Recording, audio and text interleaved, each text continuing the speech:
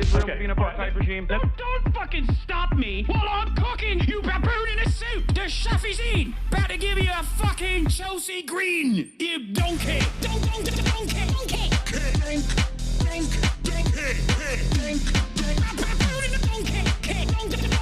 Listen to what I'm saying, and you will understand, perhaps, what I'm trying to imply. Patronizing. Yeah, I am being patronizing. I don't know who the fuck you are, and you're over here chirping all the way from fucking London about you want to fucking free Palestine, but also simultaneously you're talking about how both sides are fucking fine. Shut the fuck up. You don't know anything, okay? Who the fuck is this pink-haired twink?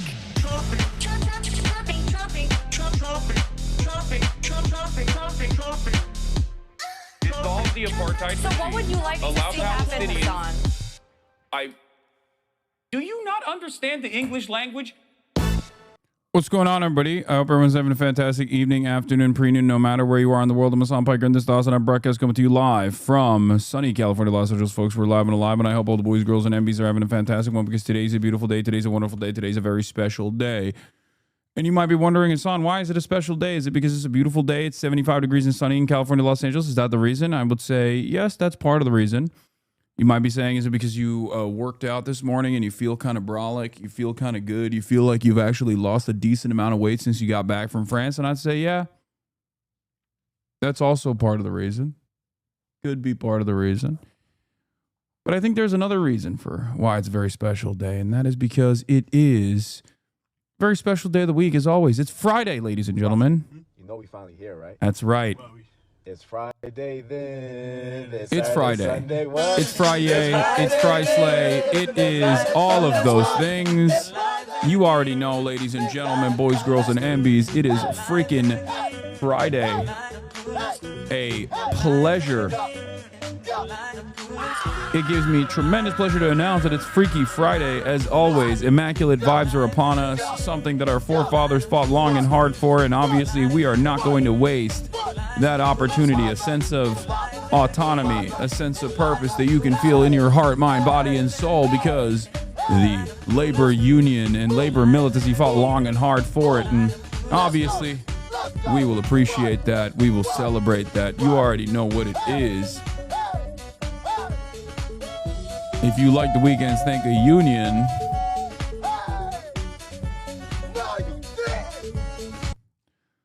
Fantastic vibes overall. President Trump is signing executive orders in the Oval Office right now. You already know. That's lame as hell. We'll get to that in a little bit. Before we get to that, though, this is part of the week. This is a 3-day weekend. Okay, this is a 3-day weekend. And I didn't even realize it was a 3-day weekend until recently, for the record. I didn't even realize until like a couple hours ago when someone was like, oh, you know, it's Memorial Day weekend. I was like, oh, shit, I had no idea. Now, let me tell you.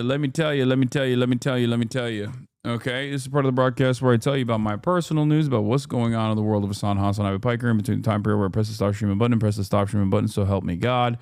And that is precisely what I am going to do. That is precisely what I'm a do. And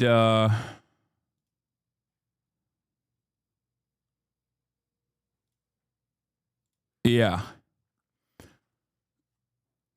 Can someone link the blast off? I haven't even blasted off yet. Personal news-wise, I ended the broadcast last night. What did I do? Can't really recall. I don't really... Guess I didn't really do much. Ended the broadcast, chilled a little bit. Watched a little Andor. Worked on Kaya's fur because she is going crazy mode with the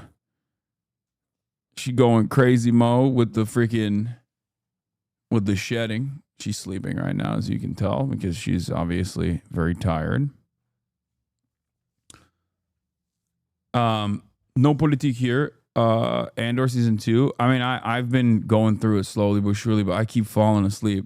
I have not caught up with rehearsal, so I don't know what the last episode is, okay? I'm sorry. I have not caught up with rehearsal. I know Trump is live right now. Hasan, you still watching The Studio and your friends and neighbors on Apple TV? I personally love them. Yes, I am. I have not been keeping up with One Piece. And the reason for why is because I'm waiting for like a big blast to watch it all in one go.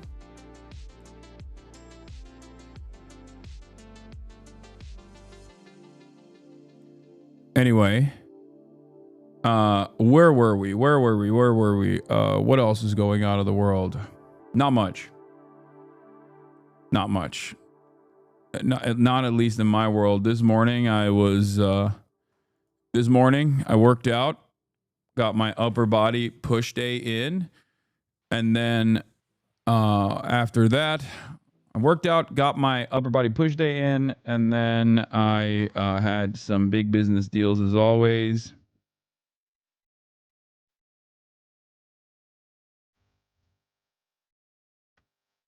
Wait, hold on.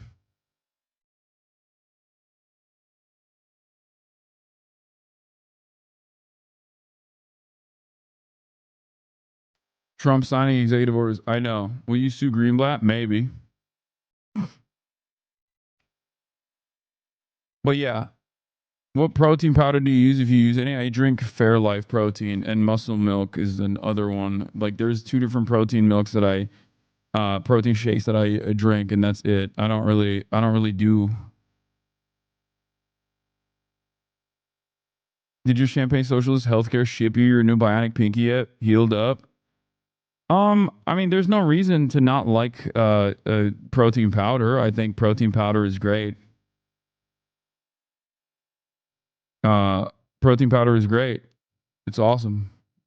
It's perfect.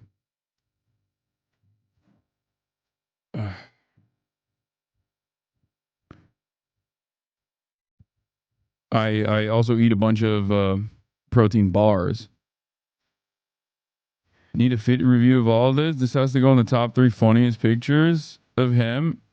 It's fantastic. What a fit. Incredible. No notes.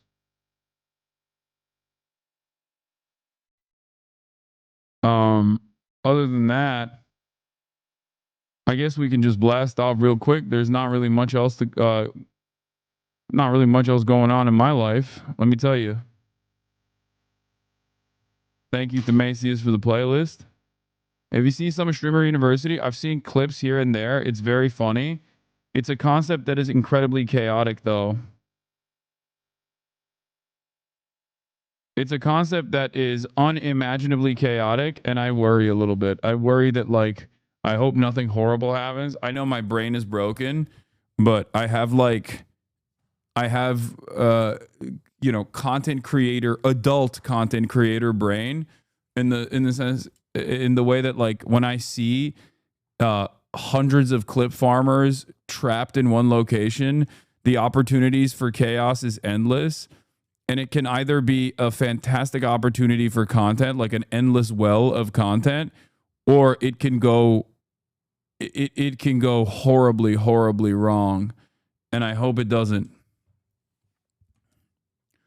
A lot of drama, a lot of fighting, a lot of craziness, I feel like. And that's something that I was going to talk about later as well. But I mean, look, it's fun. Adult content creator has me dead. Yeah, like as a content creator who is 33 years old and a grown ass man and an adult. Okay. Would you ever go on Big Brother? No.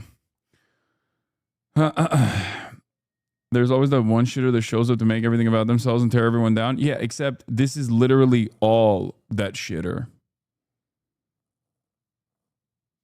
It's everyone is that guy. Everyone is a clip farmer. Why didn't you go on Unistreamer? I don't know. Maybe because I'm a political content creator and I don't have. Well, one, I wasn't invited. Two, I don't think I would ever even be invited as a lecturer, as a guest lecturer, if even I entertain the notion. And last but not least,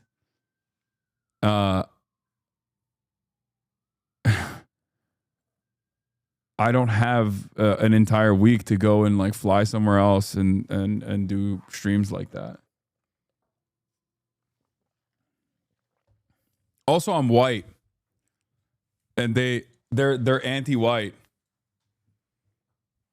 They're anti-white. So as a white man, I'm not welcome in those lands. You know what I mean? It's not a real university chat. Yeah. Yeah. It's a HBCU. They have a HBCU style structure. So I can't be a part of it. They got rid of DEI. Yeah, there's no more DEI. Which now we want DEI, of course. When white people are not allowed in a space, we want DEI. Hasanabi stream TikTok. What is this? Okay, does anybody have the video I'm talking about? Oh yeah, I've seen this already. Take a day off, chatter. The Indian armed forces. Yeah, so National institutions, the UN, are functioning. you guys are so fucking annoying. Oh my god, I know that someone got outed for being a pedophile. Show me a Republican who's not a fucking pedophile. I will get to it. Yeah. Based. What's this? Yo, the nail biting. Got it down to the nail biting is crazy. Have to say for yourself. Is that? Are you fucking stupid? I will have sex with your mother and then your mother will become pregnant and your mother will give birth to a beautiful Turkish boy and then that Turkish boy will grow up to be a man much more successful and handsome that you will ever be in your... Okay, I think that's gonna be it for today, guys. No gaming tonight. Peace. That's so funny. I'm called out. It's messed up. It's messed up. Every other word out of your mouth is fuck. That 2025 goal dies so quick. Okay, man. It's hard. All right? It's hard. Give me a freaking break. It's hard. All right, let's blast it. Let's blast it. Oh my God. I will not be playing Expedition 33. Do you just ask that question? Do you ask that question specifically because you know you're going to get this kind of response that is exactly like the TikTok clip? Is that what it is? I'm not playing Expedition 33 or whatever it's called. Okay, I heard it's a fantastic game. It's great. It's wonderful. Have fun playing it. But, you know, this is not... Oh. What the hell is this? Thomas Sankara fan? Oh, I saw this one too. Me dabbing out my son after I see him in Hasan chat, spamming W's instead of reading dumbass marks. Yeah. This is from a hater, but I still like it. It's a good meme. This is how you engage in revolutionary acts of protest. You know what I mean? That's how you do it. Anyway, updates on Israeli diplomat shooter. Updates on Israel diplomat shooter.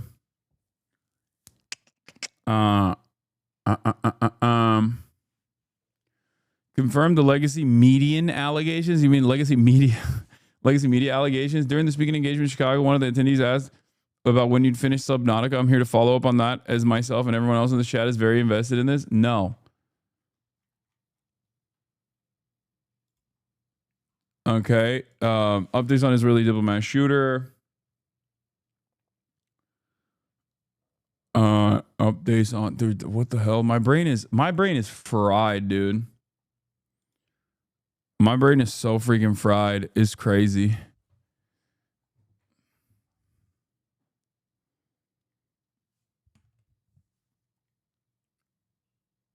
Shooter did not follow you on Twitter, but follow TrueAnon. I know. I'm aware. That's like one of the funniest things has been watching. One of the saddest things has been watching people like try to tie the shooter back to me to try to get me deplatformed, and they simply can't do it. But like it's just people that don't care about anything. They're just so cynical, and they're just using this as a yet another opportunity to fucking deplatform me. It's not even on the basis of like being pro-Palestine or pro-Israel, really. Like some of them are pro-Israel. Some of the people that are doing that are obviously pro-Israel. Others are just doing that because they fucking hate me personally. Like that's their only foray into politics. It's crazy.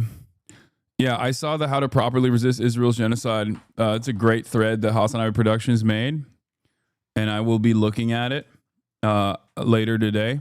I feel like that's a great way to approach this. Leave it to Mr. Decline to center himself. I know. Time Magazine mentioned you, then Kanye in the same sentence. The trip out taken as... Wait, what? Time Magazine did? The fuck?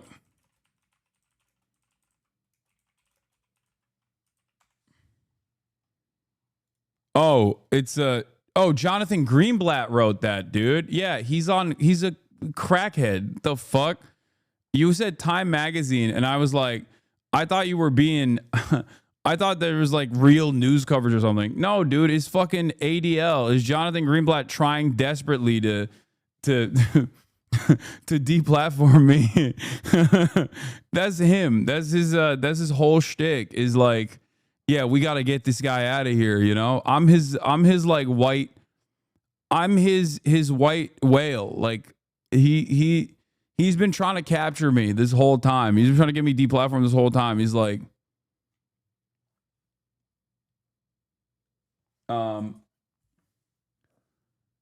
did you see this new Israel polls? Yes, I covered it yesterday. New Israeli polls are crazy. Yeah, I'm his Gulf of America. Exactly. He just won't fucking stop. He's just so goddamn annoying.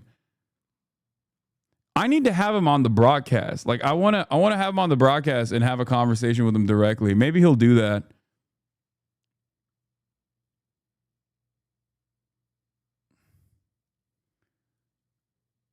The DOJ task force gets their lead from Stop Anti-Semitism. Yeah, I know. We'll review all leads. Thanks, man. What a fucking insane world we live in.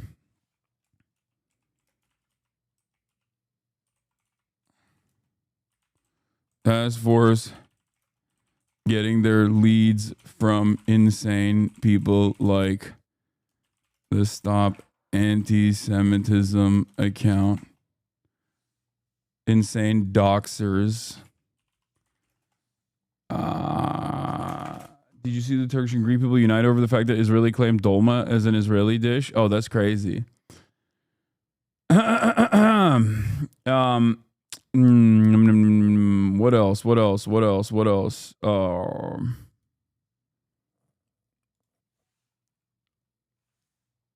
PSA stated that the attack at the embassy was anti-Semitic. Not surprised by them, but honestly still disappointed. They have a pretty large reach.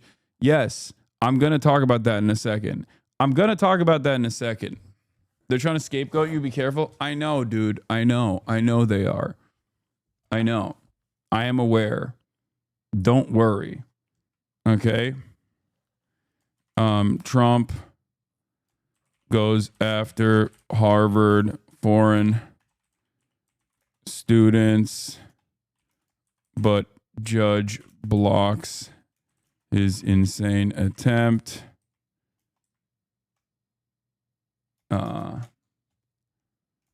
And more news. Get in now.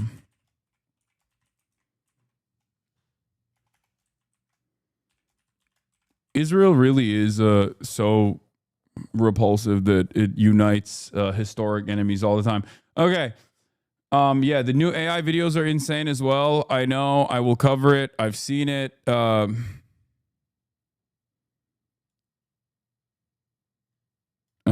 New Google AI vids are wild.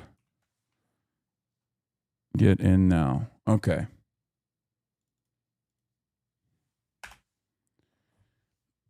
Does anyone have a blast off meme or no?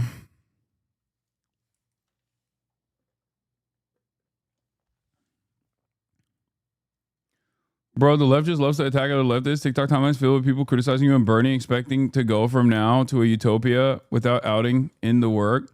Wait, what? TikTok is yelling at me? Oh no. What else is new? Dude, there are things that are worthwhile.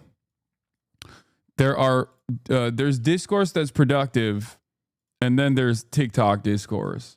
And then there's Twitter discourse. Twitter discourse is the lowest form of discourse, the most unproductive form of discourse. TikTok is like probably the second closest. I don't even entertain Sky or Blue Sky, Sky Blue, whatever.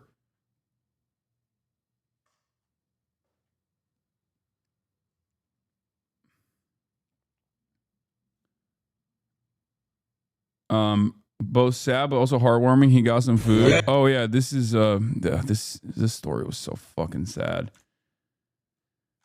Oh, you have two dogs? I'm pretty new here. Seeing the second one for the first time. What breed's the other one? She's also a mix. She's also a mutt. And this is my brother's dog, Fiona. Fifito. She knows we're talking about her. It's Fifi. Anyway, here it is. The blast off meme. Let the people know. Let the people know that University of California gave Princess Kaya Piker the degree of Doctor of Philosophy for not pooping in the house. From Berkeley. She has a PhD in not pooping in the house.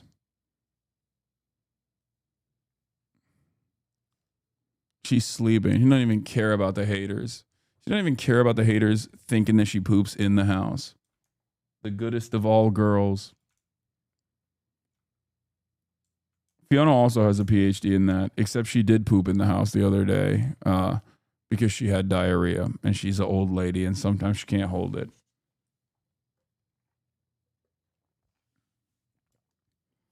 Are you going to ball at DreamCon? I'm going to ball my freaking face off, dude. I'm going to ball my freaking face off. Literally, though, you have to be careful who you verbally align with, even if it's a joke. Like, obviously, people will tie you to anything, and radicals will find ways to link. Ay,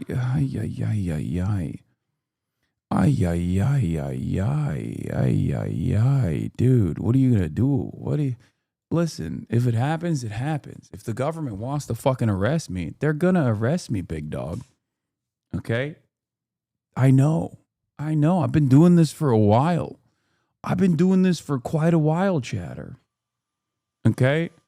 We got Low-Key talking about Kneecap, who's coming after Kneecap. We'll obviously talk about that as well. I've been talking to them as well. What is this? It's not hate, just a statement. Mod, I don't hate anyone nor have sinister intent, but I will call out shit and will not be sorry about it. Literally, though. What is this? What does this take? Asman is trying his hardest to link you is actually crazy. Bro, shut up. It's fine.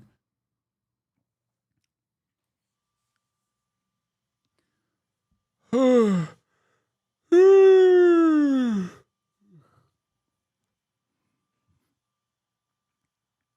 needs to be some repercussions for people who lie patently about you. They're getting too comfortable. I don't think you guys understand. I'm a fucking public figure, okay? There is not a lot of penalties for lying about a public figure. You are oblivious to how defamation works, okay? You are oblivious to how defamation works in the United States of America. Especially. Like, if the ADL said that about me as a institution, like a legally recognized institution in the UK, and I was in the UK as well as a British citizen, I would literally sue them successfully and instantly.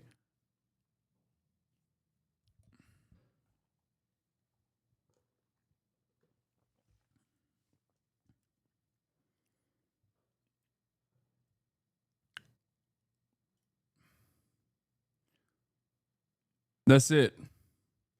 Have you talked about the liberal genocide defenders' tactic of saying both sides suffer? How to make them understand that they are defending literally genocide? I mean, is there a both sides in the Holocaust? Did they talk about how both sides suffered in the Holocaust? If no, then they should be able to understand how there are no both sides on this this new iteration of the Holocaust as well.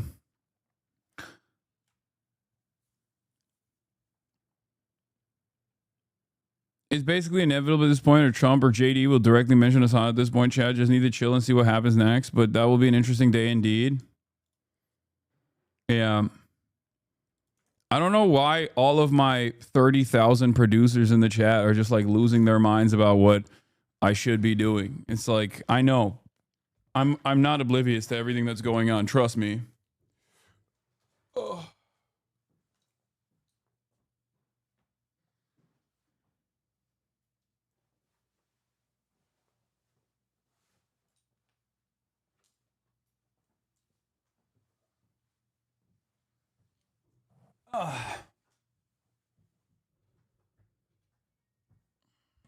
Anyway, can we revisit timing people out for being annoying? Yes.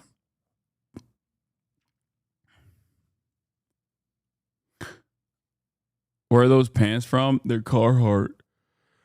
Seems like mainstream media has become a bolder to lie about you. No, that's not the case. The only person that you're seeing in like mainstream outlets that try to rally around this cause of trying to deplatform me is the likes of Richie Torres or ADL's very own Jonathan Greenblatt. The problem, however, is that ADL's very own Jonathan Greenblatt has lost his institutional prominence, partially because he gave the game away about how much he actually cares, only almost singularly focused on defending Israel. So when that happens, like most normal people, like they'll give you a little bit of daylight. They'll allow you to speak. They'll allow you to talk about stuff on mainstream outlets and whatnot, but ultimately it doesn't go anywhere. I think one of the worst things Jonathan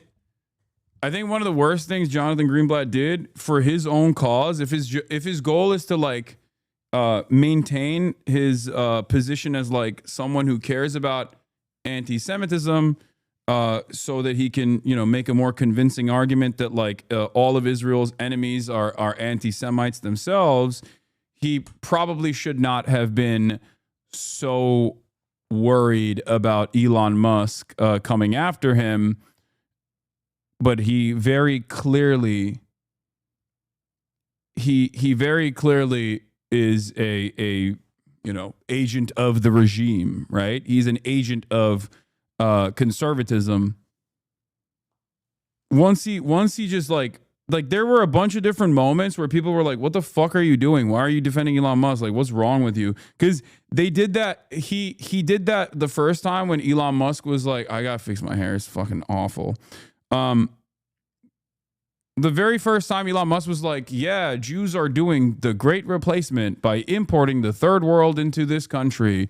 Like, and he defended Elon after that. That was a big deal for obviously a lot of people who care about anti-Semitism. They were like, what the fuck are you doing? ADL flagged this guy for saying anti-Zionism is anti-Semitic. Dude, stop. I know it's your link. Okay, stop. I'm specifically not watching it now because you keep linking it over and over again.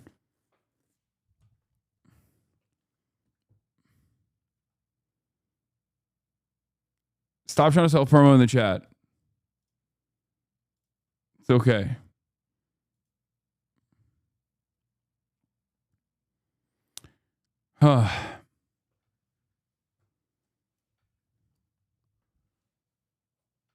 Combating anti-Semitism isn't as important to the ADL if it's not also anti-Israel. If it's just normal anti-Semitism and doesn't mention Israel, is clearly not a priority.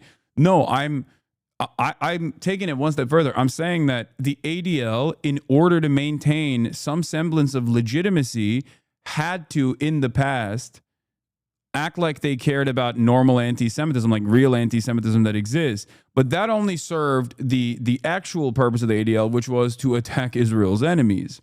But they have lost that institutional positioning because they gave the game away post October 7 when they just like completely stopped covering like actual anti-Semitism and hyper focused on talking about how like, Jews who wear keffiyehs on college campuses are actually the biggest threat to America and also the biggest threat as far as like anti-Semitism goes. So that, yeah, for the average person, like once you start doing that, especially in America, like Americans are not very intelligent people, right? Like they're very black and white in their understanding of the world. Americans don't have the nuance to think like a guy like Stephen Miller could potentially be a fucking straightforward neo-Nazi because they're like, isn't he Jewish? I don't understand, right? So because of that, once like Jonathan Greenblatt comes after like anti-Zionist Jews, for example, most Americans will go, the fuck? Yeah, I don't think this is the case. One of the greatest examples of the ADL not giving a shit about anti-Semitism is the fact that they constantly run cover for Elon Musk because Elon Musk is pro-Israel, and Elon Musk is also probably one of the largest forces of growing Nazism in this country. Like with what he did on Twitter, he has normalized neo-Nazi discourse in a way that I don't even know if we are truly capable of understanding. Like he has opened the floodgates of this shit, right? He has opened the goddamn floodgates of Nazi sentiment. And it's crazy. What is this? E.L. Jacoby? Breaking. Hasan Piker hailed by the New York Times as the future of progressivism tells the audience that the DC attack might have been a false flag. That immediately says the guy was genuine with his actions. This is a glorification of terrorism. Wait, what? I literally said it's not a false flag. Why did these guys lie about the most basic shit? Let's see what they clipped. Because the funniest is when they actually don't clip it out of context, but just simply say something that I'm not saying in the clip. Let's see.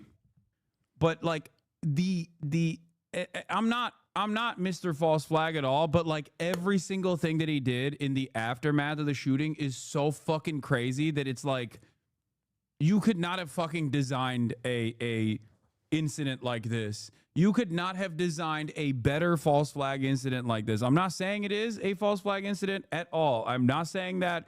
I think this is just a one dude who is genuine in his actions and maybe, you know, a little bit brain broken. Okay. But like I'm not Mr. False Flag at all, but like every single Breaking. Hasan Piker hailed by the New York Times in the future. Like, dude, you can't do that. You can't do that. You have to clip it out of context, dumbass. You can't literally clip it in context. What the fuck are you doing? People are so stupid nowadays, too. This is a 36-second clip. Anyone can watch and tell you told multiple lies about it.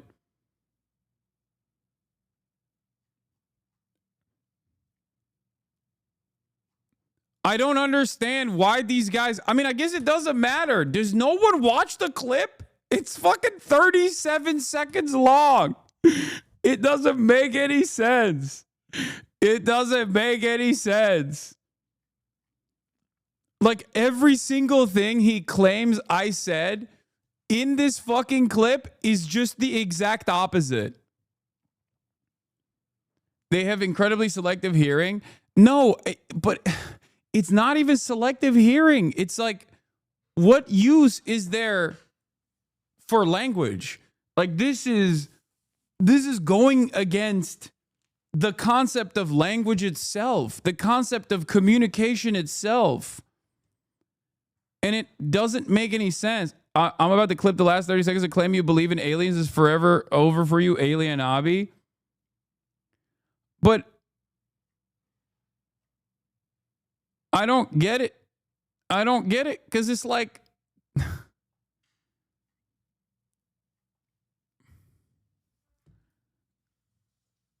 I don't know. I don't understand it. A fascinating phenomena.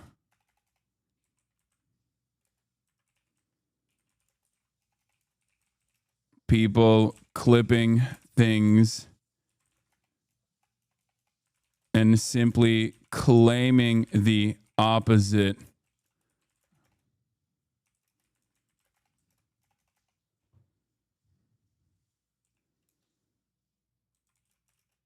This is 37 seconds long. Every single... I said the exact opposite. Phenomena is plural? Yeah. It does that's not wrong. Yeah, I'm saying like phenomena, not phenomenon. I guess I can say phenomenon. Fascinating phenomenon nowadays is people clipping things and simply claiming the opposite of what I'm saying. This is 37 seconds long. I said the exact opposite of what you claim I'm...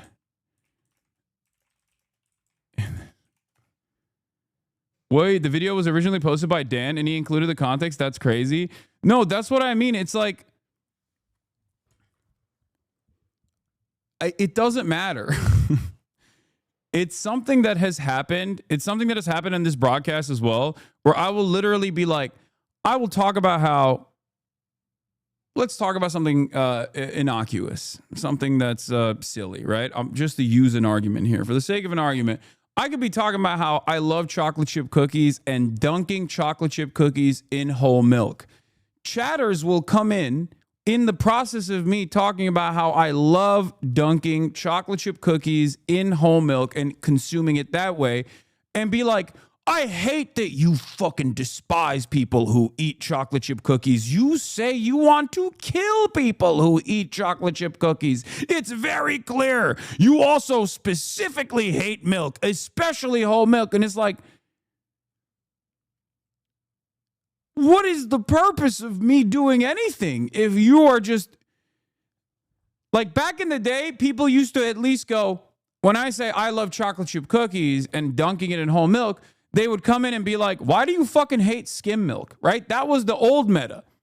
Something I did not say that they would just create in their own minds. Now, they will just hear me say something and just assume I'm taking the opposite position of what I'm saying.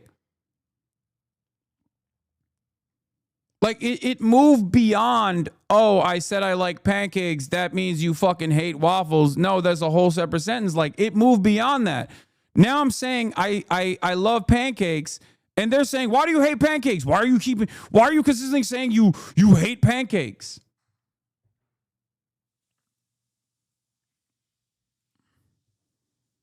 Yeah, Twitter is the only place where well-articulated sentences still get misinterpreted. You can say, I like pancakes. Somebody say, so you hate waffles? No, bitch, that's a whole new sentence. What the fuck is you talking about? You know what? I'm just going to post that.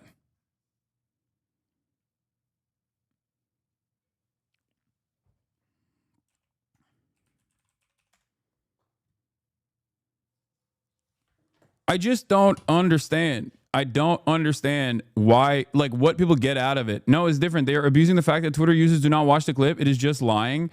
I know, but just like put any clip there then. Why won't they just like put any clip? Do you know what I mean? Like, why don't you just put like a totally irrelevant clip or try to like clip it out of context? They don't even do that anymore. They just straight up put the clip in context and will just claim that I'm saying the exact opposite thing that I'm saying.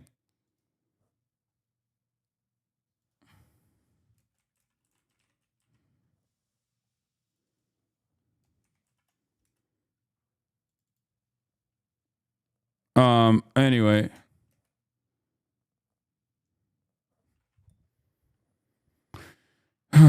This is 37 seconds long.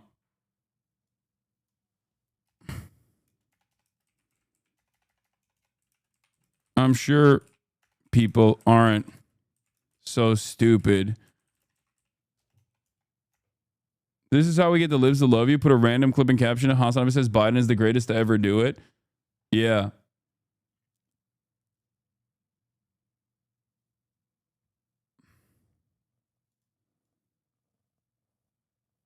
Simply claiming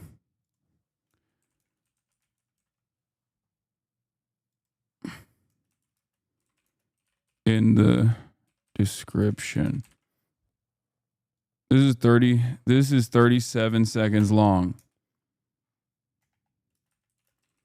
And this dumbass lied about everything.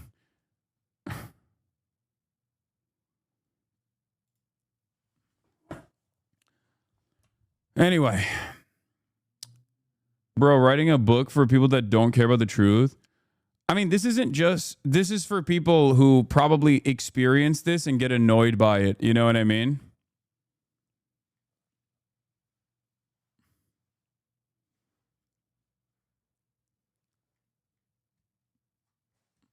It's 37 seconds long, man. It's not that difficult for someone to just like watch it and be like, that's not what that clip is saying at all. Actually, it's the exact opposite of what that clip is saying. You You looked at a 37-second clip and chose with the knowledge that you are equipped, that your audience is so dumb that they won't even watch a 37-second clip. You just chose to lie about everything that I'm saying in the clip. You chose to claim the exact opposite of what I am saying.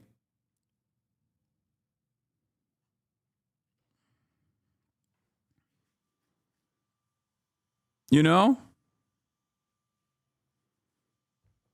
It's ridiculous. That's like 2 TikToks worth of attention span. You expect a lot out of these people. No, I think we're dumber than dirt, dude. We have officially become so goddamn stupid. Bringing up false at the time when even if Hasan doesn't believe, the implants the idea into people's brains. Bro, we're living in post-truth. The fish rots from the head down. Why wouldn't they act like this? We're in an IRL cyberpunk dystopia. I know lying is OP, but like, and I always say like we're getting dumber and dumber, but there is a level of lying that I think even the average, like even the dumbest person will probably go, yeah, I don't think that's correct. This is one of those moments where it's not like what I'm saying is confusing. But like I'm very clearly saying this is not a false flag.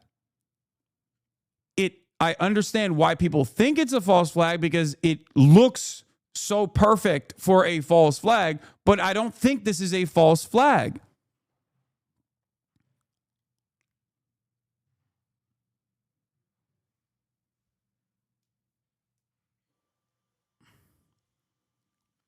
And I keep repeating that I don't think it's a false flag throughout this 37-second video. It's a very clear point. It's not nuanced, dude. Dude, you say nuance is dead. This is not nuance. This is just how language works. Once I didn't even get clipped out of context. I can't even complain that this is a clip out of context because the context is still in the clip. I mean, sure, there is a broader conversation that I'm having there that you're not going to be able to understand in 30 seconds, but this is one of those moments where like it basically is just it's captured. The essence of what I'm saying is captured in the clip. Look, I'm going to play it once again. So I'm going to read you what the clip like what this dumb fuck is saying. I'm saying in the clip. Hasan Piker, hailed by the New York Times as the future of progressivism, tells his audience that the DC attack might have been a false flag, then immediately says this guy was genuine with his actions. This is a glorification of terrorism. Now, what doesn't make sense here is that these two things are at odds with one another. If he was genuine with his actions, then that would imply that I'm not saying it's a false flag. Having said that, let's take a look at what I actually said. This is obviously clipped by Dan Stalkman as well. My number one perverted Zionist stalker. Let's take a look. But like I'm not Mr. False Flag at all, but like every single thing that he did in the aftermath of the shooting is so fucking crazy that it's like you could not have fucking designed a incident like this. You could not have designed a better false flag incident like this. I'm not saying it is a false flag incident at all. I'm not saying that. I think this is just a one dude who is genuine in his actions and maybe, you know, a little bit brain broken. Okay. But like I'm not like, it's right there.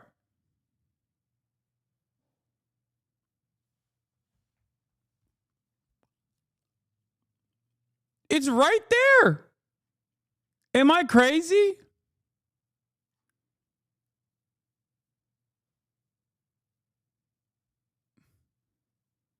Like, what are we doing? Just watch the fucking clip. Is the assumption nowadays that my expectation is you can't even watch the clip? Like, is that what it is? Because this is basically the same as just someone claiming something that is a complete fabrication, and then everyone going, yeah, I believe it. If you can't even watch the fucking clip, what's next? You can't even read the entire tweet? Like, how much further can we go? How much more can we devolve in our endless well of stupidity? Where will this go? I can't wait to see, you know? The expectation is that they posted a clip, therefore the clip supports their claim, so pedophile Nazis won't need to bother watching. Watching the clip is anti-Semitic. This isn't even, like I said, this isn't even about nuance. Like, this is not about nuance. What is shocking is how bad this propaganda is.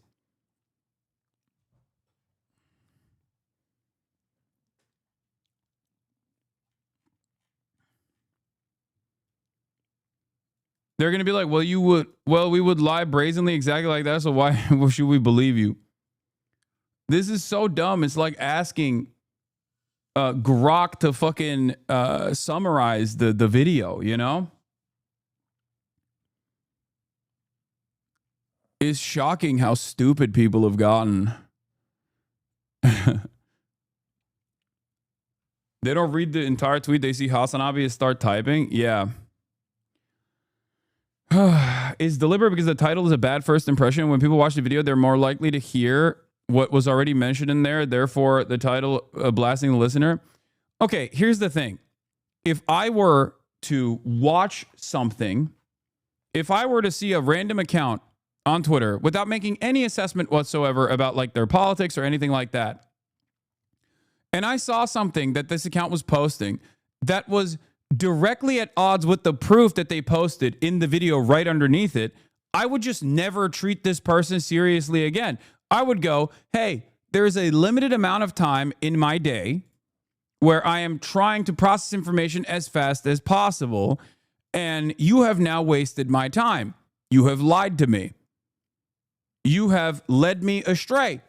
And you have done so in such a simple to understand manner that I will never treat you seriously ever again.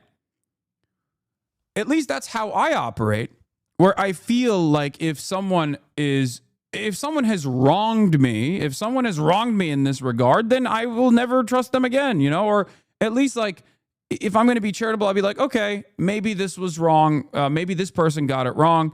But next time I'll be a little bit more skeptical, right?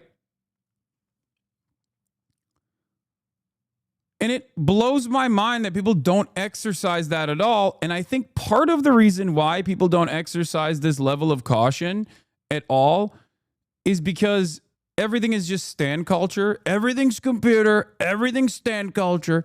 And what I mean by that is there are teams.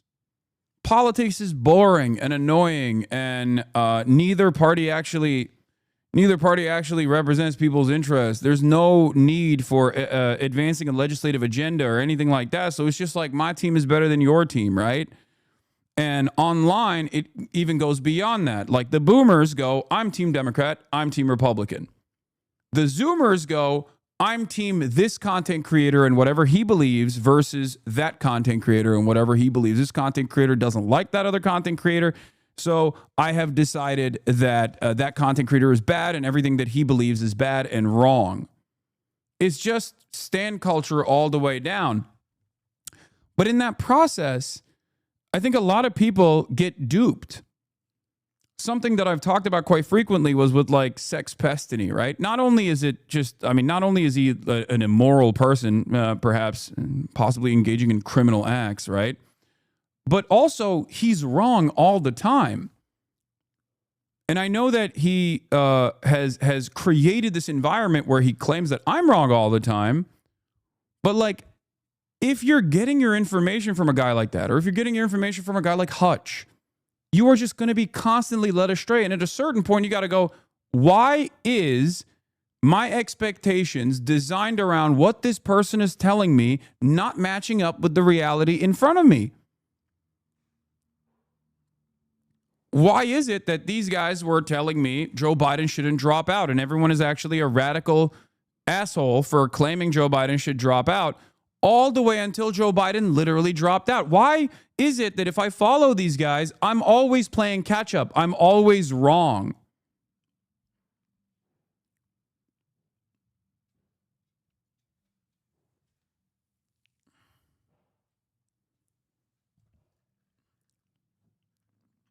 Why is it that there are no penalties for consistently getting things wrong from the audiences that are demanding more and more wrong information, I guess?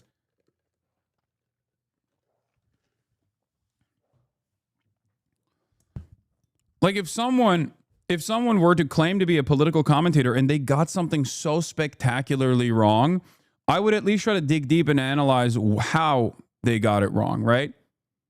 And if that was consistent, if they were consistently in the wrong, whether it be telling Biden not to drop out and that everyone is delusional for claiming that Biden is actually too old, when obviously the overwhelming majority of Americans were aware of this reality. And then on top of that, they were like, Kamala Harris is running the best campaign possible. She shouldn't say anything about Israel, Palestine. Shut the fuck up. And that also came out to be, that also was a spectacular failure. At a certain point,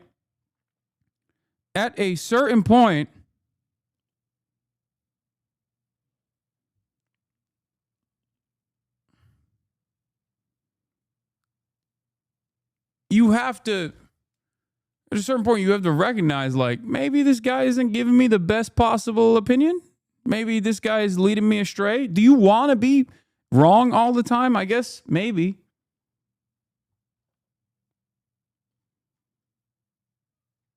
Maybe people would rather feel a sense of community and a shared wrongness than to be right.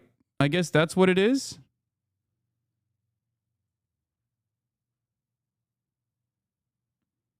What is this? How did stand culture manifest into politics from Mothership 4 years ago? Oh my God, this is incredible.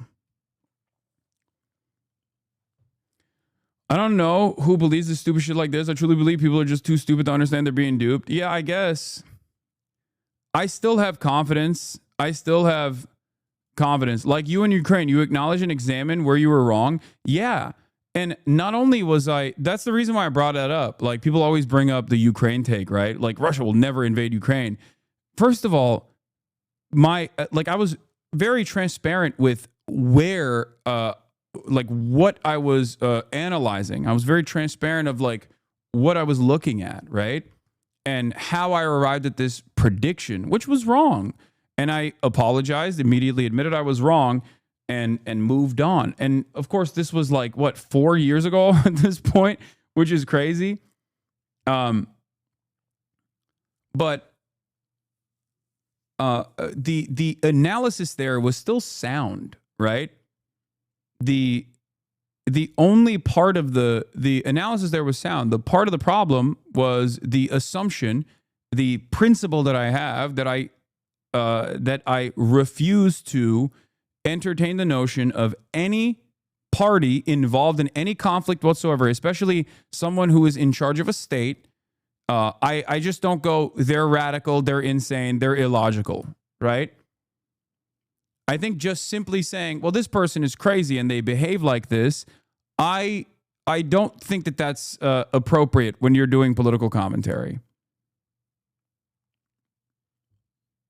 And that was my biggest mistake with Vladimir Putin, was that there were obviously additional motivators for him. I still think he was behaving in a rational manner, even though his actions are obviously wrong, bloodthirsty, and ultimately illogical. Like, there is still, in his own mind, there are still competing interests there that I think, like, someone's calculation can be wrong, but there's still a calculation. And I think I did not factor in competing motivations there for him to, like, actually do this unjustifiable thing.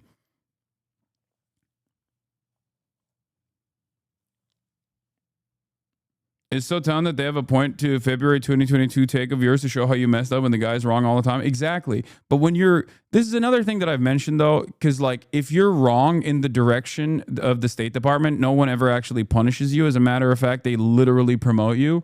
There is no punishments for being so severely and spectacularly wrong.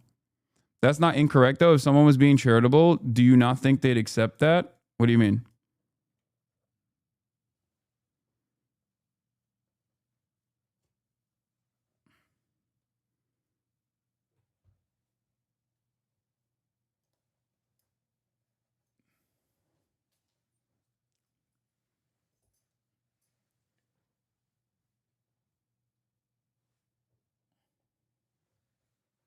Yeah.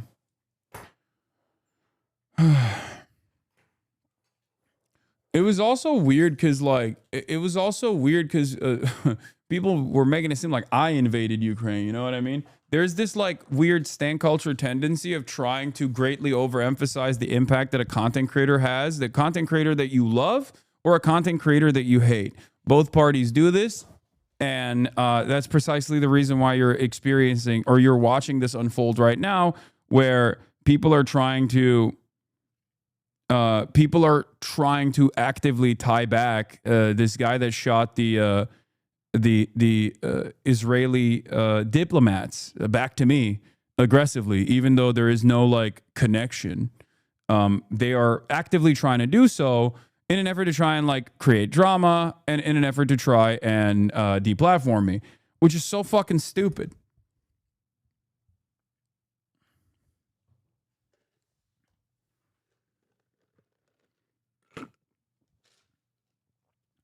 It also betrays the seriousness of the conversation that you are choosing to have, right? It betrays the seriousness of the conversation, the severity of the conversation that you're choosing to have. If you're talking about like a massive country invading another country and how fucking violent of an affair that is, your hyper focus on a Twitch streamer's incorrect prediction is so silly, is so idiotic. Anyway, same thing for October 7. Same thing for October 7. These communities basically worked tirelessly around the clock in the immediate aftermath of October 7 to try and find ways to make this about me, to their ultimate, like their highest order of priority was to deplatform me. No care or consideration for taking like any sides on this at all. And in the interest, in serving that interest, they basically started just finding anything and everything they can, clipping shit out of context over the course of like an entire year of coverage over this genocide, in an effort to build this comprehensive database of like things that I don't believe or things that I do believe that is actually incorrectly interpreted, to create a sophisticated deplatforming mechanism. And I think in the process, a lot of apolitical people made up their minds on this issue and assigned, like they made up their minds on this issue, and then they decided that they're on one side. They're on the side of a content creator, right? And it's weird because like I still have this opinion that I still have confidence in my fellow man. Perhaps it's misplaced, but I still believe that like people are capable of making up their own minds on issues like this, rather than letting their favorite content creators hold their hands and developing a parasocial relationship and having that be their substitute for understanding the world. It's really sad that I don't think that is going to take place.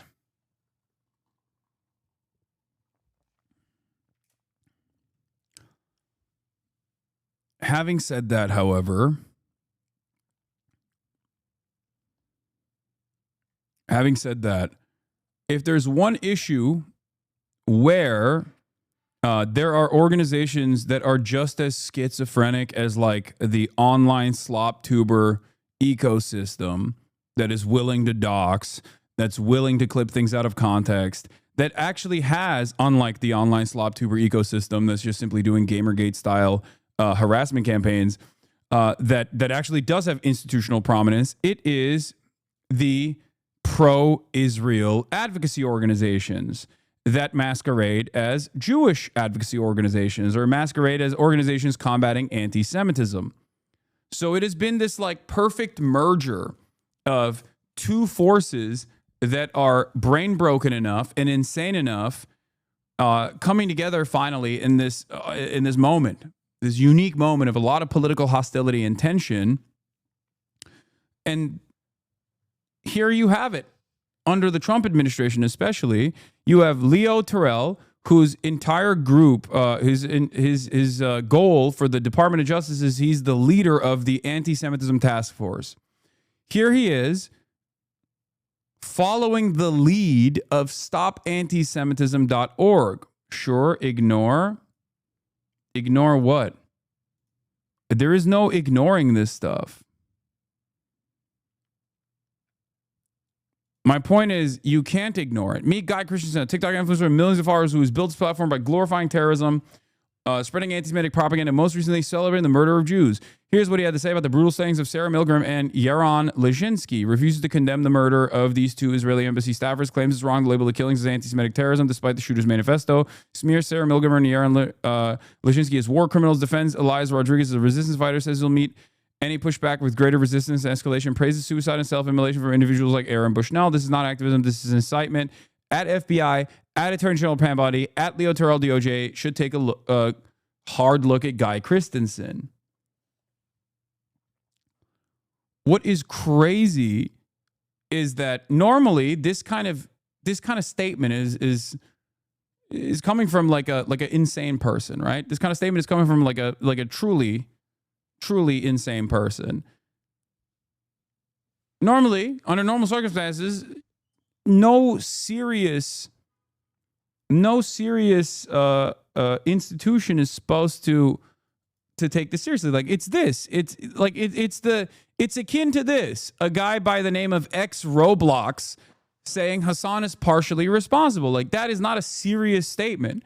As a matter of fact, it's a serious accusation and one that normally would be prosecuted in a court of law.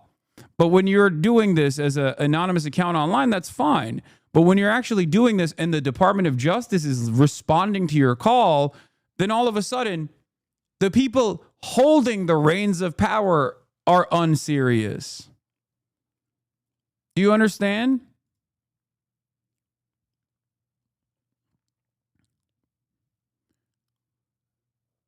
And it's just like lies built on top of lies that create this incredibly dangerous environment where, unfortunately,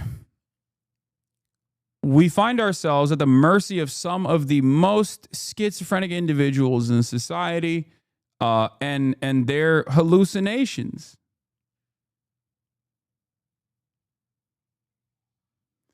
I'm going to have a serious accusation how you portrayed Ukrainians as dumb Slavs who were in denial that they were just Russians. What? Whatever. At least you're consistent on Palestine. No, I don't believe that Ukrainians are dumb Slavs who are in denial that they are just Russians. The fuck?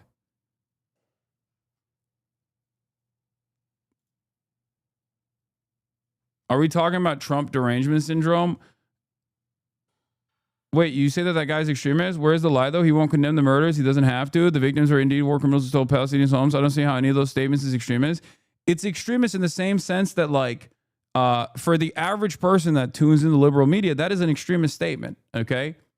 Having said that, however, the idea that, like, the Department of Justice is supposed to combat this, the Department of Justice is supposed to go after this person in particular for saying this is insane. That is an insane fucking thing to do. Do you understand? It's like getting your notes from a person that, look, this is Free Palestine has shown up at my house and parked in my driveway. I'm not exaggerating when I say I worry about these people killing me all the time. I have multiple people with full psychosis that email me obsessively. Free Palestine has shown up at my house, parked in my driveway, and emailed me pictures of my front door telling me they were going to come in and kill me.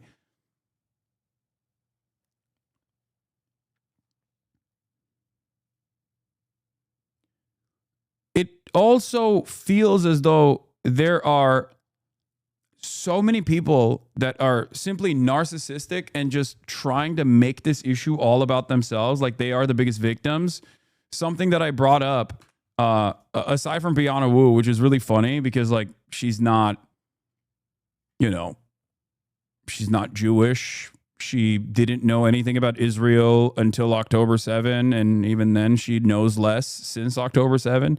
And yet she has become this Hasbara operative. Literally went to Israel and is basically making this entire thing about herself, where she's like,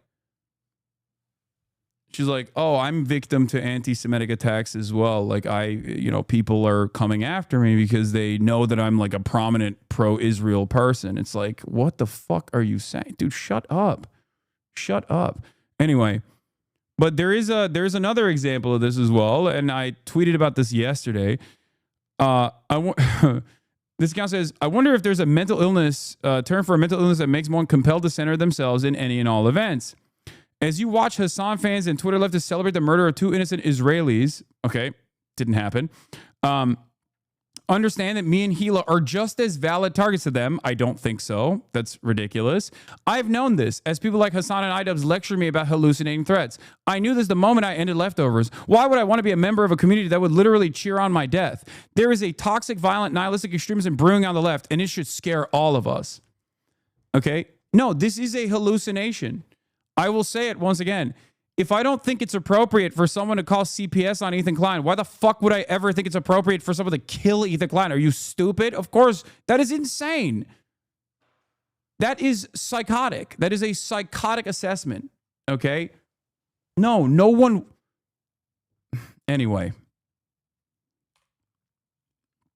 It's a grift. To which I said, 2 Israeli embassy officials get killed, and Ethan Klein predictably moves to make the moment about himself from the comfort of his mansion as the criminal state his community keeps defending continues with his unlimited child murder. And then he responded to that by cutting off his own silly statement this time and just simply showing mine. Imagine saying this to any other minority group in the wake of a violent tragedy. To which I said, Lamau, still going on, by the way. You are an immensely privileged, wealthy YouTuber who's using the backdrop of a live stream child holocaust to try and make drama slop as you call for deplatforming of pro-Palestinian voices. Have some fucking dignity. You are not a victim, just a narcissist. That's it. It's like that age-old conservative meme of the conservative lady from the UK being like, this is what it feels like to be a fucking white woman in the UK, a conservative white woman, and it's a target on her forehead.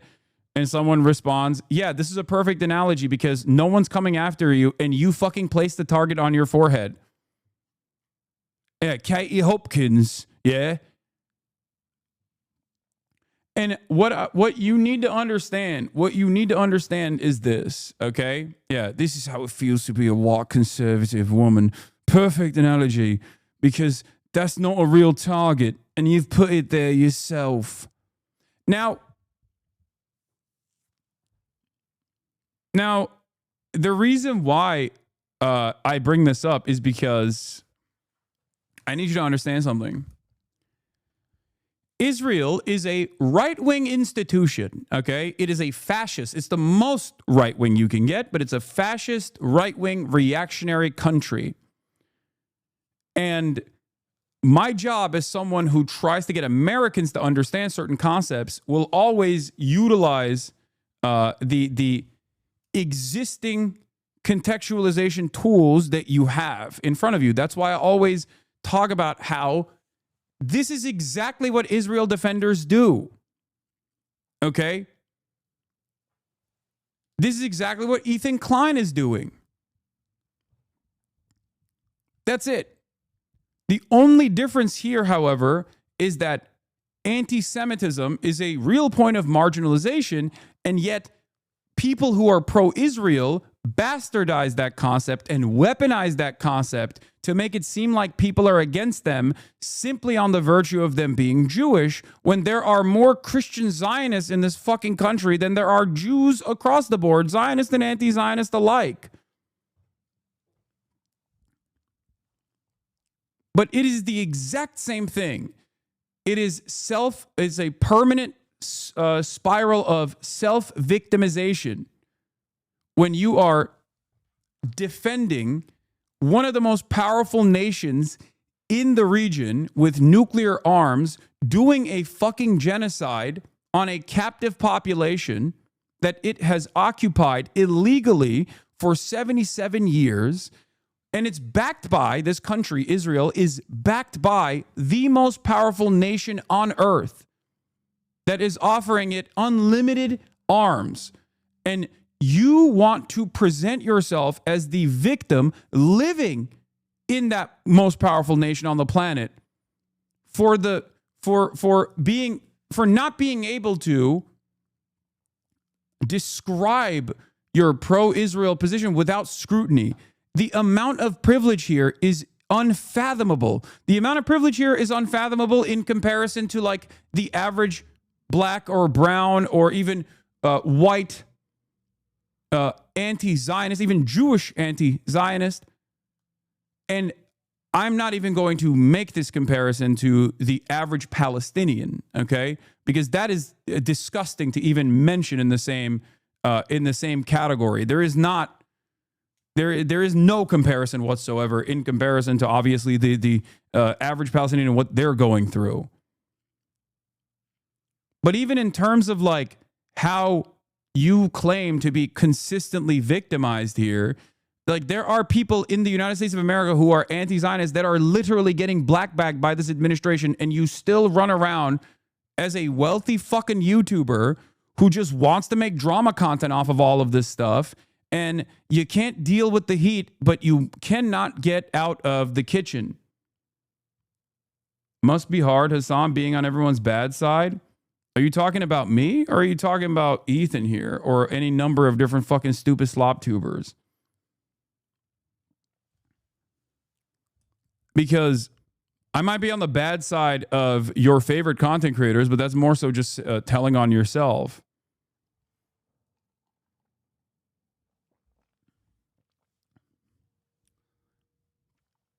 Like there are plenty of people out there who are still very much pro-Israel, okay? Due to the endless amount of social conditioning that they have experienced, taken for granted, believed to be true. Okay? Having said that, at least a lot of those people have the dignity to shut the fuck up. You know? There are plenty of people who are right now shutting the fuck up. And the reason for why they're shutting the fuck up is because even they understand it's perhaps not the best look to self-victimize when everyone can see how devastating the situation is. And then there are those who have completely fucking lost the plot.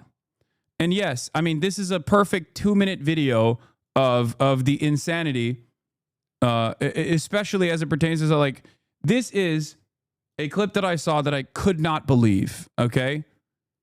This is a perfect demonstration of what the real resentment is. Ethan Klein's resentment towards me is not about Israel. He's trying to use the wrong side of this Israel-Palestine situation as a way to get additional help from other groups. But the real fucking reason for why this resentment exists is just purely personal. I think under different circumstances, he's been able to humiliate people, bully people into submission, deplatform people aggressively. But it's not happening for him this time. And he literally cannot contend with that reality. He just can't figure out why it's not happening.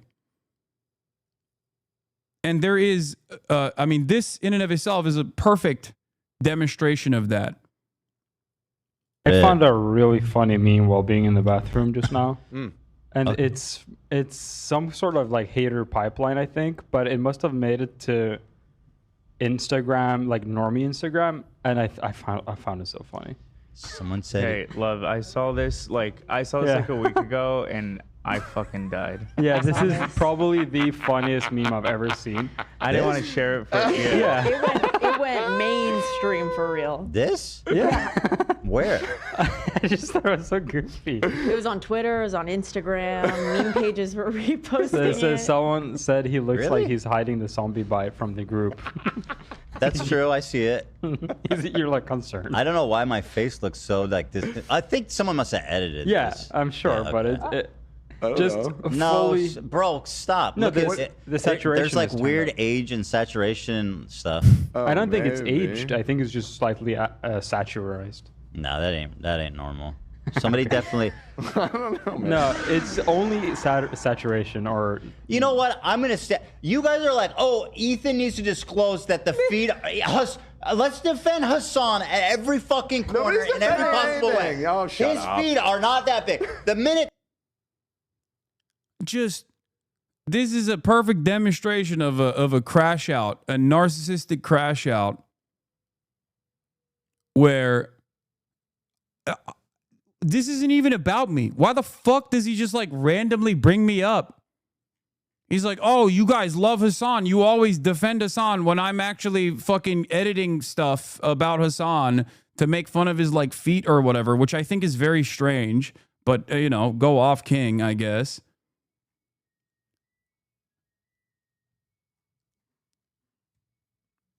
And then he just like uses me as a cudgel here. I am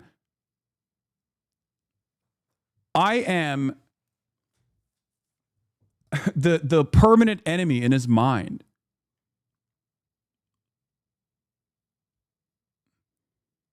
And even Dan is like, dude, Dan literally says right there, dude, shut up. Like, what the fuck? Ethan needs to disclose that the feed. Let's defend Hasan at every fucking corner Nobody's in every defending possible way. anything. Oh, shut His up. feet are not He literally says, oh, shut up.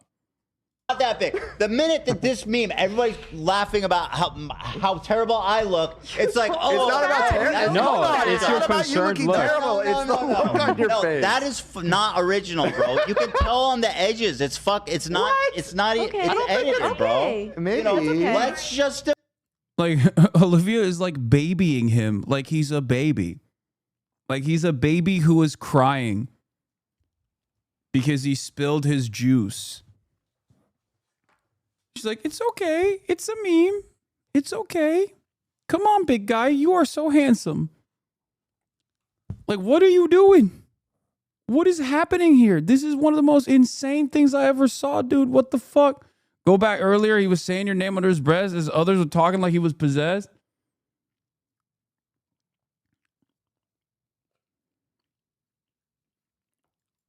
I mean, one of the funniest aspects of this is that, like,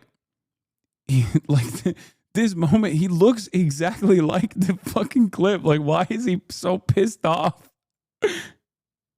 Doing is proving the point that you would hide the bite from us. So Yeah, I don't think it's that change. Also, you do look great.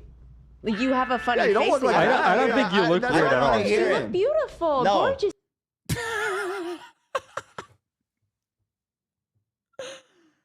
Oh.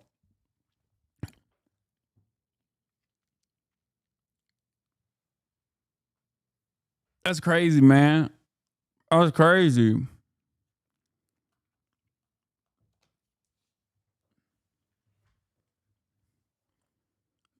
You look beautiful. You look gorgeous. You're such a big, handsome boy. Who's my big, handsome, strong boy? Even. Yeah, I don't you have know. nothing to say You about look this. gorge. I don't want to hear it. I want the It also, all of this is like, all this started because like someone made a fucking funny meme. It's like when those guys, there's this one guy who actually unironically is a very talented artist. And he always draws me with a fucking tiny head. And I don't give a shit. You know what I mean? I think it's funny. And he's actually a pretty good artist overall. Like, you'll see screenshots of it in my fucking replies from psychos all the time.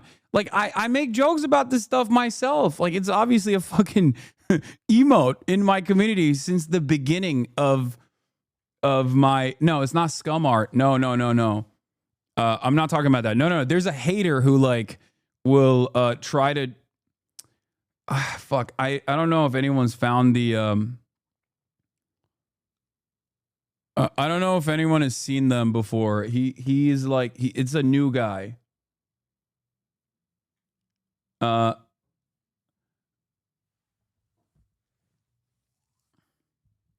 Hiding the zombie bite from the group will make you laugh until I. No, this is.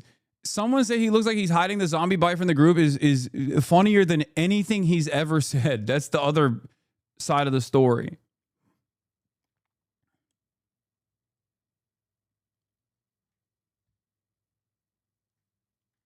Like, it's all right to make fun of yourself.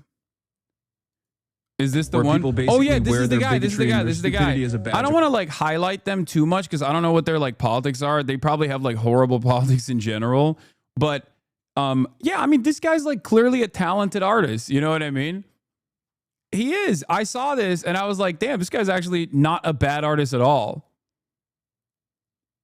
I suspect that they probably have like dog shit politics, but you know, it's kind of like that one guy.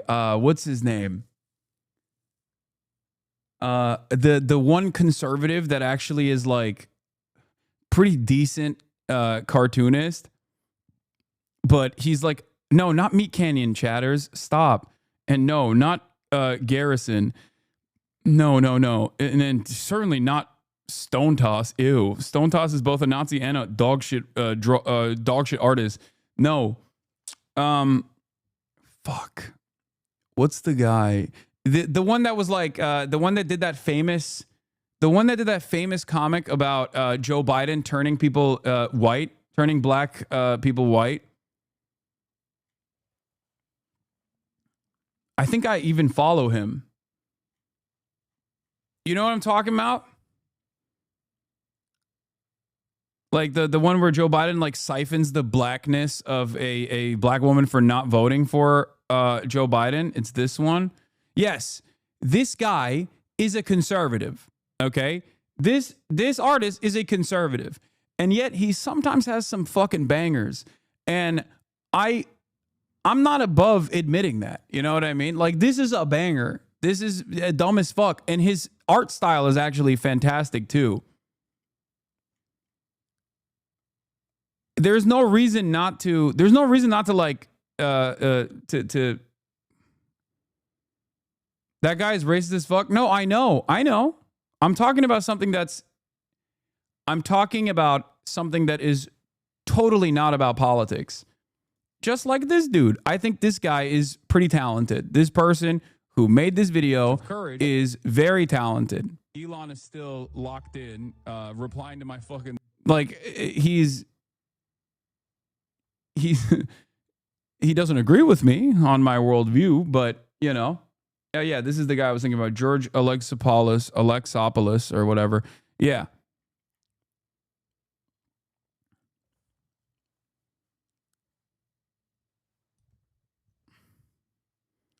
But if I were to separate the artist from the art, like, or separate the political perspective, the political ideology that they demonstrate in their art all the time, and I just like look at their art style, look at their skills in drawing, like, this is pretty solid. This is very good.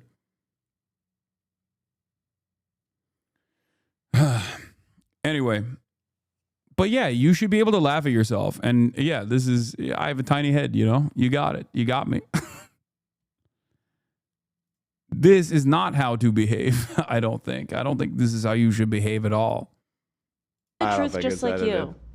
So was this like is this like a snark thing, or is this? I don't know. I think it's just a funny. I've never seen this account ever in my life. I could have cropped the name out, but it just came up natural on my Instagram. I've never seen a non-H3 like from us on Instagram ever.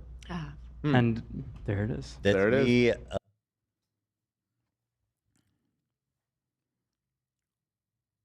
Yeah. Clipped admitting your head is tiny. Fuck. God damn it. God damn it. Yeah. Okay. So the reason why I brought that little tangent is because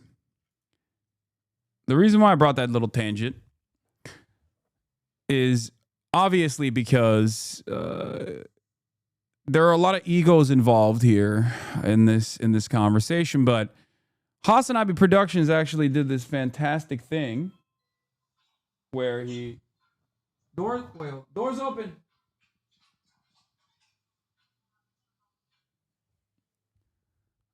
Hasanabi Productions did this fantastic thing where he compiled exactly how to properly resist Israel's genocide, according to Asmongold and Ethan Klein. Now, the reason why I think it's important is because in this day and age, there are many different ways of saying that you're against genocide. But obviously, aside from the everyday existence, the everyday murder of children done by an unaccountable criminal entity such as Israel, in cooperation, in direct cooperation with the most powerful, most unaccountable entity on the planet, the United States of America, a criminal enterprise through and through.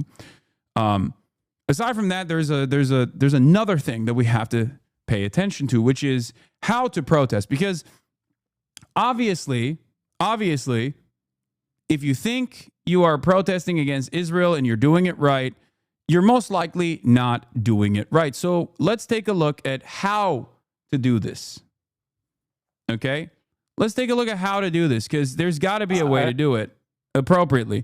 Firstly, stop protesting in the streets. Blocking the roads is an inconvenience for Asmongold, and he doesn't want to be bothered. Okay. I don't really give a fuck about what Palestine's problems are or Israel's problems are, but if somebody is blocking the road, I do care.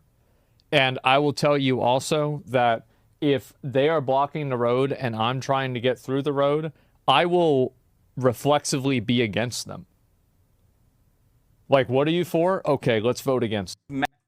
Okay. Well, good thing you don't even have to vote for it. That's just like a permanent state of affairs in America. It doesn't really matter.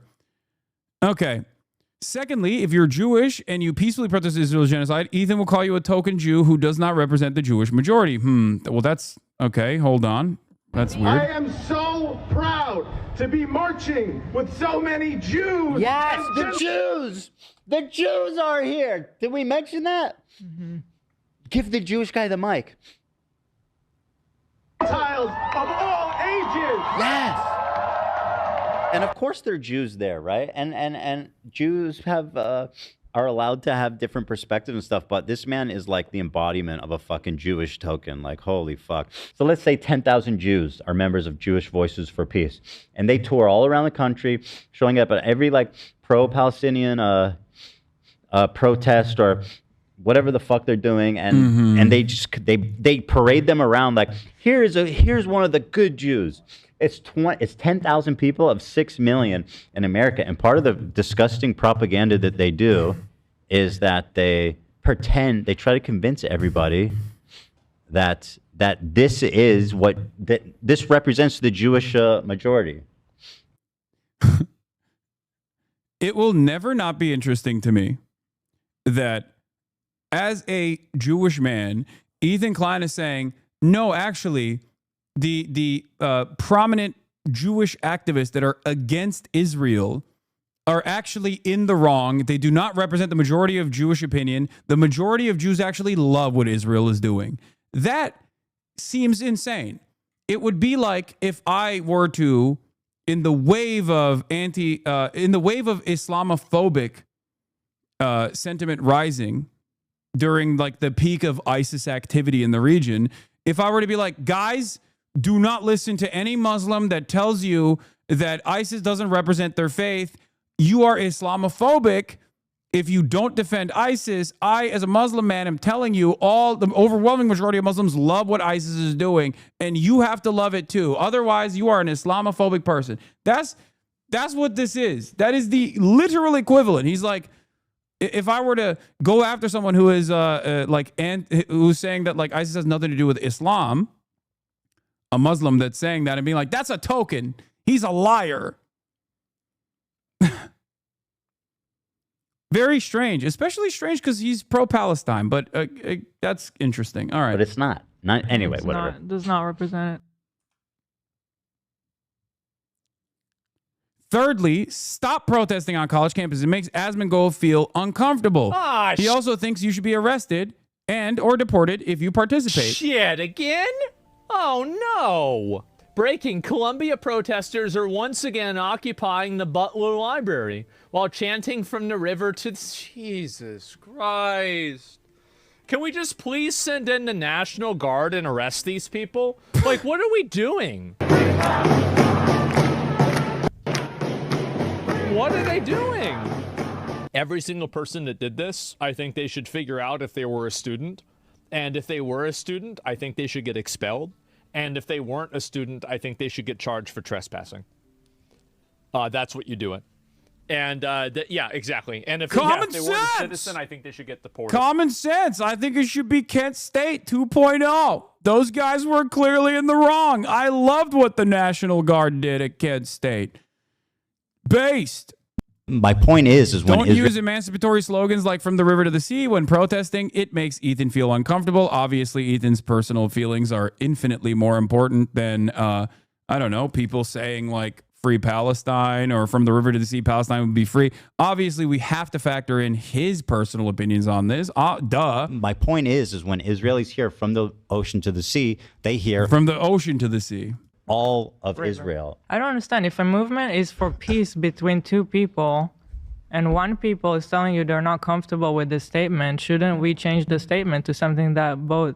Yeah, all lives matter. Like, Black Lives Matter makes me uncomfortable. I'm a white conservative man, and I think when someone says Black Lives Matter, I instantly assume you want to kill all white people. Therefore, you have to say all lives matter. Actually, you should say white lives matter. Why are Black Lives Matter protesters not saying white lives matter?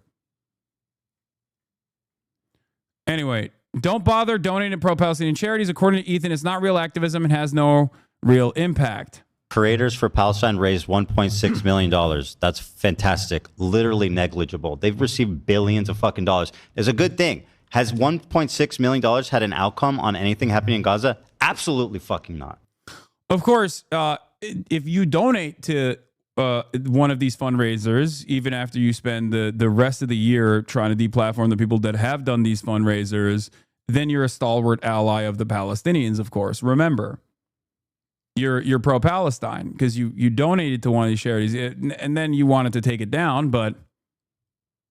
Yeah. Like, raise money. That's good. That's the easiest fucking thing you can do is just give money, right? Good. Let's talk about real activism. Let's talk about enacting meaningful change. Total fucking failures. Yeah, okay.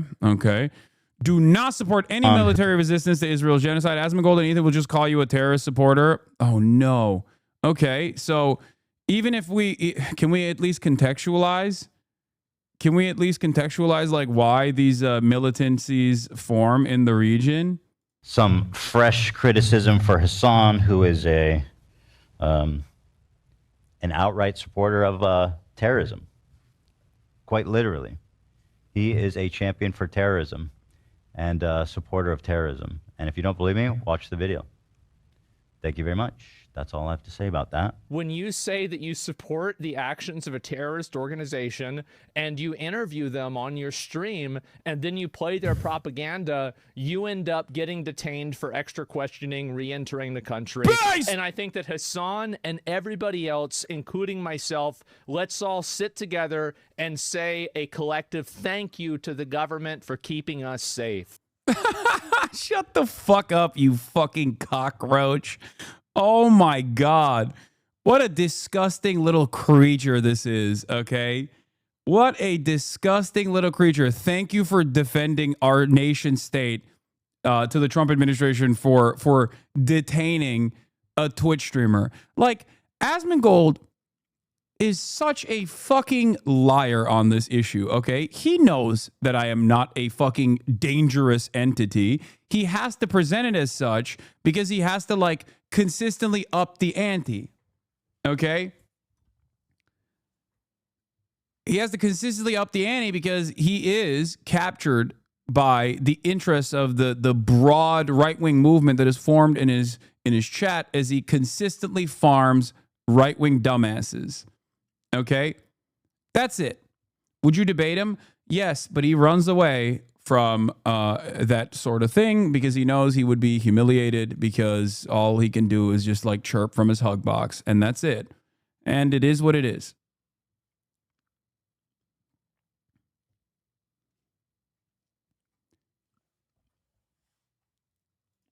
Some.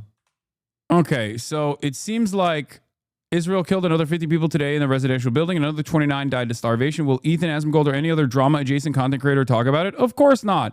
It's not more important than trying to get Hasan or other pro-Palestinian content creators banned. One more, I almost forgot. Do not be a Muslim while living in Gaza. It's hard for Asmongold to feel sympathy for you if you're being genocided. I don't give a fuck. They're terrible people. They come from an inferior culture. Okay, this is the last one.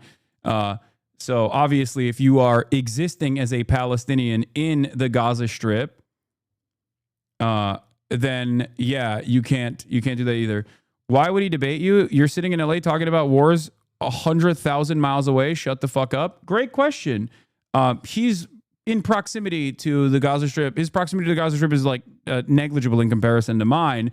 I am more knowledgeable than he is, though, especially considering that I do talk to people that are in the Gaza Strip and have interviewed people that have escaped the Gaza Strip and have read plenty of books on the issue that pertains to the Palestinian plight over the course of the past 77 years of occupation. If you are talking about this sort of thing, then, you know, if you have these firmly held convictions about what must be done to the Palestinians, then perhaps, you know, it would be okay to have this back and forth with the person that you are consistently calling a terrorism supporter that needs to be fucking deplatformed and that the government is doing a good job detaining.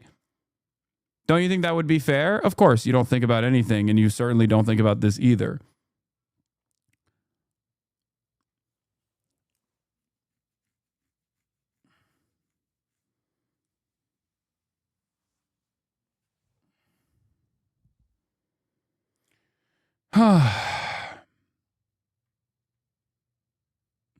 It's not the proximity to what's going on is not the problem for you. The problem for you is what I'm saying. And because you can't actually argue against what I'm saying, you have to find something else to cling on to.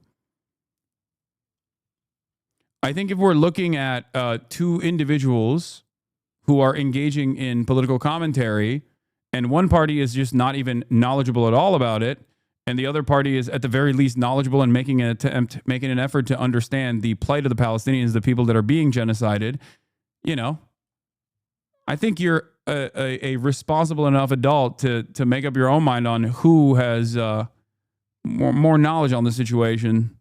If you want to, who would be more impactful to talk to about this kind of stuff? If you want to consider a genocide as a systematic killing of a group of people, they have genocide built into Sharia law right now.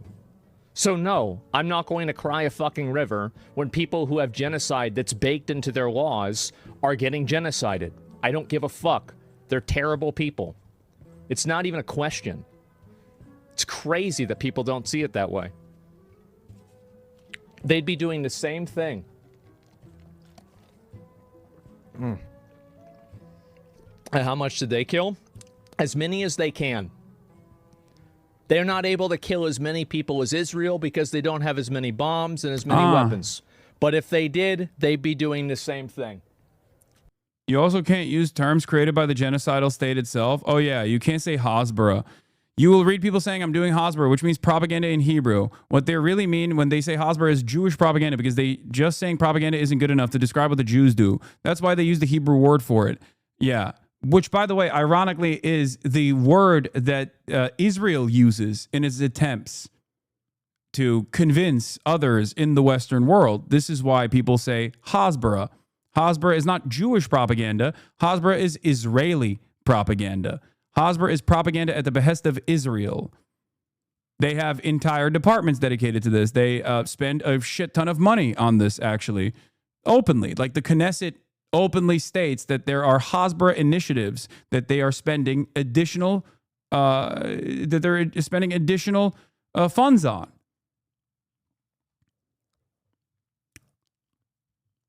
There's a special word for Chinese, Russian, or North Korean propaganda, or is it Jewish propaganda? It's so sneaky and insidious that it must be specifically, specially qualified.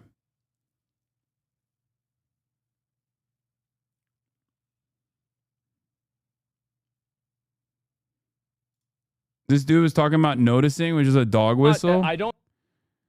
Anyway, that's that's just him trying to show his chat that he is based. While simultaneously showing his chat that he is still pro-Israel, but he's still based, though. Don't worry. Don't worry, chat. He's still based. That's it. Just takes enough. That's right. These people. He's pro-Israel, but in a based way. Are not your allies. They are not the same as us. They come from an inferior culture that is horrible. It kills people for their identity, and it is directly antithetical to everything Western values stand for, and it is an inferior culture in all ways. It is that simple. No, I don't feel bad for them. I don't feel sorry for them. I don't care. I don't support them.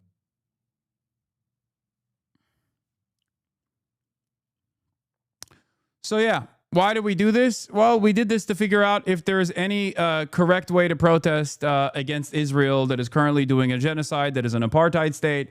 And the answer is, if you listen to Asmongold and Ethan Klein, then no, there isn't. Here's also another group that has protested against Israel, but in a way that people don't like. It's the Irish band Kneecap. And we're going to watch Double Down News while I go pee really quickly. This is Low Key, who is a British rapper. Talking about how they are being persecuted. Kneecap.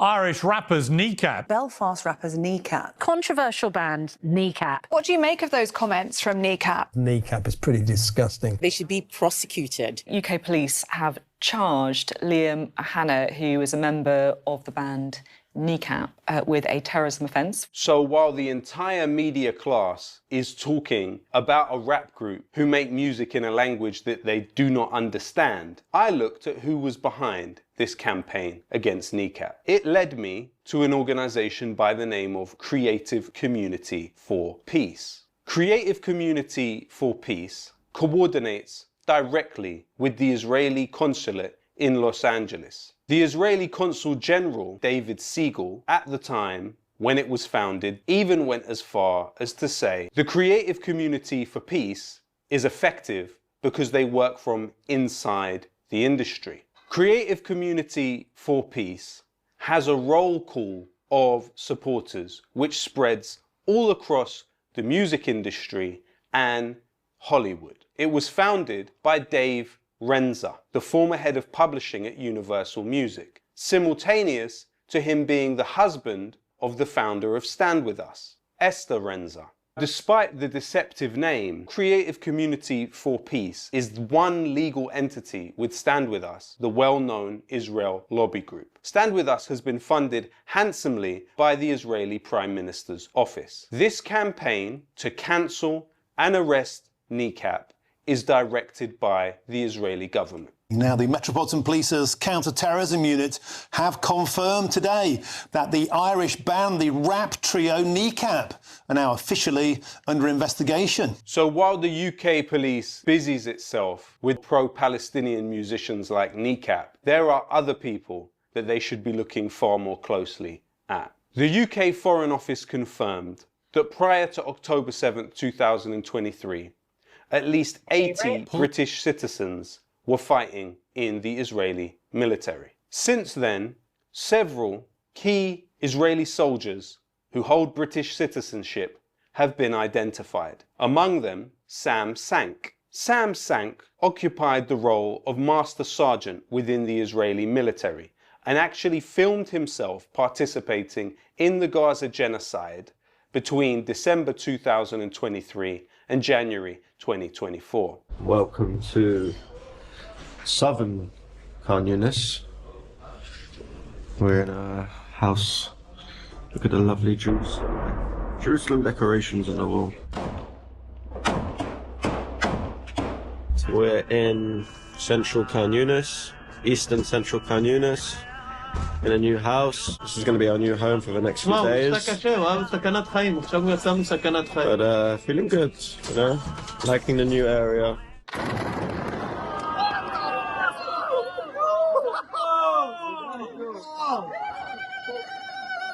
This place stinks.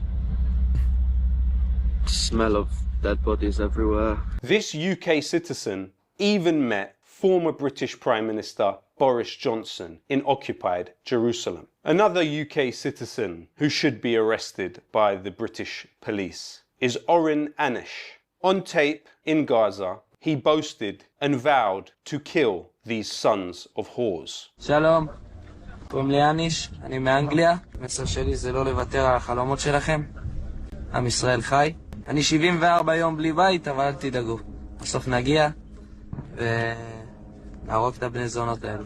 Another UK citizen the police should be looking into is Levi Simon. On his Instagram, he posted videos of himself rummaging through the underwear drawer of Palestinian women in Gaza. So I'm going through these terrorist houses looking for guns and explosives like we found money. And every single house inside of Gaza, this is what I say, every single, unbelievable. 2 or 3 drawers stuffed with the most exotic laundry that you can imagine. Just pile loads of it. Every single house. Stuffed to the brim, look at that. Unbelievable. No, I don't even want to imagine what this stuff is, man. Oh, let me smell. These naughty, naughty Gazans. He even uploaded a video to his Instagram of himself inside a school in Gaza. In Gaza, waving an Israeli flag in one of those schools where they teach terrorism, so we decided to teach something about Israel. We're here to stay. We're not going anywhere. We're not going to take your terror. And we're going to start teaching Hebrew in this school soon. Another UK citizen that the police should look into is Daniel Menza. A video was uploaded on TikTok of Menza in which he boasted of his time in the Golani Brigade. Referencing himself and others in the Golani Brigade, he said, "We are the strongest." First is probably planted, but second, who gives a fuck? It makes him look so bad. Who's this for? What do you mean? The reason why these guys filmed themselves doing this kind of shit is 1, because they're fucking depraved. 2, this type of depraved propaganda actually is for an audience that does not view Palestinians as humans. I don't know why you said it's planted, by the way. What the fuck are you talking about? Planted what? Underwear? You think Palestinians are incapable of wearing underwear? What's wrong with your brain?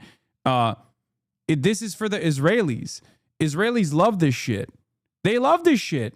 We covered it yesterday. I showed you the Pennsylvania State University, Penn State University's new poll that came out on the Jewish demographics of Israel and their opinions on what must be done in Gaza. And 85% of Israeli Jews said that they wanted the Trump administration's Trump plan of permanent ethnic cleansing in the Strip to take place.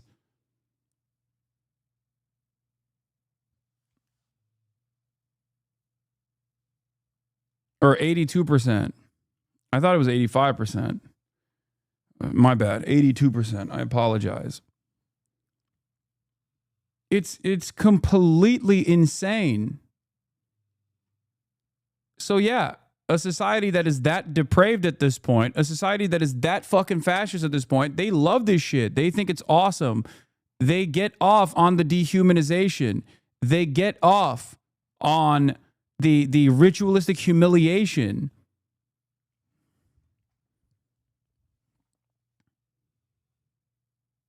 We are Golanics. We are the craziest. The same Golani Brigade, which later, in March 2025, carried out the massacre of 15 paramedics. The poll wasn't Penn State. There was a correction in the comments of the tweet. Where was the poll from? I mean, the poll was conducted in Israel, by the way, in collaboration with an Israeli group. In Rafah. Was Daniel there? Why isn't the UK government seeking the arrest of Daniel Menza? Another individual that should be arrested by the British government is... The walls are closing in. You're done. Sick fuck. No need to ban if you see this. I already unfollowed. Sick fuck. Piece of shit human. What? I'm the sick fuck piece of shit human for showing you the depravity of what Israel is doing. If you look at the situation that's right in front of you with your own eyes and hear with your own ears, and you go, the guy who's against what this is actually the depraved person, you might be the depraved person by the metrics of depravity that normal people look at.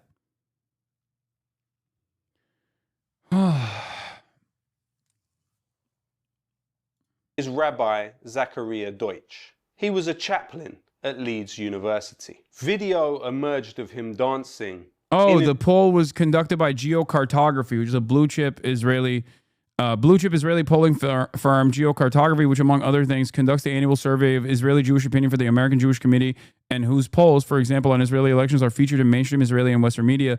Notably, in the 2015 elections for Prime Minister, Geocartography predicted a Netanyahu win when few others did, as CNN notes. So obviously a reputable poster. I got confused because the Haaretz article was in Hebrew and the Google translated version referenced an Israeli academic at Penn State, Tamir Sorek, who came up with the idea of conducting a poll to assess genocidal attitudes in Israeli society.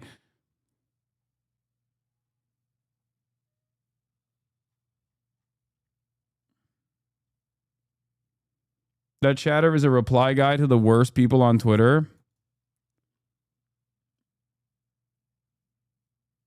There's people on Twitter saying the FBI is raiding the Discord server, so all these brain dead motherfuckers are coming in here. Wait, what? Raiding the Discord server for what?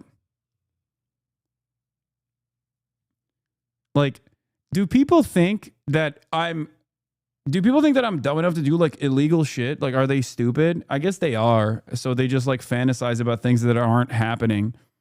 But when it never actually happens, when it never actually takes place, when it never actually ends up taking place, they just move on to the next fantasy, you know? Like, this is all public. What are you talking about? Israeli military uniform with other Israeli soldiers. A key organization which funnels British citizens into the Israeli military is Garan Tazaber. This organization has its offices in Finchley. So while an organization like Garan Tazaber is able to operate freely on UK soil, directing young people towards the genocidal Israeli army, there are also several charities who are materially supporting Israeli soldiers and operate out of this country. Why aren't the UK police looking into the UK Friends of the Association for the Well-Being of Israeli Soldiers? Among the trustees of this organization, which materially supports the Israeli occupation forces, is Richard Kemp, formerly head of UK forces in Iraq and Afghanistan. Another trustee of this organization is Ziv Remez, who was previously exposed as having involvement in offshore tax havens by the Panama Papers. The UK Friends of the Association for the Well-Being of Israel's Soldiers actually built a swimming pool for Israeli soldiers in the occupied Naqab Desert. That is less than an hour away from the Sidi Tayman Israeli prison camp, where Palestinians have been found to have been raped and tortured to death by Israeli occupants. On camera, that was some of the footage. Like, it's not even hidden. It is in broad daylight, on camera, 100%. Occupation forces. Another material supporter of the Israeli occupation forces, which operates from this country, is Technion UK. In fact, when Douglas Murray wanted to raise money for the Israeli army in a failed attempt at an event in London, it was as a fundraiser for the Technion UK organization. This group helps to mobilize British citizens towards the war against Palestine and the wider region, and train them in a myriad of ways, including intelligence gathering. Another organization operating from British soil to support the Israeli occupation forces is ORT. This group trains Israelis in arms companies in this country and has its headquarters in London. Only until recently, those headquarters were in the same building and address as the Community Security Trust, the organization which was taken as an authority on anti-Semitism, when in actuality it has been revealed by Anthony Learman and others that this organization has its employees trained by Israel's external intelligence service, Mossad. Yeah, so much of the Jewish advocacy groups that masquerade as Jewish advocacy groups that claim to care about combating anti-Semitism, so much of that is directly grant funded by the Israeli Knesset. It is one of the most insane things. Like, this is a very sophisticated influence peddling operation. And they have actually successfully been able to change laws. It's in broad daylight. It's not like this is hidden. This is not a hidden thing. It's hand in glove. It is completely, one, it's also partially funded by the United States of America. But also on top of that, it's like if you're confused, as Asmongold was when I first described to him the situation, because he claimed to be fucking free speech back then, where I told him about how, like, in 36 states in the United States of America, it is literally illegal to protest against Israel. He was shocked when he found out about this. Like, that kind of stuff happens in broad daylight. It's not like hidden.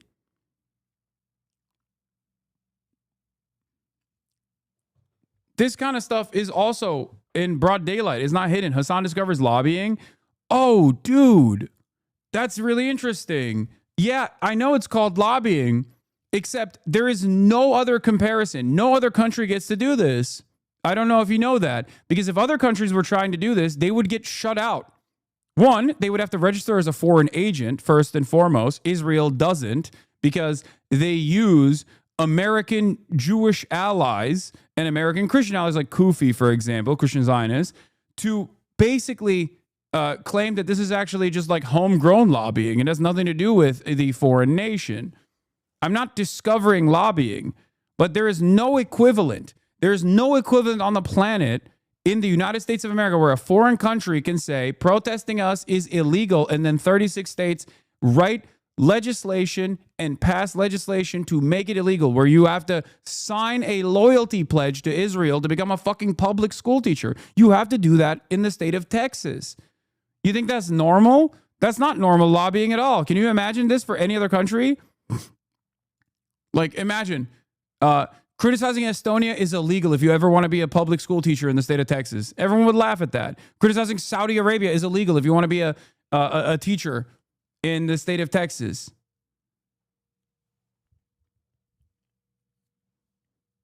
It's not even illegal to protest America in the United States of America, but it's illegal to protest Israel in the United States of America.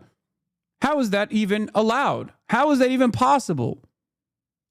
Another key group that supports Israeli soldiers in this country is the British Friends of Israel War Disabled. This charity focuses on bringing Israeli soldiers into Britain and claims that it has brought over 5,000 into this country.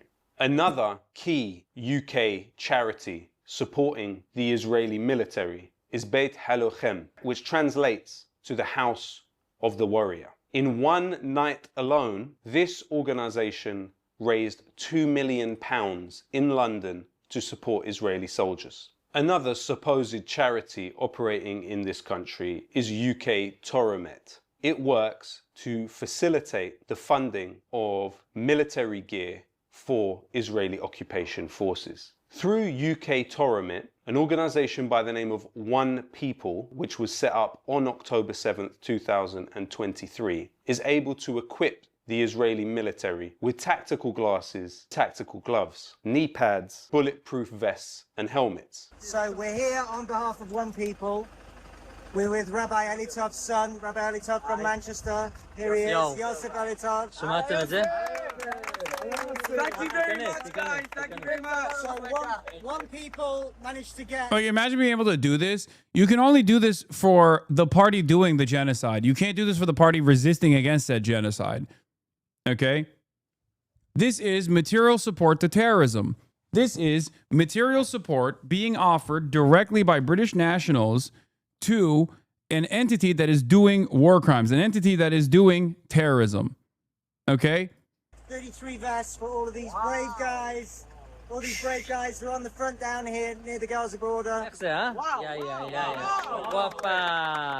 One People's website clearly states that UK Toromet is a partner through which people can donate to it. Why is it that charities who are materially aiding the genocide of people in Gaza are not being investigated thoroughly and arrests are not taking place?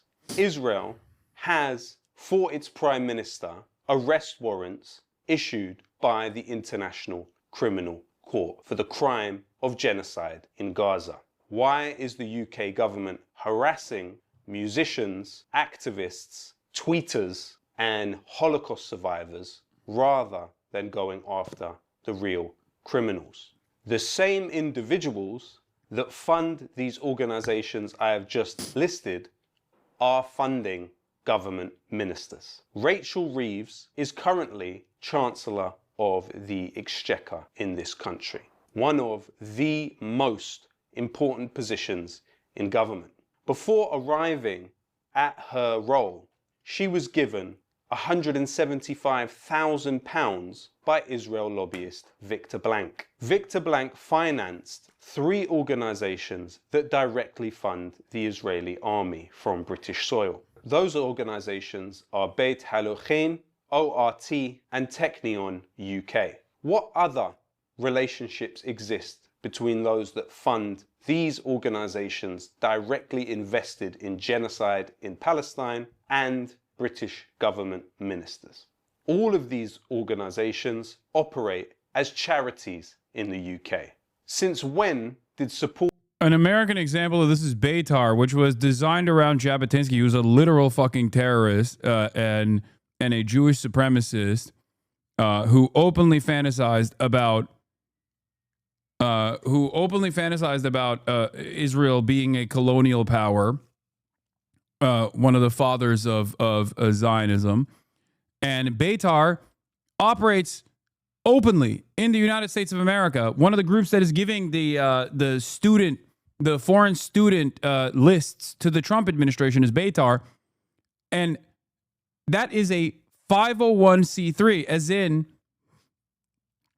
a charity group, like a legal charity organization.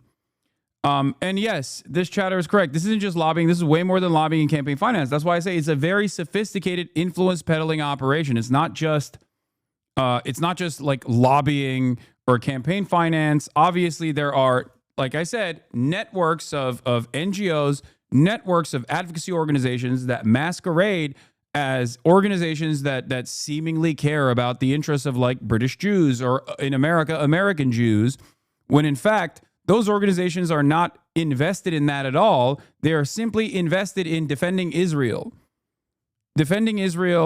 and trying to make sure that any naysayers get criminally prosecuted. And Kneecap is a great example of this. Kneecap got prosecuted instantly. Like Kneecap was pushed to a counterterrorism lawsuit from the British government, specifically because they went to the United States of America and in one of the largest stages that they were in front of said, "Fuck Israel, free Palestine." This was the real reason as to why they were trying to look to punish Kneecap. Okay? So then they scoured through thousands of hours of concert footage to find anything they could that they could use the existing laws that were implemented in the UK all the way back in the year 2000, anti-terrorism statutes that exist in the UK because they don't have free speech. And they found a couple different instances that they could actually present to the government as actionable. And the government followed suit. Instead of just saying, this is frivolous, what are you talking about? This is protected under like free expression that artists have. Instead of doing that, they were like, yes, we will. We will do that. We will actually go after Kneecap. Their findings were two instances. One where there's a concert, they say up Hamas and up Hezbollah. And the other one is where Mohara is allegedly waving a Hezbollah flag. Okay? That's it.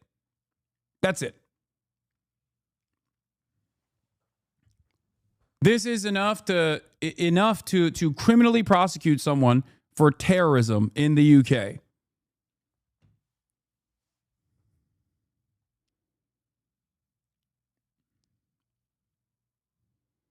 The Hezbollah flag incident was literally publicized when it happened, so they didn't give a fuck until lobbying groups put pressure post Coachella. It's so transparently cynical. Yes.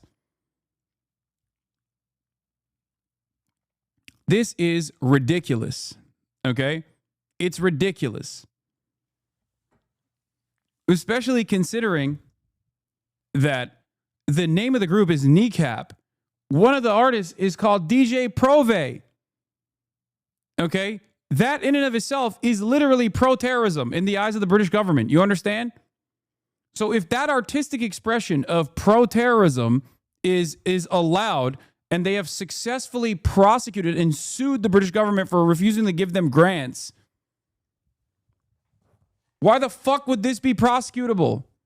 It's ridiculous. It is completely ridiculous. Supporting a genocide and those involved in it become a charitable activity? And why is no one in the mainstream media examining these connections? As you can imagine. Anyway, this was Double Down News. They're fantastic. They do incredible work as always. I'm a big fan of them. I highly recommend you subscribe to them. And that was Loki narrating this piece for Double Down News.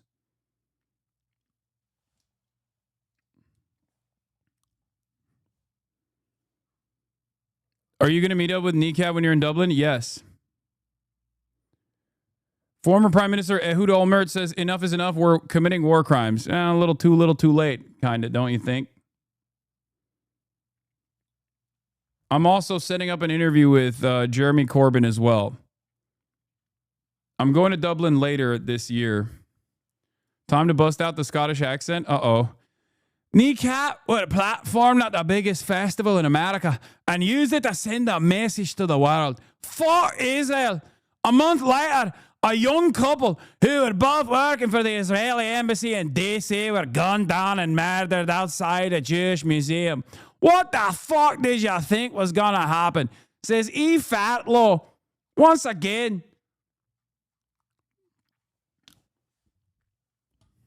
Leftist Shrek impression? That's literally what she sounds like. That is what she fucking sounds like. That is exactly what she sounds like. Sorry. That is what she sounds like. I don't care. Anyway, I'm gonna get back to the EU Apple tariff news, but first, before I do that, that's Scottish, my guy. E. Fatlow is Scottish. E. Fatlow is Scottish. I think you just don't understand free speech. Free speech is when I get to use racial slurs with no consequence, not when you get to say things that hurt my feelings because I am misinformed. Please subscribe to Hasanabi on Twitch. Yes.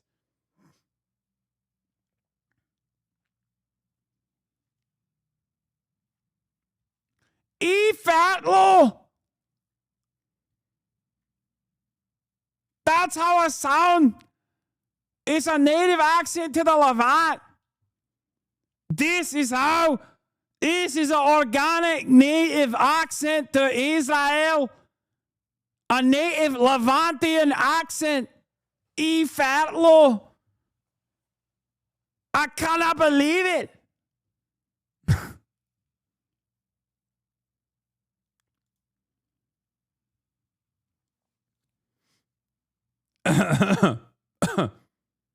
I feel like you can do that all day. Yeah, I would lose my voice though. Free parking. I can't believe it. I saw a sign the other day that said free parking. And I thought to myself, it says free Palestine. The Jews are tired. That is also a real tweet from E. Fatlow. My hate.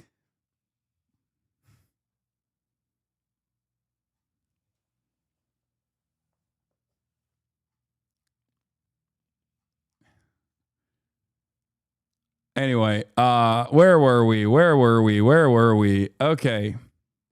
Clip of her saying it. Was reduced to a Twitter meme and a hate name. Eve Fartlow was... I was reduced to a Twitter meme and a hate name. Eve Fartlow. Was reduced to a Twitter meme and a hate name. Eve Fartlow. If Israel Chai.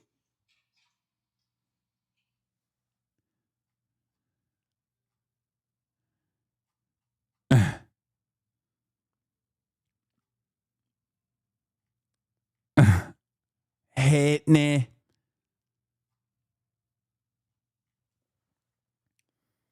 Okay. Let's move on from this. Let's move on from E-Fatlo. E-Fatlo doing the fucking thing. Please stop doing that accent. I can't tell which is you and which is the video. I'm sorry if I'm confusing you. Don't worry. When I do that, I am, in order to maintain my journalistic integrity, I try to only, at most, paraphrase what E-Fatlo's saying.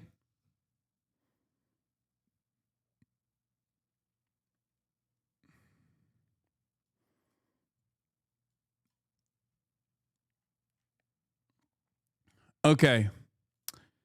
That's actually so insensitive. It makes me sick. Call her by her real name. Eve Shatlow. Eve Shatlow. Fuck. Oh, yeah, now I'm a Scouser. Fuck. I'm not a Tory. I'm a fucking Scouser, lad.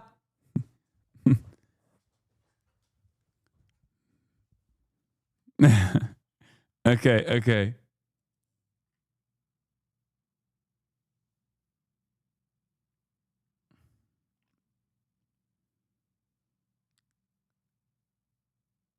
Okay. All right. Hold on. All right. So we are.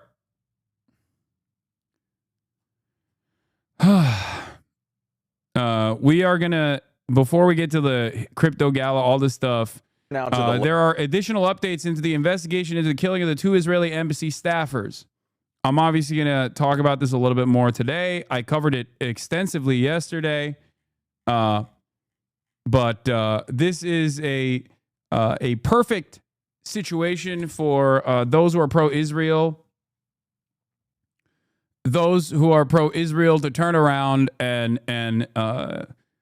reorient the news cycle to a victimhood narrative, of anti-Semitism, and this will, of course, drive the discourse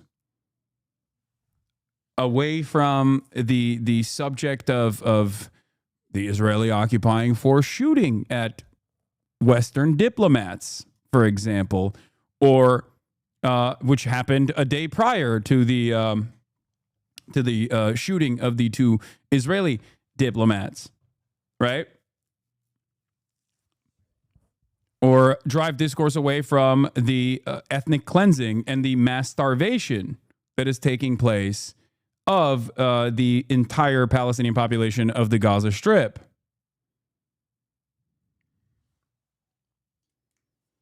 Okay.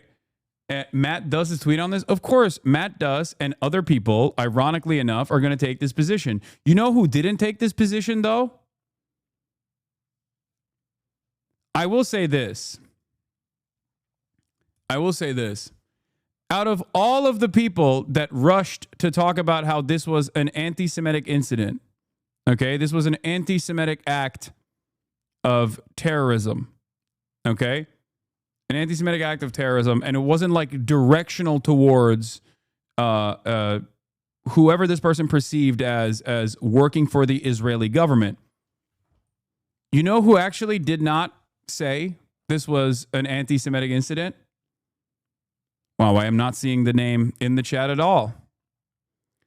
AOC did. AOC said it was anti-Semitism. Zoran said it was anti-Semitism. You know who actually didn't say that it was an act of anti-Semitism? Bernie fucking Sanders. Surprisingly, one of the only people in American politics that actually looked at the situation and refused to entertain the notion of anti-Semitism being the primary factor here was Bernie Sanders. He said, I'm appalled by the killing of the 2 Israeli embassy employees in Washington last night and grateful for the quick response from law enforcement. We must all absolutely condemn this heinous act. Violence must have no place in politics. To be fair, he has a bit of an advantage compared to the other 2. Yes, Megaphonics, by the way, for those of you who don't know, who is Jewish, understands the dynamic at play here. This is what all of my anti-Zionist Jewish friends have been warning me about as well, where it's like the knives are out right now. Be careful what you say. the reality of the matter is, if you are, especially if you're Muslim, for example, especially if you're a anti-Zionist who is Muslim, you have to play this song and dance, and you have to go along with the whims of whatever the mainstream discourse is, and you have to say, no, this is an anti-Semitic act. This is an anti-Semitic act. This was not directional towards people who are working for the Israeli government. Now, listen, this is not a defense of the act that took place, and I'm actually going to talk about this quite extensively in a moment. Having said that, however, I am stupid enough to dive into that part of the discourse and say, yes, this was not an anti-Semitic incident. But the reason why the Zorans of the world and the Ilhan Omars and even Rashida Tlaib, like all these people are saying that it is because they don't want to get fucking destroyed. Because people will cynically weaponize this incident to further clamp down on anti-Zionist protest. Big week for anonymous Twitter accounts with 200 followers. Yes. Now,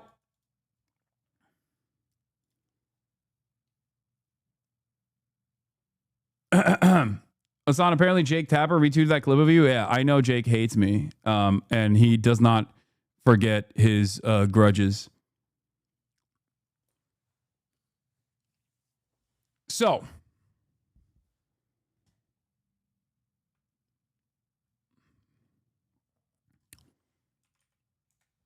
Ilan and Rashida didn't say it was anti-Semitic. I thought that they did, but maybe I'm wrong.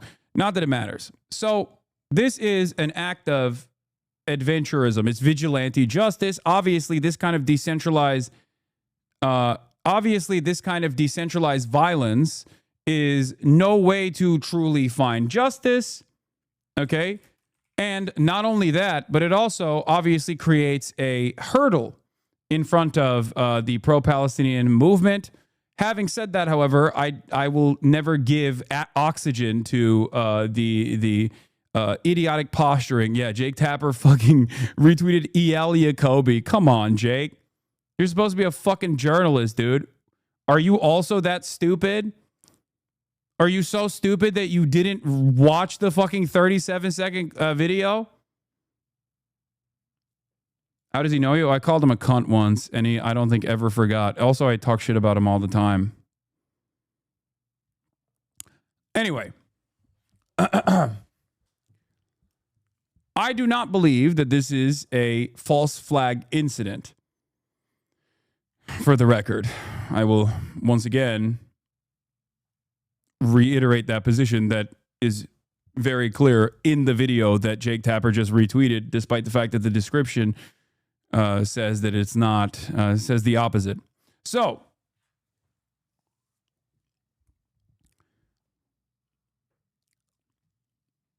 where was I? Oh, Matt Duss, by the way, takes this position. Matt Duss is Bernie Sanders' former foreign policy advisor, for the record.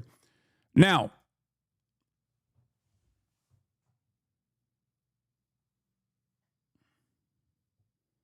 yeah, this is who Jake Tapper is retweeting, by the way. I'm not a geologist or geographer, but I know there is no genocide in Gaza.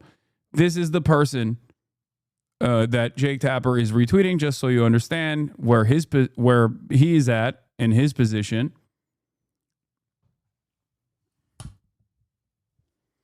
But it is expected, considering that Jake Tapper is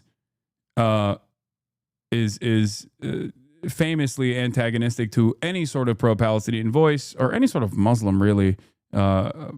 He is a massive Islamophobic person. Here's another tweet from the person that Jake Tapper just retweeted. Breaking: amid the famine in air quotes in Gaza, a brand new ice cream store has opened. Make it make sense.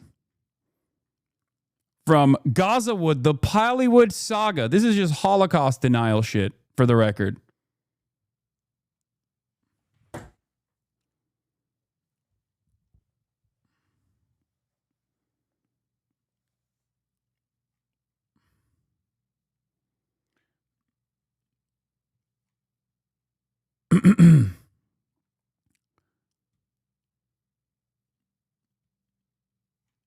Anyone that believes in Gaza would needs to be put in a conservatorship. I mean, it's just straightforward genocide denial.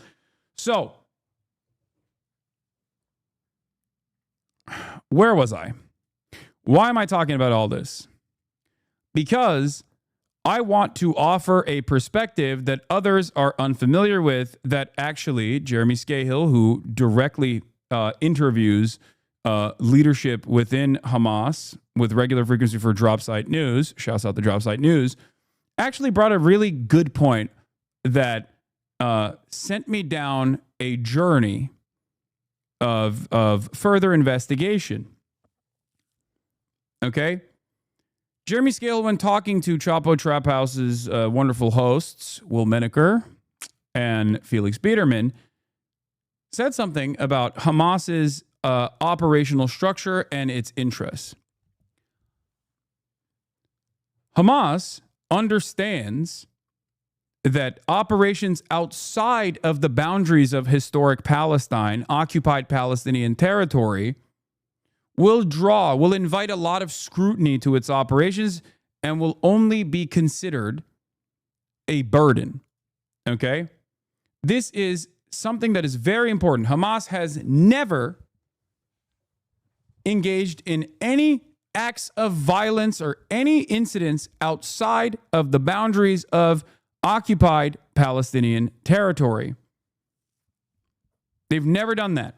And not only that, but what I found to be rather interesting was this. Now, if you recall, back in the day, Hind Hassan went and interviewed for Vice News Yahya Sinwar. Okay? That one's getting clipped out of context. Yes, Hamas has never operated outside of historic Palestine. Okay? They've never engaged in any direct action or violence, and they also urge people not to engage in lone wolf attacks at all. Now, people will say, "Oh, well, they encourage lone wolf attacks in the West Bank." Yes, that is occupied Palestinian territory. They did fight ISIS? Nope. They only fought ISIS inside of Gaza.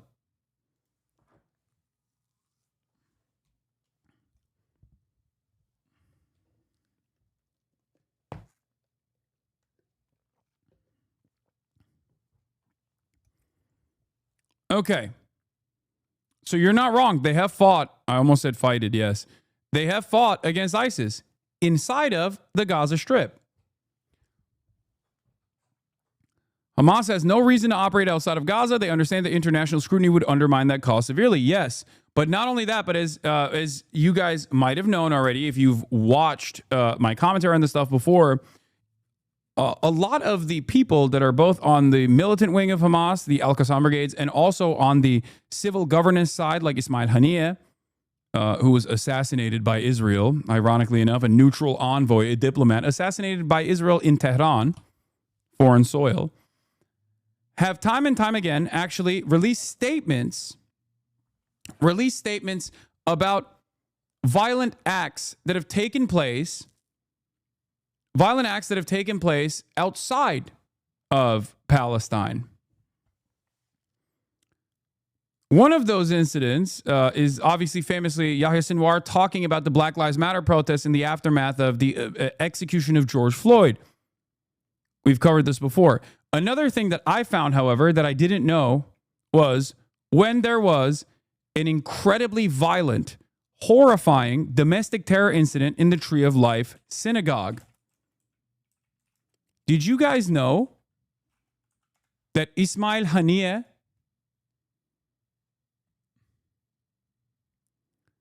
denounced the Pittsburgh shooting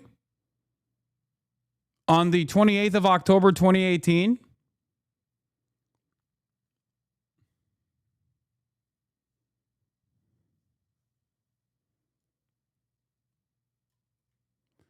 This is from Times of Israel, so it's written in a very negative way. But the original quote, I went and I found the original quote. They said, The Hamas terrorist organization on Sunday condemned the weekend massacre at the Pittsburgh synagogue, claiming that as Palestinian victims of Israeli terror, the group relates the shattered Pennsylvania Jewish community's pain. U.S. authorities said that 46-year-old... Wait, holy shit, wait, so October 7 was done within historic Palestine and Gaza?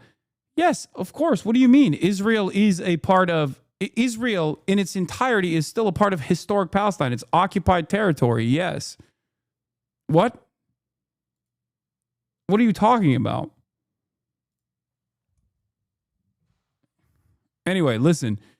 U.S. authorities said 46-year-old Robert Bowers killed 8 men and 3 women inside the Tree of Life synagogue on Saturday during worship services before a tactical police team shot and wounded him. Bowers faces state and federal charges. In a statement, top Hamas official Bassem Naim said the group was sorry to hear about the terror attack. As Palestinians and victims of the terror of Israeli occupation, we know the meaning of terror and its horrific outcomes, Naim said. This heinous attack, especially in a place of worship, proves that terror has no religion or nationality, he added. And then, of course, the rest of it is just like, talking about how Hamas is horrible.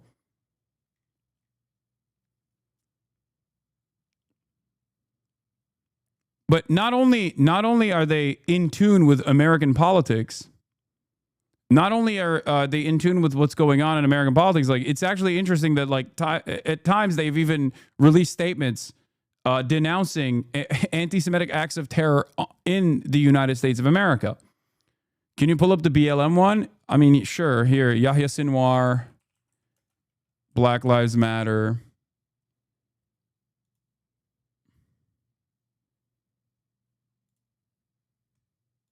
Wait, oh shit, the video is deleted. Let me see if I can find it. Hold on.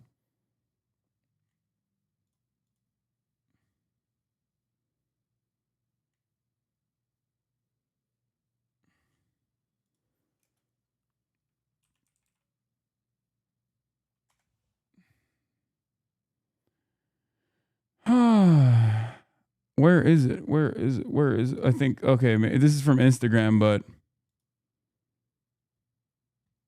here. This is the best I could find. Sinwar, Hamas's Politburo head recently killed in battle, talked about the interconnectedness of black and Palestinian struggles against racism. Yahya Sinwar. Oh, fuck. I can't see the subtitles. It's too small.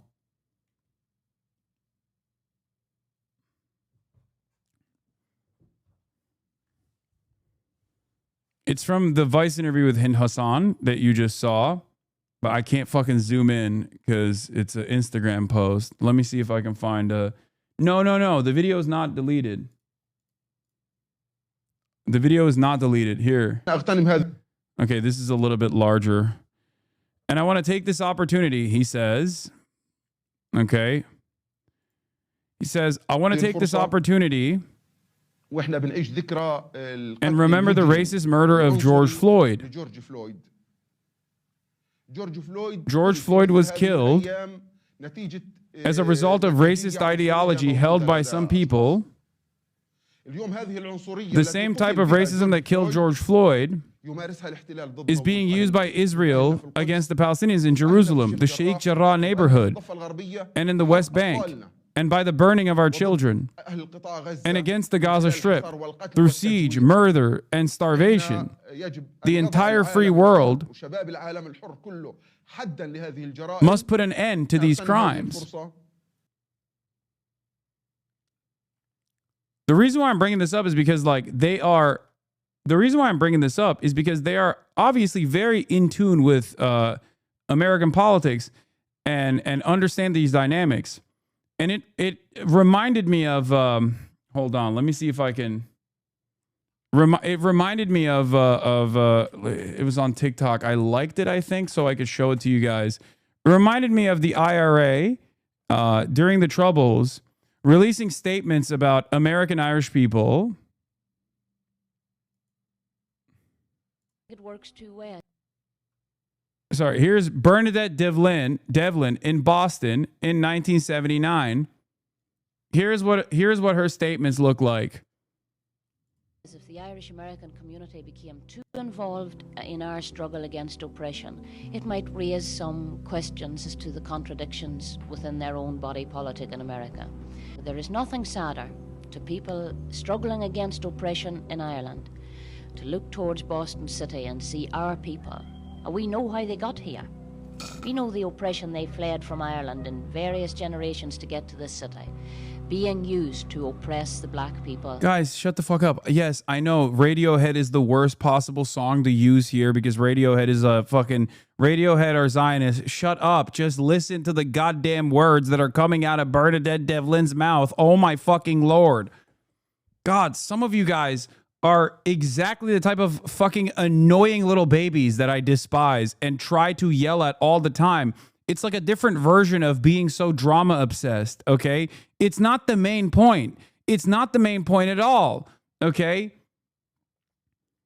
Radiohead being the backdrop of this fucking commentary is not the main point. Listen to her words instead of freaking out. It's like if you saw a can of Coke in the background being like, ooh, Coke is BDS. Like, shut the fuck up. Shut up. God damn. Gen Z activism is so laser focused on all of the wrong things.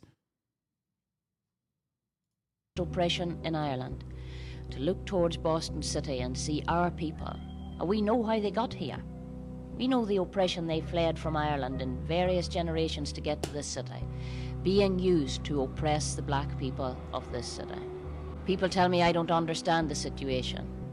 They tell me blacks are lazy, they don't want to work, they want to lower the standard of education. They tell me all the things I was brought up to hear about myself, things Protestant people said about Catholic people in Belfast. I think that's part of it too. I mean, if they really understood what was happening in Ireland, they would get themselves sorted out and stand on the right side here, because we identify very closely in our struggle for equality and our struggle against oppression. In fact, the whole inspiration of our civil rights movement 10 years ago came from the black movement of America. And it looks to us from where we stand at home that our people are being oppressed with the active assistance of our people. We find that very sad. Yeah.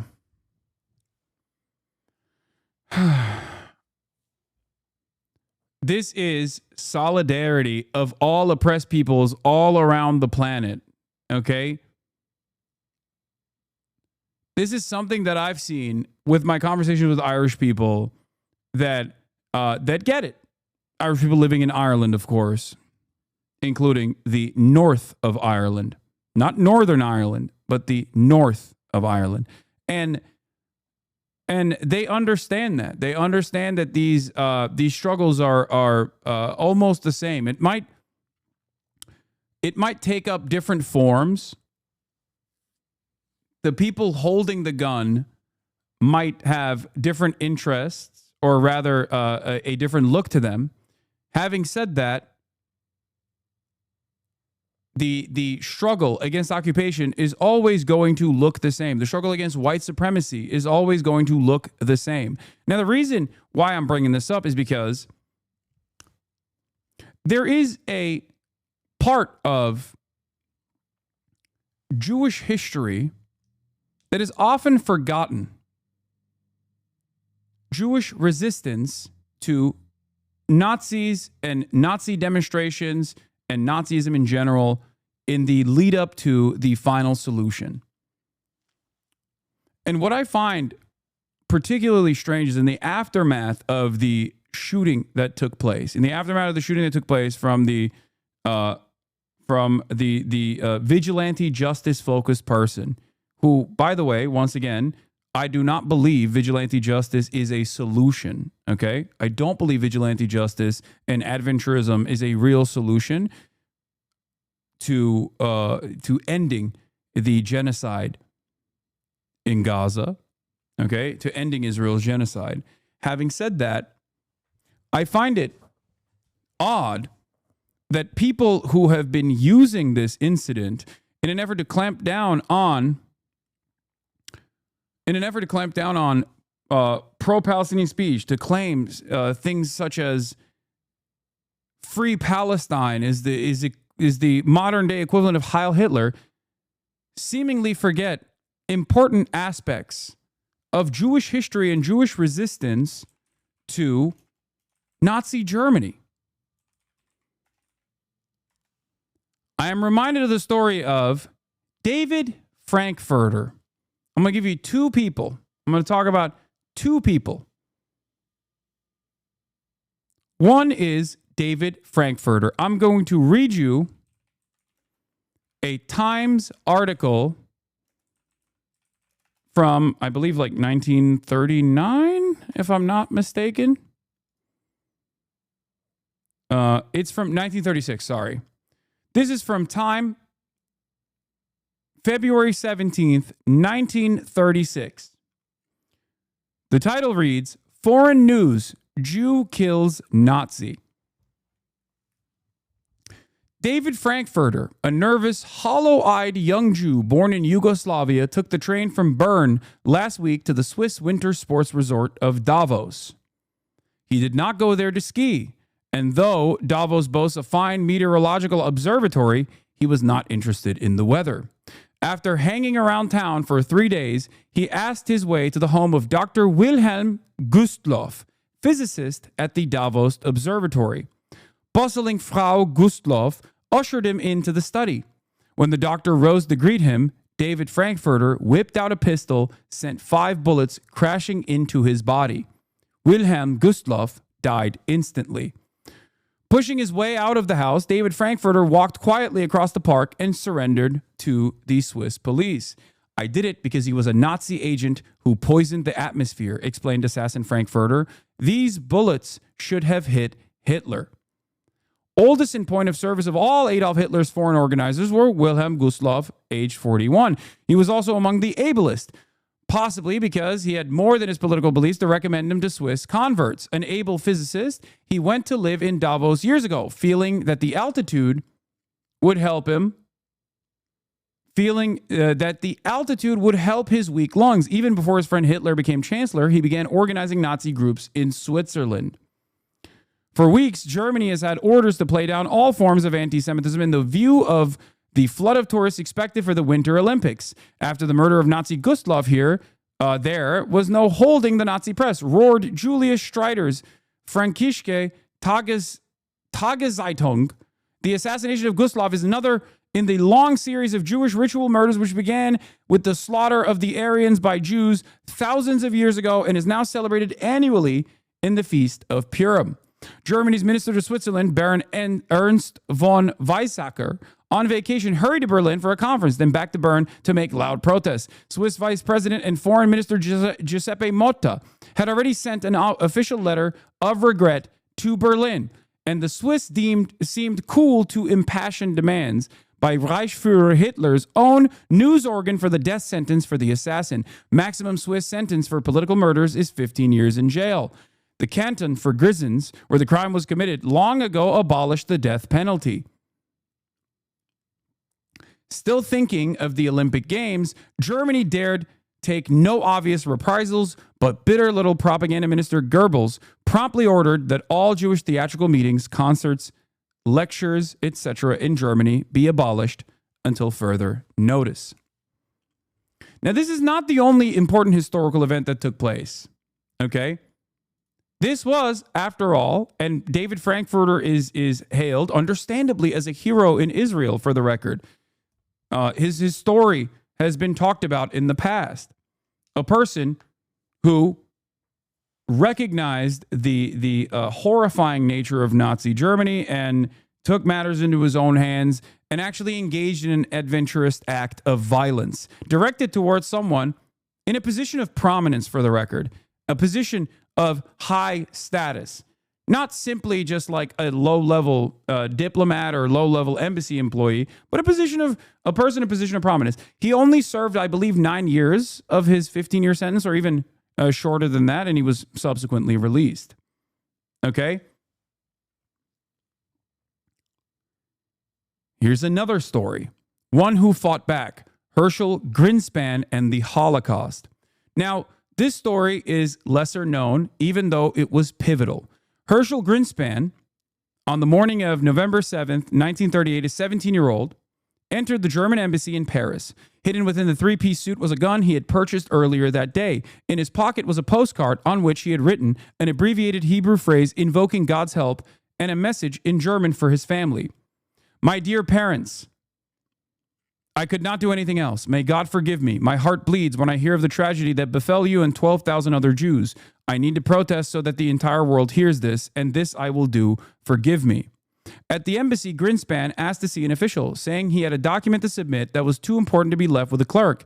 He was ushered into an office of a junior-level diplomat, 29-year-old Ernst von Roth, who asked to inspect it. Drawing his gun, Greenspan told him, "You are a filthy kraut, and in the name of 12,000 persecuted Jews, here is the document." He fired 5 shots at von Roth, who died 2 days later. Now, what's important is this was used by the Nazis as the incident that invoked the Kristallnacht.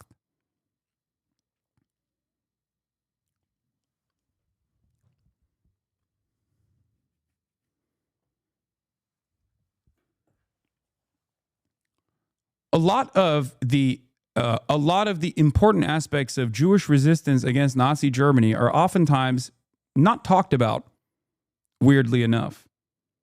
Okay? The point I'm making is not to defend the actions that took place 2 nights prior. It's not that at all, because as I've said, adventurism and decentralized violence such as that, vigilante justice, is no real justice at all. It is, in many ways, an act of final resistance that people who feel desperate will engage in. The reason why it's important to recognize this, the reason why it's important to understand this is because you need to reframe this within the confines of the actual harm that's taking place.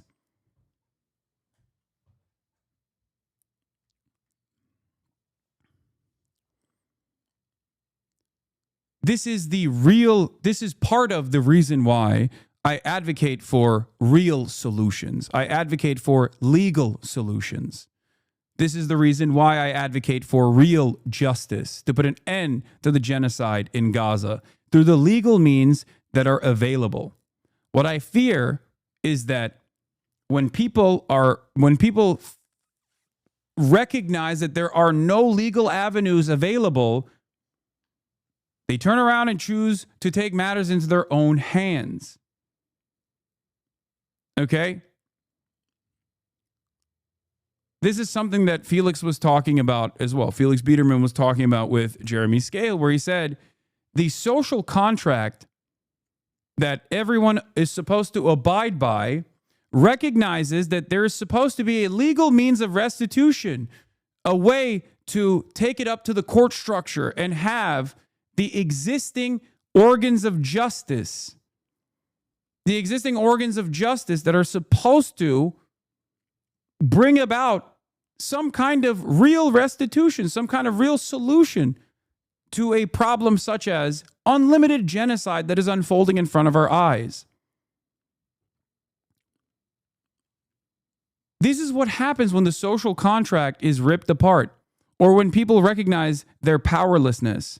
This also plays along with what Taylor Lorenz was talking about yesterday in the video that we watched about the "someone has to do it" meme that has become incredibly popular at this point against the Trump administration and against Elon Musk. This is once again not a defense of vigilante justice at all, but a simple contextualization of how vigilante justice occurs, or vigilante violence occurs, if you want to call it that.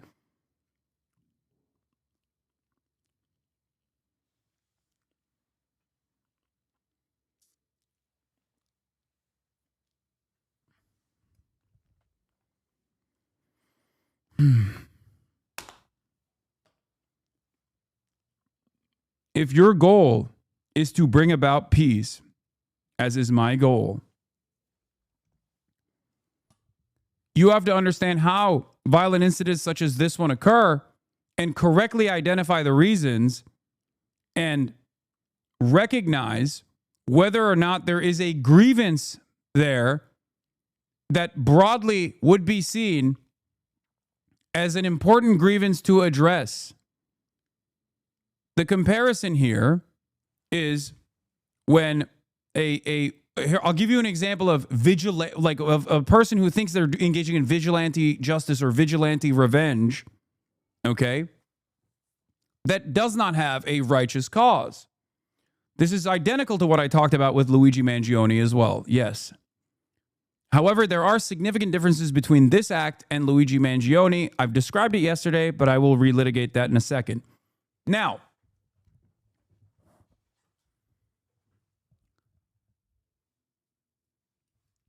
when you have white supremacist, white nationalist shooters or anti-Semitic shooters like the Tree of Life synagogue shooter, the media parses through their manifestos and reveals what their motives are in this process.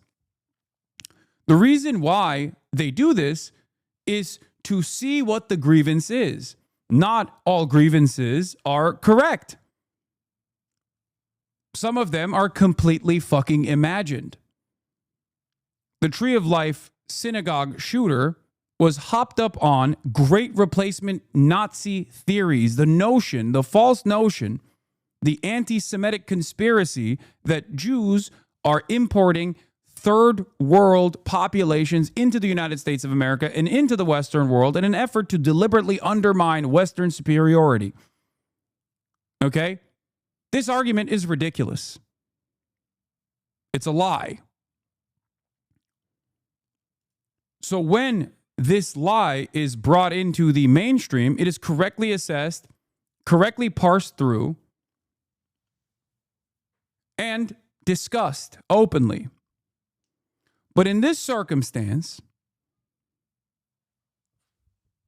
the initial act of political violence, as Bernie Sanders is correctly called, an act of political violence, which has no place in American society. When Bernie Sanders says that, he's right.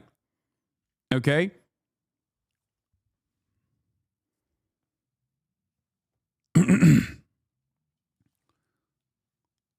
This act of political violence was not born out of anti-Semitism. And I think considering this as an anti-Semitic incident or trying to massage the shooter's motives into fitting in the confines of anti-Semitism is once again creating this dangerous conflation between Israel and Judaism. Latest on the shooting of two Israeli embassy staffers, a young couple gunned down in Washington. The suspect has now been charged with first-degree murder. Our Chief Justice correspondent Pierre Thomas is tracking the latest on the investigation. Pierre, good morning. Wait, good morning. As we learn more about the suspect, a stunned city continues to grieve the lives of that beautiful couple who were executed in what appears to be a cold-blooded political assassination. Today, Elias Rodriguez is being described by authorities as a terrorist fueled by hate and anti-Semitism, charged with firearms violations and murdering foreign officials. Anti-Semitism will not be tolerated, especially in the nation's capital. Now, we're going to continue to investigate this as a hate crime and a crime of terrorism. And we're learning disturbing new details that the suspect had flown into the Washington area on Monday and checked a 9mm handgun in with his luggage. The FBI says he bought a ticket to the event being held at the D.C. Capitol Jewish Museum, his alleged target location. It's there authorities say that he murdered in cold blood 30-year-old Yoran Lashinsky and his girlfriend, 26-year-old Sarah Milgram, targeting them as they left a celebration of Jewish heritage. He allegedly shot the two members. Like, even that, this part of it is incorrect. There's plenty of parts of this coverage that is just incorrect, simply. Okay? Like, the event is very clearly defined as a diplomats gathering, okay? Thrown by the American Jewish Committee.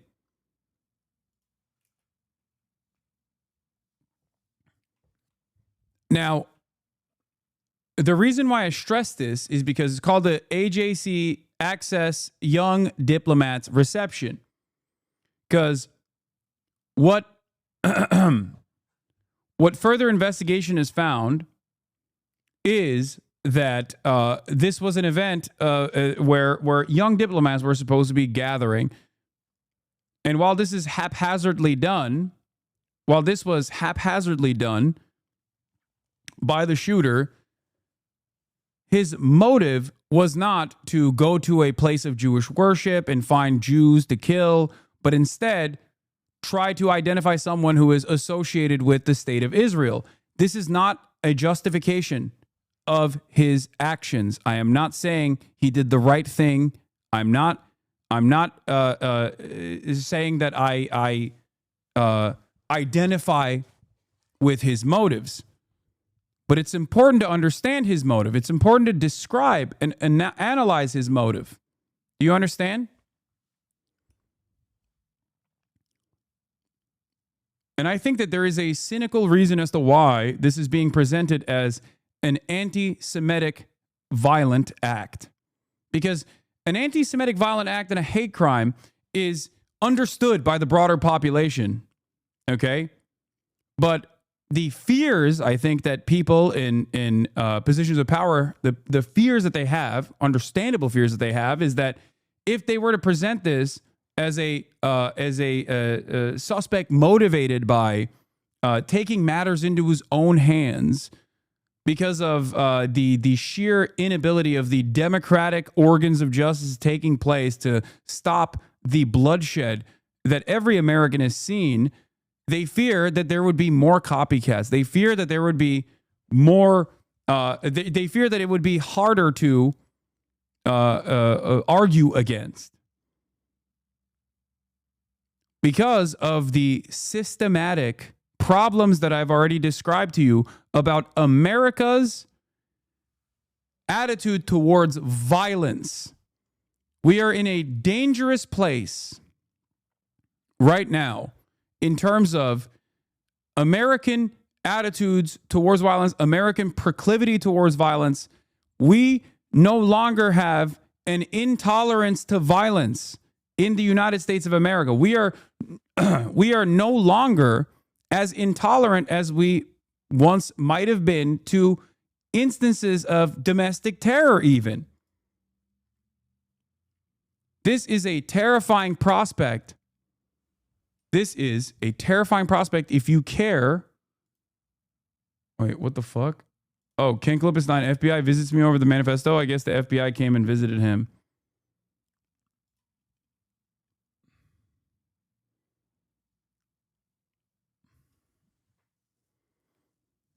We've never had an intolerance to violence. It's just now come home to us as well. Exactly.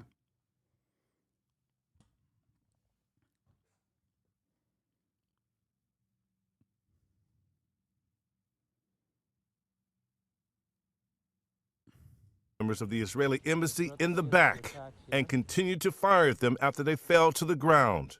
At least 21 shell casings discovered at the scene. And today, the city mourning a love story cut short.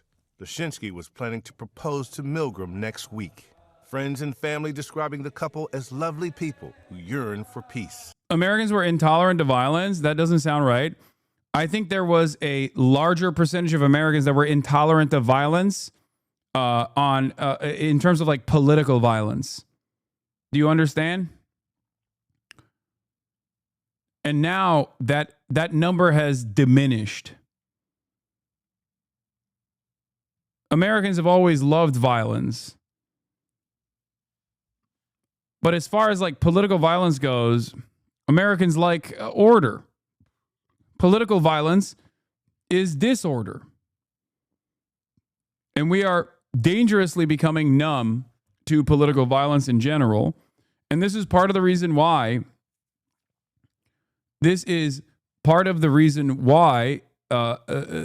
I think the media plays a role in saying like, no, this is an anti-Semitic hate crime.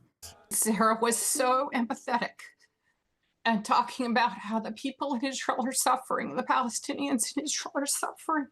She was an incredible person, and she will be really missed.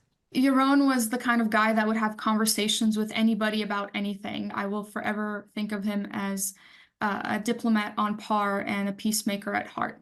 On Thursday, the FBI was at the suspect's Chicago home, continuing its international investigation, looking for any signs of co-conspirators. With the city still reeling, the police chief says she has increased security at schools and Jewish community centers. You're also seeing that kind of security across the nation as a result of this truly heartbreaking and cruel story. Michael? That it is, Pierre. Heartbreaking and cruel, as you said. Thank you for that. The police.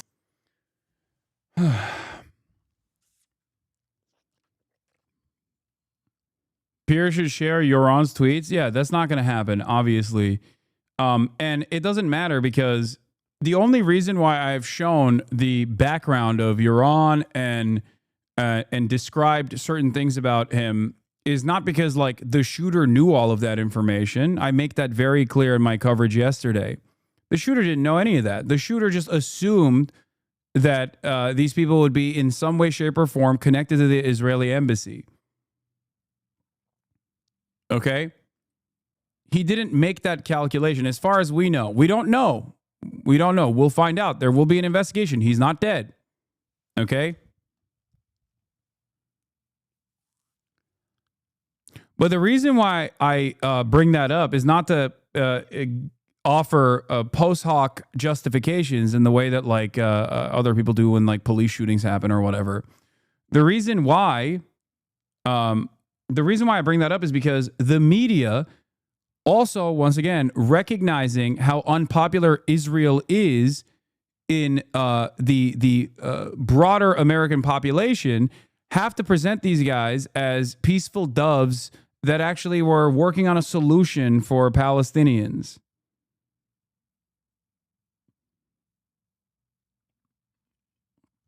And now the FBI is going after Ken Klippenstein. For the second time in a year, the FBI came to my home yesterday after I published a so-called manifesto of the man charged with killing 2 Israeli embassy staffers in Washington. The visit didn't surprise me, but its tone did. It was aggressive and threatening. "You're not in trouble," the 2 special agents kept saying, good cop style, to get me to answer the questions they would later ask.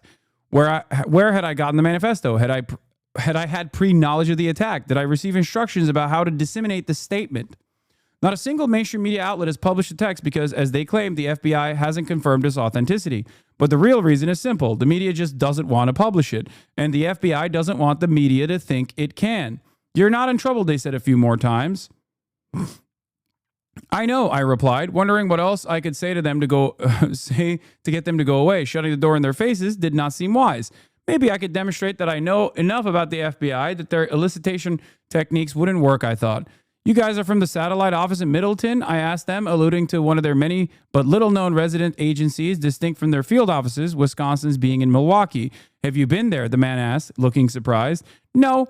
That's where the last visit came from," I explained, smiling. "The Bureau paid me a visit last year about my publication of the J.D. Vance dossier." This, too, seemed to throw them off. "They were sent by Washington," they said, perhaps trying to distance themselves from the intrusion. Then came the big ask. "We want to know about the timeline, how you knew about the manifesto before anyone else, and if you were in touch with the shooter beforehand." I once again referred them to my attorney, and finally they left. But that wasn't the last I'd hear of them.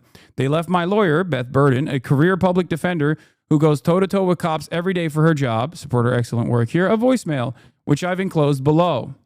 Hi, Beth. My name is Ellen Thurmer. I'm a special agent with the FBI Milwaukee Division out of the Madison RA. I'm calling in regards to your client, Ken Klippenstein.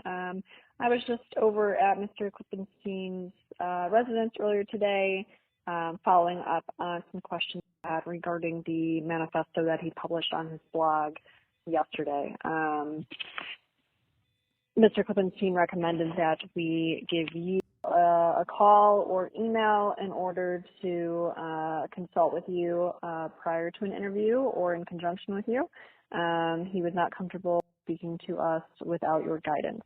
Again, my name is Ellen Thurmer. I'm with FBI Milwaukee, the Madison RA. I can be reached here at my cell phone. I'll also try to follow up with you via email. It's not a scam, chatters. What the fuck are you talking about?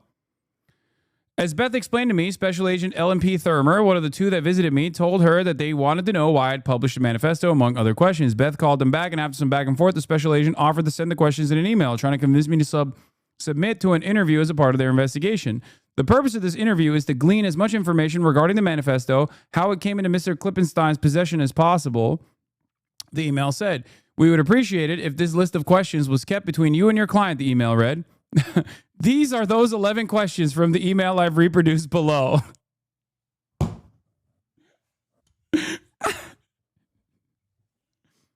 When did he first encounter the manifesto? How did he first encounter the manifesto? Did he receive any instruction from the source of the manifesto about how to disseminate it? Does the system or platform from which he received the manifesto capture metadata concerning the transfer of the manifesto? Did he make any edits or changes to the manifesto? Was this his first and only interaction with whomever submitted the manifesto? You want to know something interesting? There was another person who was very quick, just like Ken Klippenstein, who also published or reposted the manifesto. His name is Eric Toller.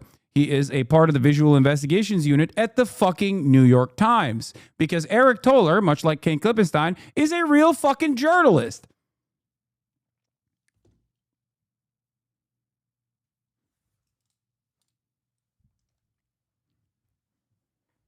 The dude published his manifesto on his fucking, Twitter account. What are we talking about? Has anyone else submitted any other documentation regarding this incident? Did his receipt of the manifesto predate the attack? Where else, if anywhere, did he disseminate the manifesto? Does he have any knowledge of where else the manifesto was published or saved? Why does he think he was the one who received the manifesto? That last one is fucking... the implication is that last one is a gotcha, for the record. Because that last one has a hidden premise that he is the one who actually received the manifesto from the shooter. Other than the questions implying the FBI is entertaining an outlandish theory that I conspire with the shooter, the others seem pretty straightforward and routine. But there's a Trump administration dimension to all of this. The administration has many times publicly warned about shadowy, unseen forces that it believes are bankrolling everything from Tesla vandalism to the college protests. That tone from the top, labeling seemingly everything terrorism, tells personnel that the gloves are off and more aggressive work in the field is now permissible. Get ready to hear that I'm impeding the investigation, giving people a roadmap to the sources and methods that are used to catch terrorists, or whatever reason the National Security State Soundboard offers up for why the public isn't allowed to know things. Let's see if this gets me another visit. That was Ken Klippenstein. Subscribe to his Substack to continue supporting good journalism.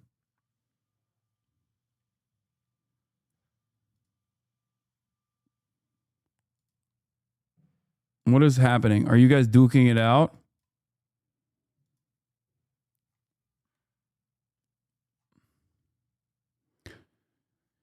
What manifesto are they referring to? It's the one that the shooter released that was available, I believe, on his Twitter account and his Blue Sky account. Ken Klippenstein released the manifesto on his Substack yesterday. I covered it yesterday when he released the manifesto to understand the motives of the suspect.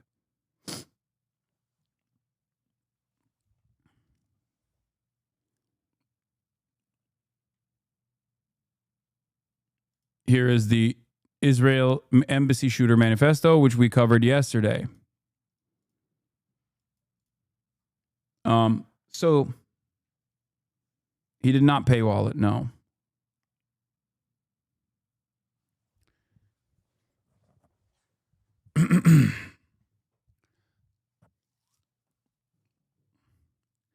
Especially at a time when the motives of these actions are very important, and the media is offering a separate presentation of the events that unfolded.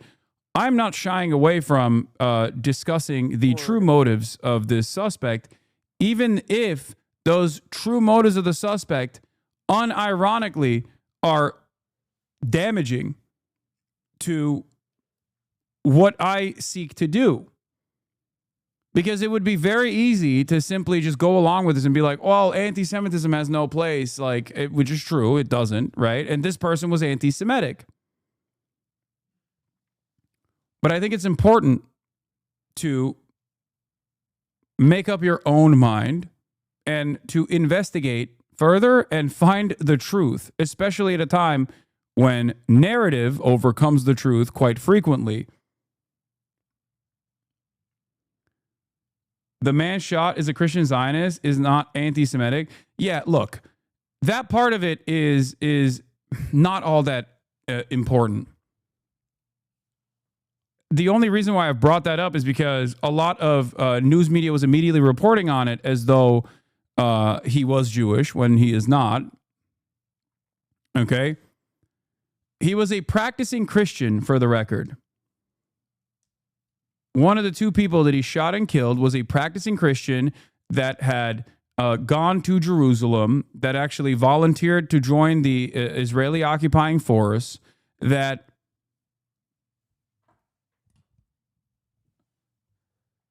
what do you call it? Was he was a German Christian. His mother was a practicing his mother is a practicing evangelical Christian. His father was Jewish, but he himself was a German Christian. He revealed this on numerous instances, talked about it. He talked about it numerous times. Okay? Once again, this is not information that the shooter, as far as we know, was privy to.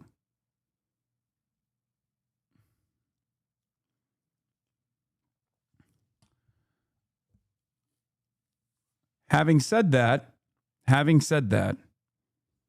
okay, wait, hold on, I gotta do something. 1 second.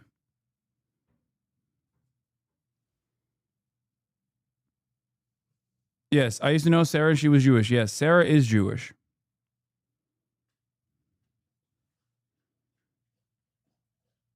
Hold on.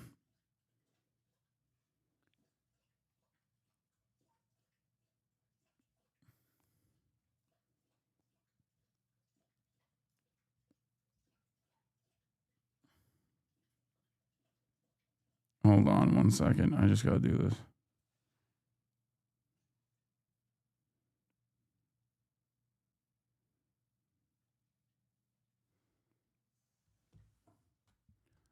As you go forward, with what you have seen, can you give us any sense, because you said you looked the shooter in the eyes, can you give us any sense of what you saw in him as he was sort of getting help and people were tending to him as if he too was a victim of seeing this?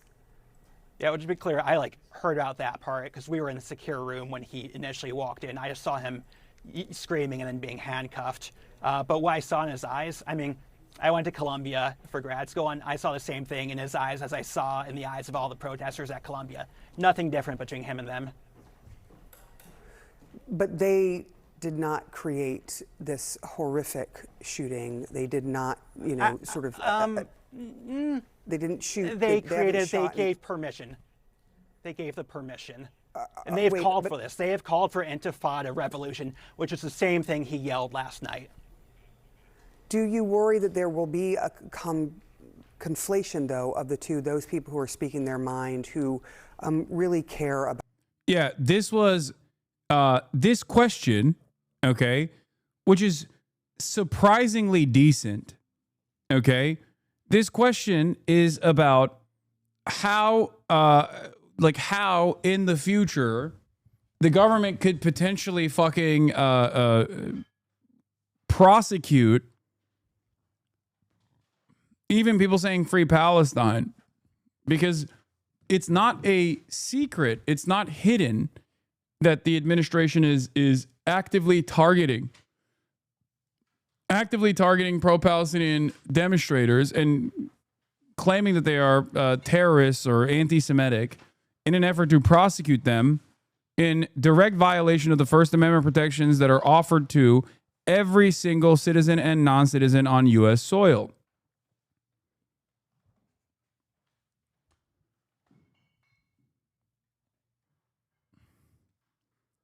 About what is happening in Gaza, and those people who are like this person who did this horrific shooting, who intend to do harm.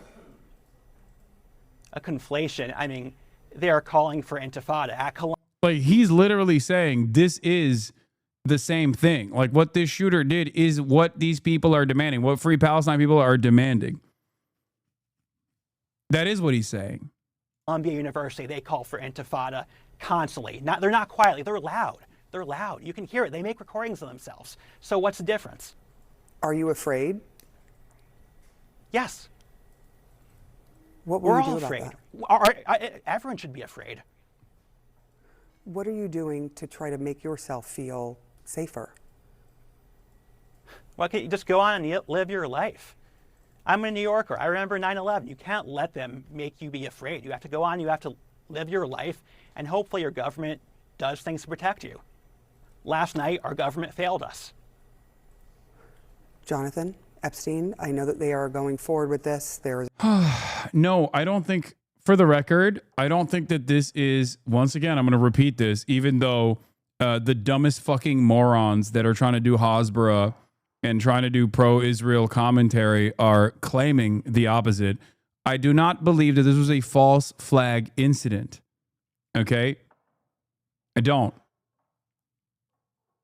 I understand why people do, but I think it's unproductive to make speculations such as this. The shooter is not, the shooter is in custody. He is not dead. Okay? The shooter volunteered himself to the authorities. Not everything is a major conspiracy. Can you explain what a false flag is? Yes, a false flag is the idea that, like, interested parties actually created this environment that actually set up this assassination, like as though like Israel played a role in the killing of these two diplomats, these two staffers in the Israeli embassy, in an effort to whip up anger and resentment towards the Free Palestine movement. This is what people are saying, okay? That it's like staged or it's fake. I don't think it is staged or fake.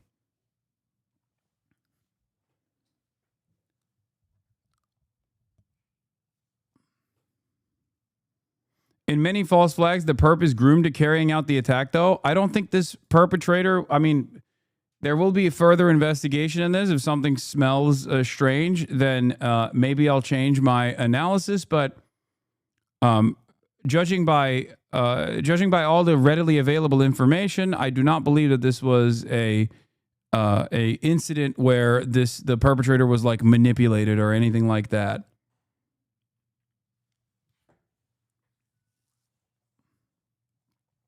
False flag is a deceptive activity carried out during peacetime by individuals or non-governmental organizations.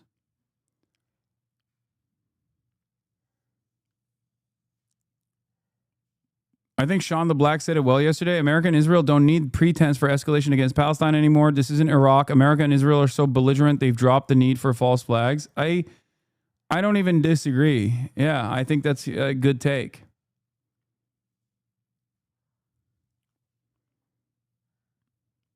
Yeah, a famous false flag incident was a proposed false flag operation called Operation Northwoods, where they were looking for just cause to invade Cuba.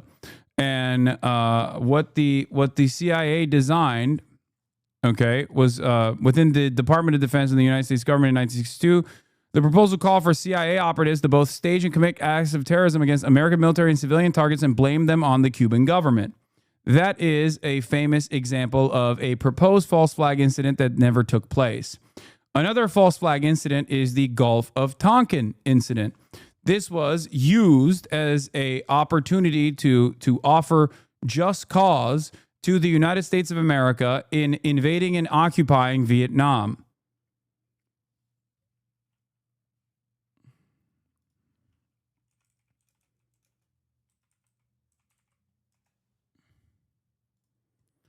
The Gulf of Tonkin incident was an international confrontation that led to the United States engaging more directly in the Vietnam War. It consisted of a confrontation when the United Forces were carrying out covert amphibious operations close to North Vietnamese territorial waters, which triggered a response from the North Vietnamese forces. The United States government falsely claimed that a second incident occurred on the 4th of August between the North Vietnamese and United States ships in the waters of the Gulf of Tonkin.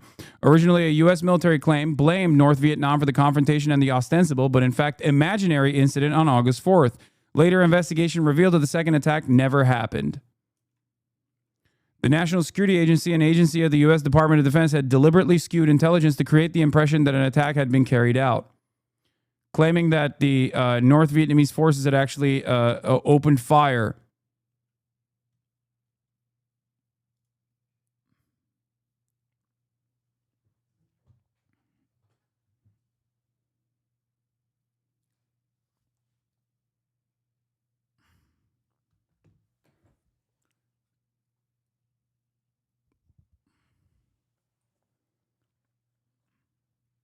This is what people think happened. This is what people think took place during the shooting incident yesterday or 2 days ago. I do not believe that it is a false flag.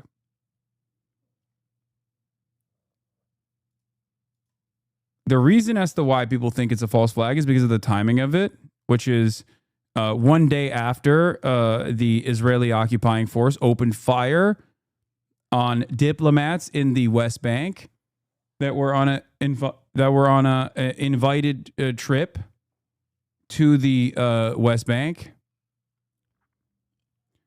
and also because Israel's people's perception of Israel is more negative than it's ever been throughout the 77 years of Israeli occupation in the United States of America. This would relitigate.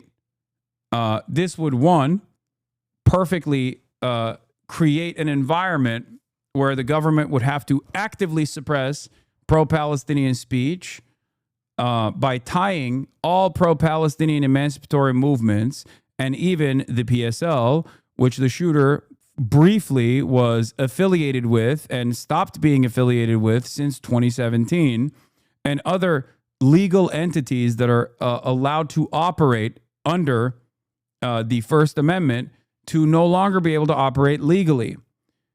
This ties back to the Project Esther ambitions that were created by the Heritage Foundation alongside Project 2025. Project Esther is the anti-Semitism task force side of Project 2025. It is a written out, deliberate attempt of undermining First Amendment protections in this country by tackling pro-Palestinian protesters by claiming that every single person that is aware of the atrocities that Israel commits, or aware of the 77-year occupational history of Israel as a violent settler colonial state, is actually a part of the Hamas Support Network, HSN for short. Project Esther is open. That's not what I'm saying is not speculation. This is a real document produced by the Heritage Foundation.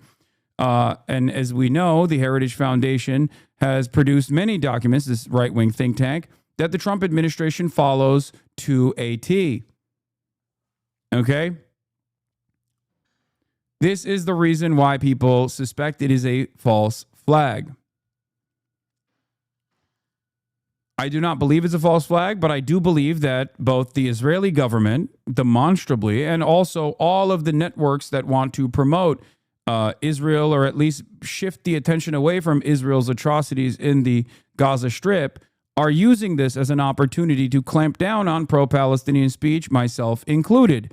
There is a reason why there are individuals that directly engage in Hasbara operations, whether it be the ADL or whether it be the likes of dumbfucks like Eyal Yacobi, immediately rushed to claim things that I wasn't doing as though I was doing them, including, but not limited to, the notion that I considered this to be a false flag operation. You can watch the 37-second video and recognize that I'm actually not saying it's a false flag operation. I'm saying the exact opposite. And yet, this dumbfuck has now been retweeted by the likes of Jake Tapper.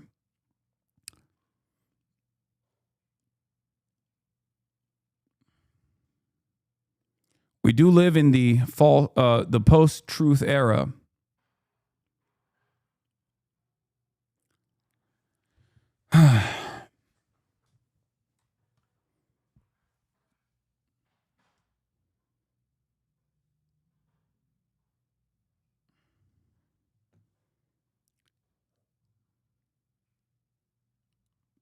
Anyway, so that's what is going on. Incredible stuff. I do want people, I don't want people to give any further oxygen to this. Every conversation that moves away from the plight of Palestinians in the Gaza Strip that are being slaughtered ruthlessly and being starved out by the state of Israel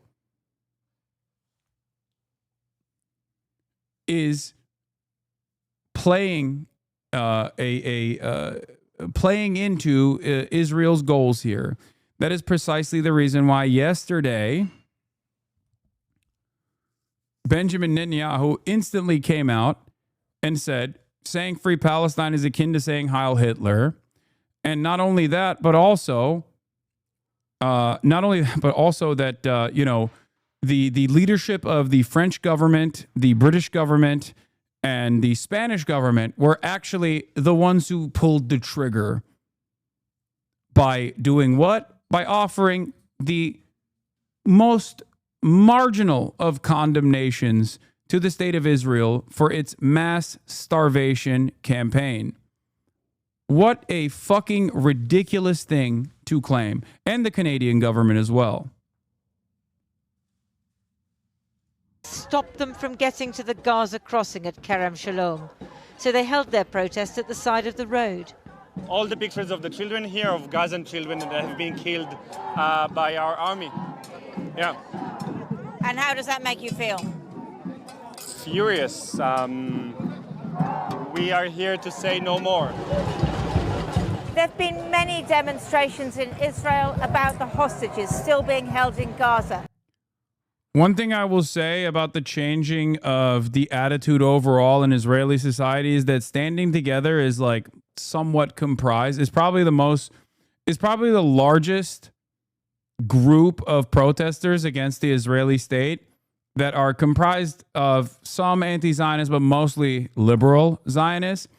And post-October 7, there were plenty of people that were a part of this group, Ombim Be'echad, also known as Standing Together, that actually took a very different tone on the occupation. Not one that was, of course, in support of Palestinians at all. Having said that, while the initial protest that took place by Standing Together was, one, tiny, and two, comprised almost entirely of people that were waving Israeli flags, take note of the fact that, one, these protests are much larger now, and two, directly focus on Palestinian victimhood, and three, do not have any Israeli flags. Now, this is still far, far away from the truth of the matter. They, I don't think, still consider it to be a genocide, but they are now entertaining the notion that war crimes are taking place, which again is, you know, I mean, yeah, of course.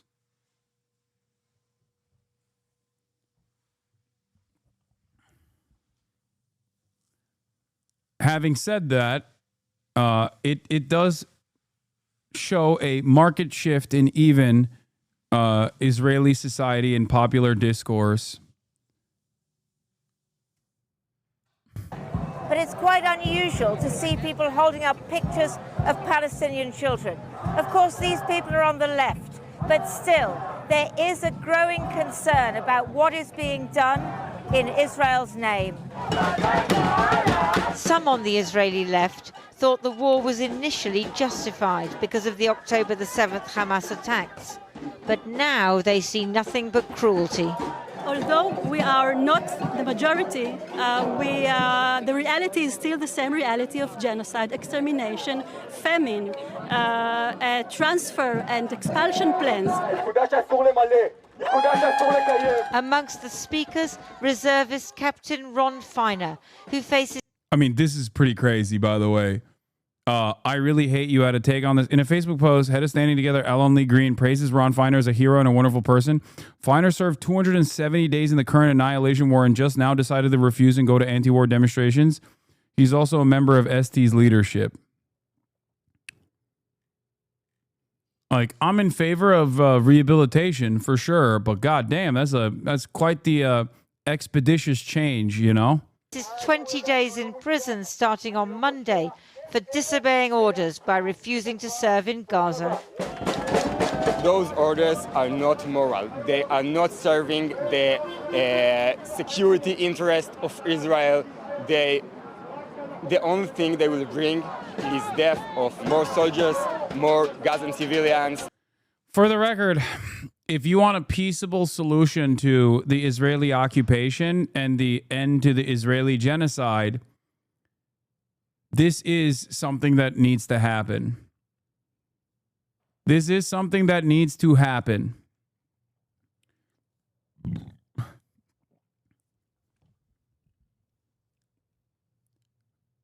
This is how it happened in apartheid South Africa as well. People that recognized that apartheid South Africa had become a pariah state due to the endless amounts of legal pressure, the endless amount of civil disobedience and protests that took place against apartheid South Africa in the Western world, and the condemnations that came from governments like the United States of America, who even Joe Biden famously was like railing against South African apartheid by the end of that process, led to South Africans themselves, like white South Africans that are beneficiaries of the apartheid structure themselves, changing their attitude on the apartheid in an effort to basically continue existing as a nation state. That pressure internally certainly played a major role in the government also finally coming to that conclusion. So the more people jump ship, even if it's too little too late, the better. There are obviously better methods that I think Israelis could use in their own inside of their own government, considering that almost every single person here is trained by the Israeli military at a certain point. Just saying, you know. But having said that, these things take time. Change takes time, you know? And our hostages. I would prefer to not get punished, but if this is the price I have to pay for making my moral decisions and choices, I'm okay with it. A counter-protester arrives, asking why they're holding up pictures of...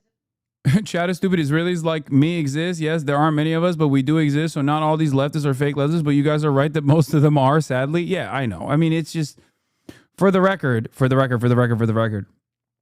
Like, I have obviously promoted much more radical groups within Israel in the past and interviewed refuseniks in the past, as you know, like Mezarvot, which is a great organization. It is an actual anti-Zionist organization. But the very fact that even like Ombim Be'achad now is entertaining refuseniks, even if they were reservists for 270 days in the fucking ethnic cleansing campaign, means that like there is a tide shift that is taking place even within Israeli society, and there needs to be a tide shift that takes place within Israeli society for this to come to a peaceable solution, because in the absence of military intervention from a coalition of the willing, Israel is seemingly not going to stop. And without America actually coming out and stopping Israel, there will be no military intervention anyway. Of Palestinian children, when Israeli children have also died. We mourn both, she's told, before the police move her away. Across the road, a small group who say that Israel must continue to attack Gaza were praying and cursing their enemies. The wicked will perish. Those who hate you will be destroyed. How does this contrast with the polls we were looking at yesterday? Seems like diametrically opposite. Yes, that's why you must understand that this is literally a marginal movement. It is a It is a marginal movement that was already in the fucking margins. It went from like, 8 to 10 people with no ultimate interest in like ending the bloodshed to maybe a couple hundred people with a real demonstration against the bloodshed. Some were ready for an argument with any left-wing protester who ventured over. We are not attacking civilians. If you are taking babies under the ground and taking babies in your basement and you are a terrorist, don't think we not shoot you. Okay? This is a very, very specific orders. The Arabs make terror. And terror is bad. Terror is This literally doesn't make sense. Like these guys are basically promoting an alternative reality that doesn't exist. Like the internal debate in the fucking war conference and in the governing coalition is literally how much starvation is appropriate. We're not even talking about like what the rules of engagement are. We're not talking about like what percentage of civilian to enemy combatant targeting capabilities are beyond the pale. All of that stuff is gone. That's not a real conversation that's taking place. The real debate that's taking place currently is, are we allowed to give Palestinian civilians a drop of food or no food whatsoever and complete the starvation campaign? The real argument that's taking place is between the Itamar Ben-Gvir wing and even the Bezalel Smotrich wing, which Bezalel Smotrich is now aligning with Benjamin Netanyahu and saying, no, we have to give them a little bit of food because the only hurdle in front of us from completing our main objective of complete ethnic cleansing is international organs of justice and The Hague.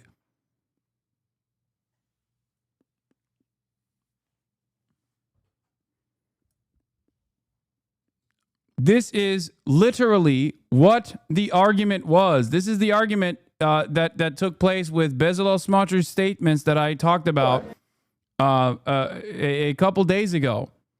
Bezalel Smotrich, the finance minister, okay, who is a fucking rabid settler terrorist radical himself, is in contest with Itamar Ben-Gvir right now, because Itamar Ben-Gvir and his even further, more radical wing claims that what must be done is the permanent starvation campaign of all Palestinians so they all die. Whereas Bezalel Smotrich says, we want to finish the job. We want to permanently occupy the Gaza Strip. We want to do, and they always say, Trump's plan of permanent ethnic displacement of all Palestinians. But while we are doing this, we also are running into problems with The Hague, running into problems with Western organs of justice that are creating hurdles for us, and therefore we have to offer at least a crumb of aid, albeit in a symbolic manner.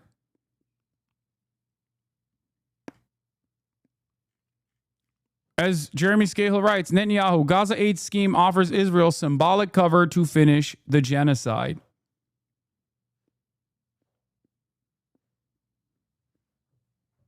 And they're saying it openly. They are saying it openly. When are you leaving Twitch? I never in my life would have thought that there would be this many Israel dick riders in my chat, by the way. Like, I genuinely don't understand, because like this kind of like debate or this kind of conversation in the real world is not even taking place amongst like Zionist groups. You know what I mean? Christian Zionism is bigger than you think. I mean, no, I know Christian Zionism is massive.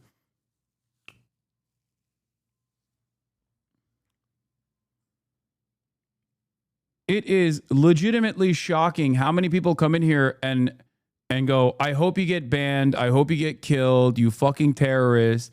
While I'm talking about the insane things that the Israeli government is doing and admitting to. Like, I don't know a single person that is this pro-Israel in the fucking real world.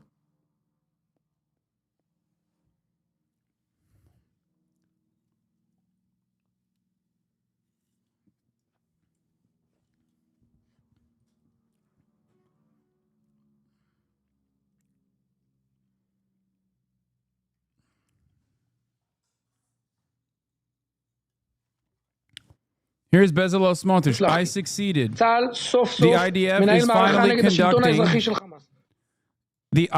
I succeeded. The IDF is finally conducting a campaign against the civilian rule of Hamas and not just focusing on the military infrastructure.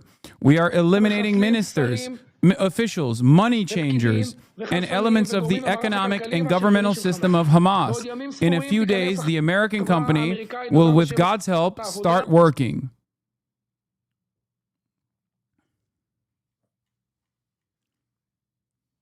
This is a direct war crime, okay? This is like a war crime on top of a war crime. Obviously, it's a fucking genocide. So, like, for all of you guys, this is not a surprising.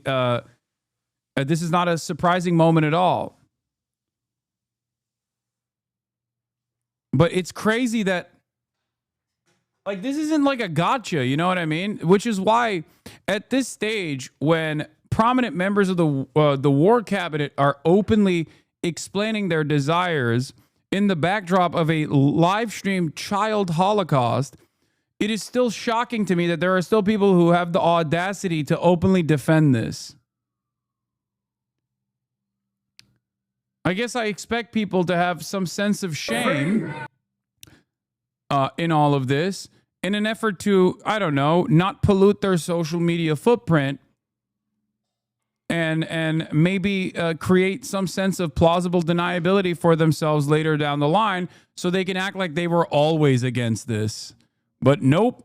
Turns out a lot of people are so hyper-focused on, I don't know, whatever their own fucking agenda is, whatever their idiotic agenda is, and for many, I guess it's just like simply saying I'm in the wrong and that I must be killed or that I'm a fucking terrorist, that they have no shame.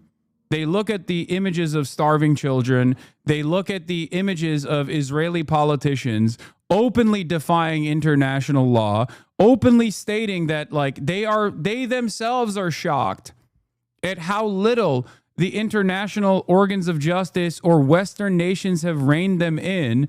And these fucking dumb fucks turn around and say, no, it's good. Fuck you for calling out against this. Makara, free, free, Makara. Don't you call for the death of people all the time?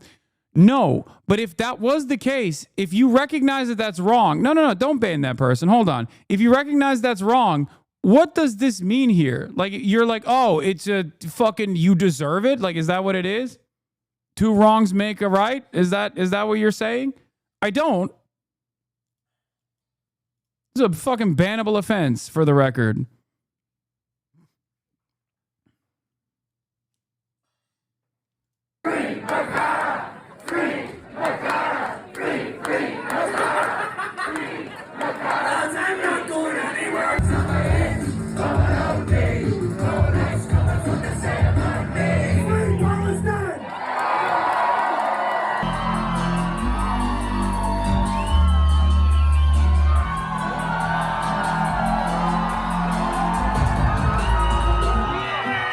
Kneecap speak for the first time since the terror charge at surprise London gig.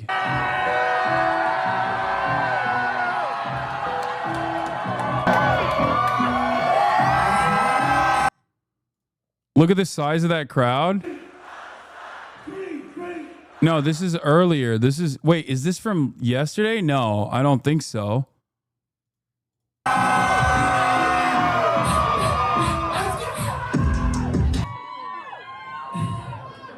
It's a pleasure to be here tonight in the 100 Club.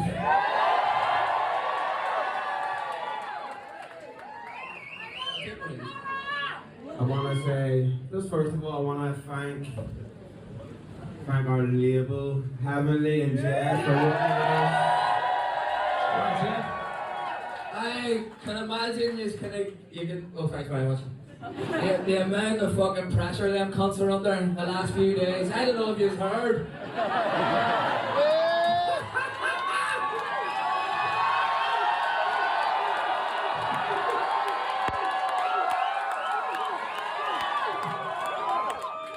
You won't be getting any headlines off me tonight, you cunts.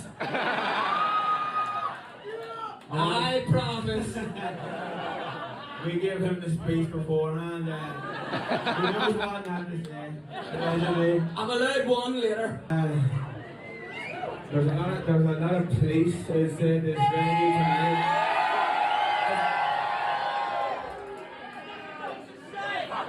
They're making a lot of money for doing fuck all. I swear to fuck, all of you PC bums out there, they should all be thanking me for overtime. Hey, listen. Listen, I'm feeding your kids.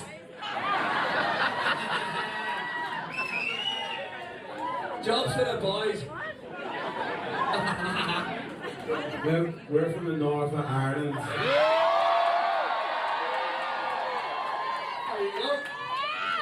There you go. Thanks very much.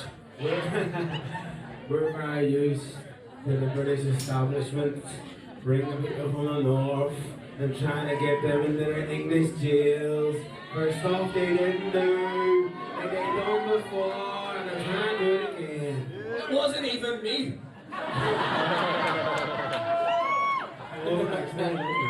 I have to be very careful what I say. I think there's a few people nervous out there. I'd like to thank my lawyer. He's here tonight as well.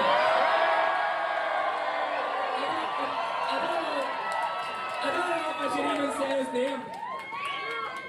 Kneecap taking Joe Brawley as their barrister, lawyer. He's pretty famous. He's successfully defended lots of Irish Republicans over the years. He's also a GAA coach. So they've that going for him. Nice.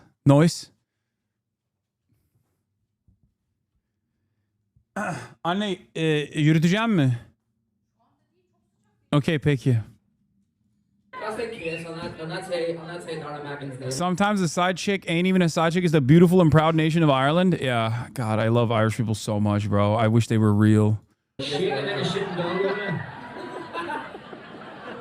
a load of people to thank for the fact that I'm not in shackles up here.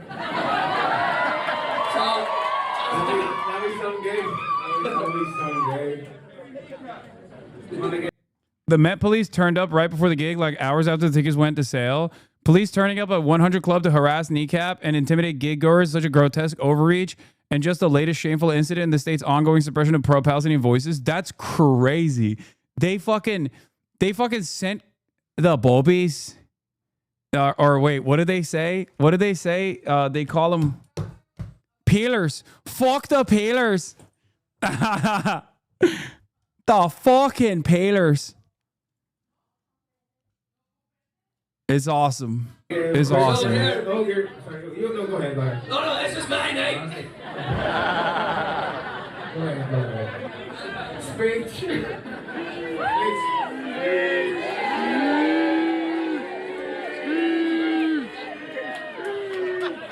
Has anybody come here on their own? No!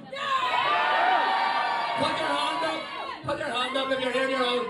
See anybody around them, it's be very suspicious. They could easily be undercover. I do want to remind people that this entire ordeal is extra funny when you consider the fact that the group is called Kneecap after a common practice of the IRA of shooting people in the kneecap for collaborating with the British occupation.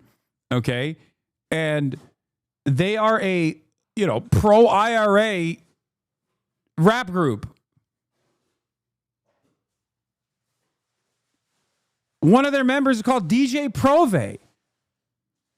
Like, the idea that you could find them actionable for doing pro-terrorism propaganda in British courts is fucking hilarious. It's like, yeah, dude, they're called Kneecap. One of their songs is called Get the Brits Out.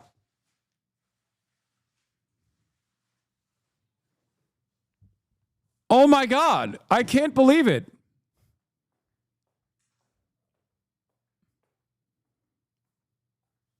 It's shocking. I can't believe these guys shockingly would would do something worthy of a counterterrorism investigation. Wow. This is, in a weird way, similar to the way America operates as well, where we place Israel in a separate category and Israel's enemies in a separate category, where if you say fuck America, it's fine. But when you say fuck Israel, people lose their fucking minds. In the United States of America, those very same student protesters would not have been apprehended if they wrote articles about how America has done horrible things. Okay? But when you write about Israel doing horrible crimes, all of a sudden that's prosecutable. Same thing with this kneecap situation. You say up Hamas or up Hezbollah, it's fine. You can't do that. That's prosecutable. You say up the Ra, and that's, that's a direct call to action, technically, against England.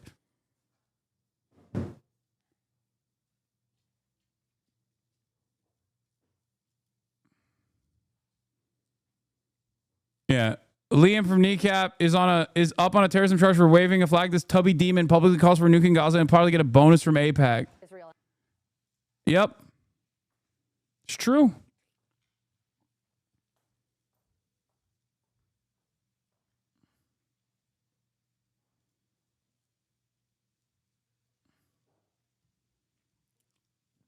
British press is also continues to insist on using Mo Farah's Anglican name instead of his Irish name, which is easily Googleable.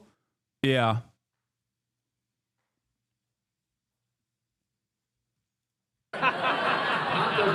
They know where the power to change opinion is. Nobody cares about anti-English or anti-American propaganda at the moment. The open propaganda / colonial front is Israel. Yes. Exactly.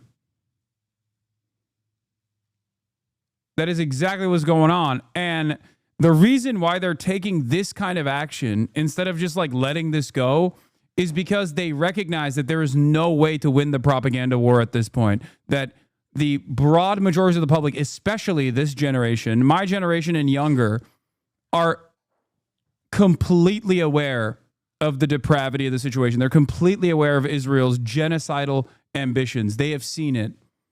The toothpaste is out of the tube. You can't put it back in. So instead of trying to massage the narrative, trying to contextualize all the violence and trying to defend Israel's actions, which only reinforces in the minds of so many that like this is an unsustainable situation and that it is an undemocratic situation where the governments and the media are not in line with the way the public sees this reality. They are trying to prosecute as many people as they possibly can to try and silence people into submission. That's it. This is just the official channels. The average American holds a lot of latent patriotism. They dislike speaking about the U.S. too poorly. Yeah, but the average American also doesn't see Israel as an extension of American empire. You understand that, right?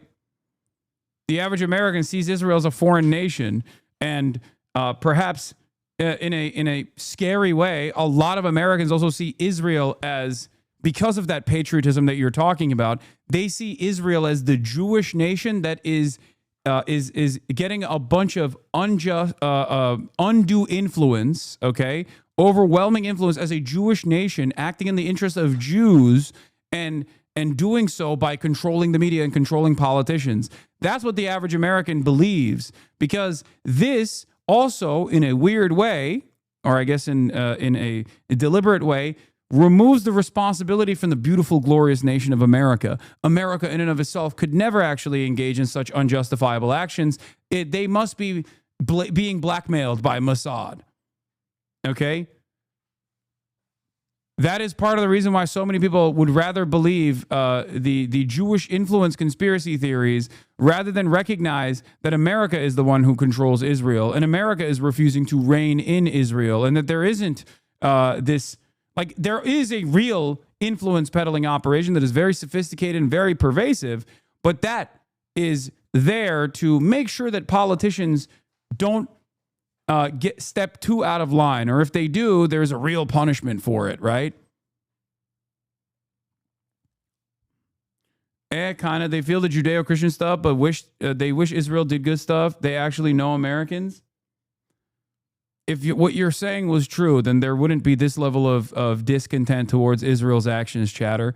And because there is this level of discontent towards Israel's actions, there is this level of prosecution towards those who speak out. And the reality of the matter is that only grows more discontent, because as I've said time and time again, Americans are truly selfish people. American individualism, American exceptionalism plays a major role here. And when you're a truly selfish individual, you see Israel as a foreign nation state, and then your free speech or other America's free speech is removed in a way that could hurt you down the line. All of a sudden, you're like, oh, fuck this. It only grows that resentment against Israel.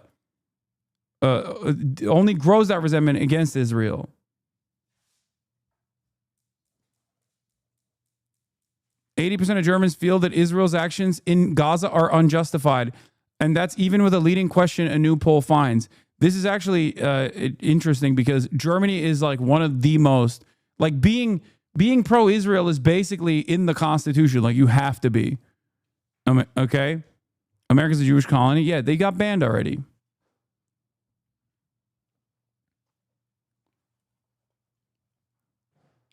Again, this is a way to abdicate the responsibility of bloodshed away from American empire and American ambition in the region. Okay? Oh, our politician, RFK Jr. would never be pro-Israel unless he was like fucking blackmailed or something, you know? He's based. Same with Trump. He's based. He wants to put America first, not realizing that, yes, from their perspective, putting America first implies that there's a grander design in the region, an oil-rich region, and the most significant role player there is Israel. Letting Israel do death and destruction in an effort to create more regional stability that goes along with American interests is the key here, so that they can convincingly prosecute a war against Iran. The overarching ambition, of course, is obviously to fight China, though. But this region plays a strategic role in service of that interest. Anybody wearing rolling shoes? Can we get the house lights on for the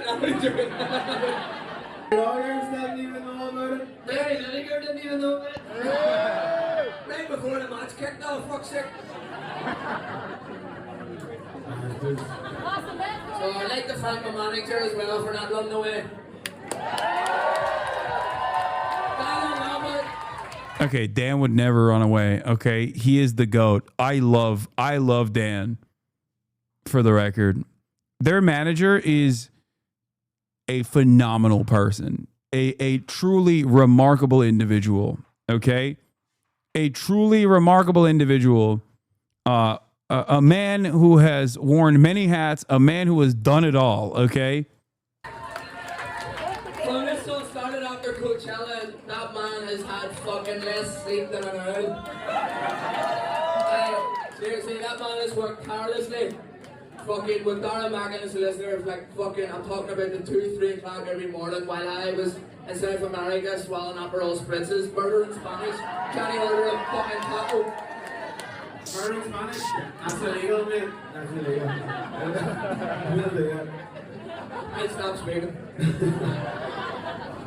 In all seriousness, I think they want to stop what we're doing because they want to suppress protesting. They want to suppress people talking about Palestine. Why would Israel not being an ethno-state affect U.S.'s design in the region? I don't know. Don't you think that a major destabilizing force in the region is the Palestinians, the indigenous population of the land, that actually create a lot of that it actually is a somber reminder to many of the Arabs, especially the Muslim Arabs in the region, of America's continued exploitation of the region and colonial occupation within the region and complete dominance of the region. If you think that the Gulf nation leadership is in line with Israel's interests and America's grand designs, that is true. If you think that the Arab populations are also on board with that, that is entirely untrue. Okay? So as long as the Palestinians exist and as long as there is a Palestinian emancipatory movement, there will always be discontent. And as long as there is someone who is willing to fight back against Israel in the region, as long as that discontent exists, Israel cannot completely dominate the area in accordance with America's grand designs.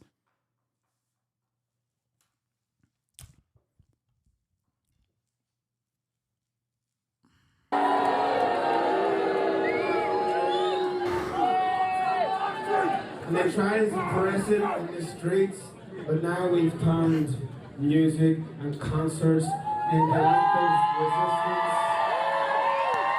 into protest, because there's... That's what I mean. Isn't it better for America to abandon Israel at this point strategically? No. I mean, there is an argument for that, and I totally understand. Okay? But they're too locked in. They're too locked in on this like on the role Israel plays.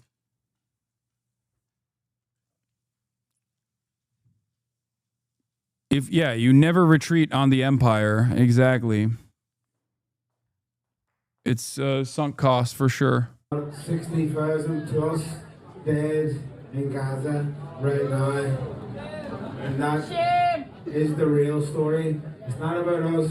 It's not about Guy Lineker.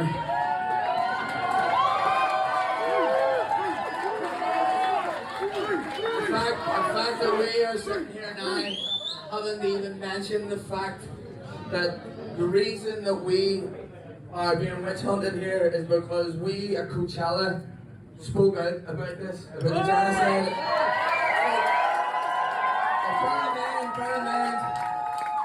Bear in mind, the concert in question happened a long time ago. This all came from the fact... Allegedly. I wasn't even there. I'm just here, I'm just his spokesperson. So just bear that in mind. As he said, we're not the fucking story here. They're using us as a scapegoat not to talk about the real fucking issue. I don't need to explain that to you cunts, so I appreciate you all coming. Free Palestine.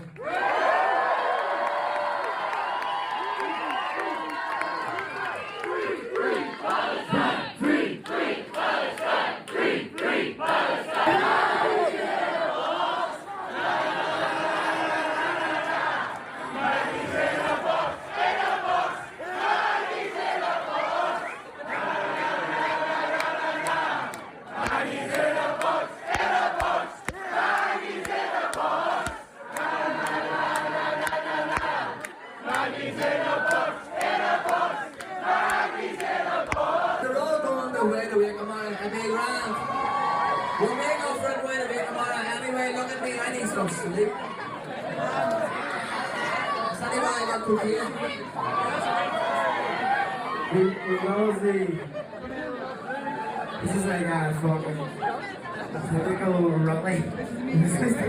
Stop voting on me. We just want to say thank you to all you cunts for coming to this day. And for supporting us throughout all this shit. Because it's without you people, we're nothing. Because of you, the West Coast standing there, the West Coast standing free Palestine.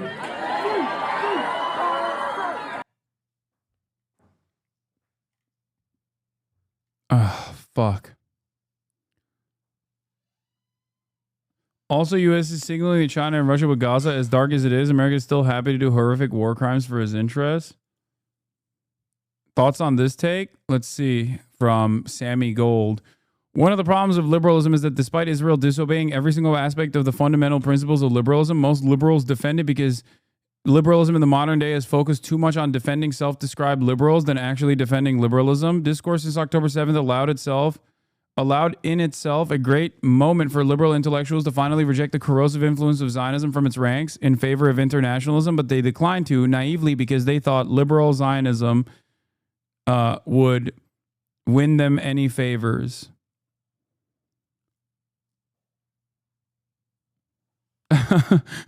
It's more liberal than all the states in the region. It's not more liberal than Lebanon or Jordan even. True. Literally. It's not. The notion that Israel is a liberal democratic state is so funny because, like, even beyond the apartheid, which is, again, something that you can't just, like, easily cast aside, or the genocide that has taken place over the course of the past 19 months, Israel in and of itself has become an increasingly more reactionary society as a direct consequence of refusing to address the inherent contradictions of sitting on top of a fucking apartheid, okay? It is crazy. All it took for so many people to subscribe to this notion was, one, paired up with like an endless sea of Islamophobic propaganda. All these Muslims are barbaric, backwards rapists, yada, yada, yada. And also Israel to just basically slap on a fucking gay rainbow flag, you know? Like we're talking about a society that doesn't fucking allow interfaith marriages, okay? And if you, suspiciously, if you're gay, you just have to go to Cyprus to get married. Who knows why? Who knows why? I don't know. And goddamn libtards fucking run around like it's a safe haven, dude. It's so stupid. Even the pink washing is built on top of a fucking lie. It is literally a religious fundamentalist state. It's a religious ethno state. Why the fuck would it not be backwards? And you disagree? Of course I disagree, because in Egypt we did an agreement with the same Muslims. There is peace in Jordan. We have peace. Agreements make security, not military. And when you say they, the children, the women, they are bombing us, I think. Isn't pink washing inherently a lie though? No, because pink washing is like saying America is like pro LGBT. Pink washing would be like showing the gay officers in the Navy. It's not a lie that there is gay officers in the Navy. The Navy's gay as fuck. Okay? But you're basically saying, look at these homosexuals and don't look at what those homosexuals are doing when they're controlling a fucking F-18 fighter jet. That's pink washing. But in Israel, the pink washing beyond it is like, it's just like built on top of additional lies is what I mean. It's not as like, it's not even as like, as pro-gay as like the American government is. It's a long war, and somebody will give up. Okay, we are not going to give up because this is the land of the Jewish people. I think. The land is of God. The land is of God. I'm going to leave you two to carry on your argument.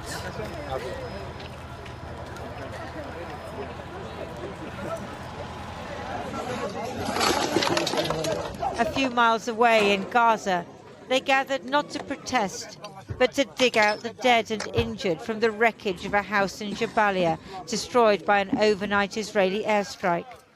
About 50 people had been sheltering there. A baby and a child were amongst the dead. Neither protest within Israel nor censure from European countries is stopping the Israeli government from continuing their onslaught. People of Gaza do not have the luxury of argument, just the reality of trying to survive.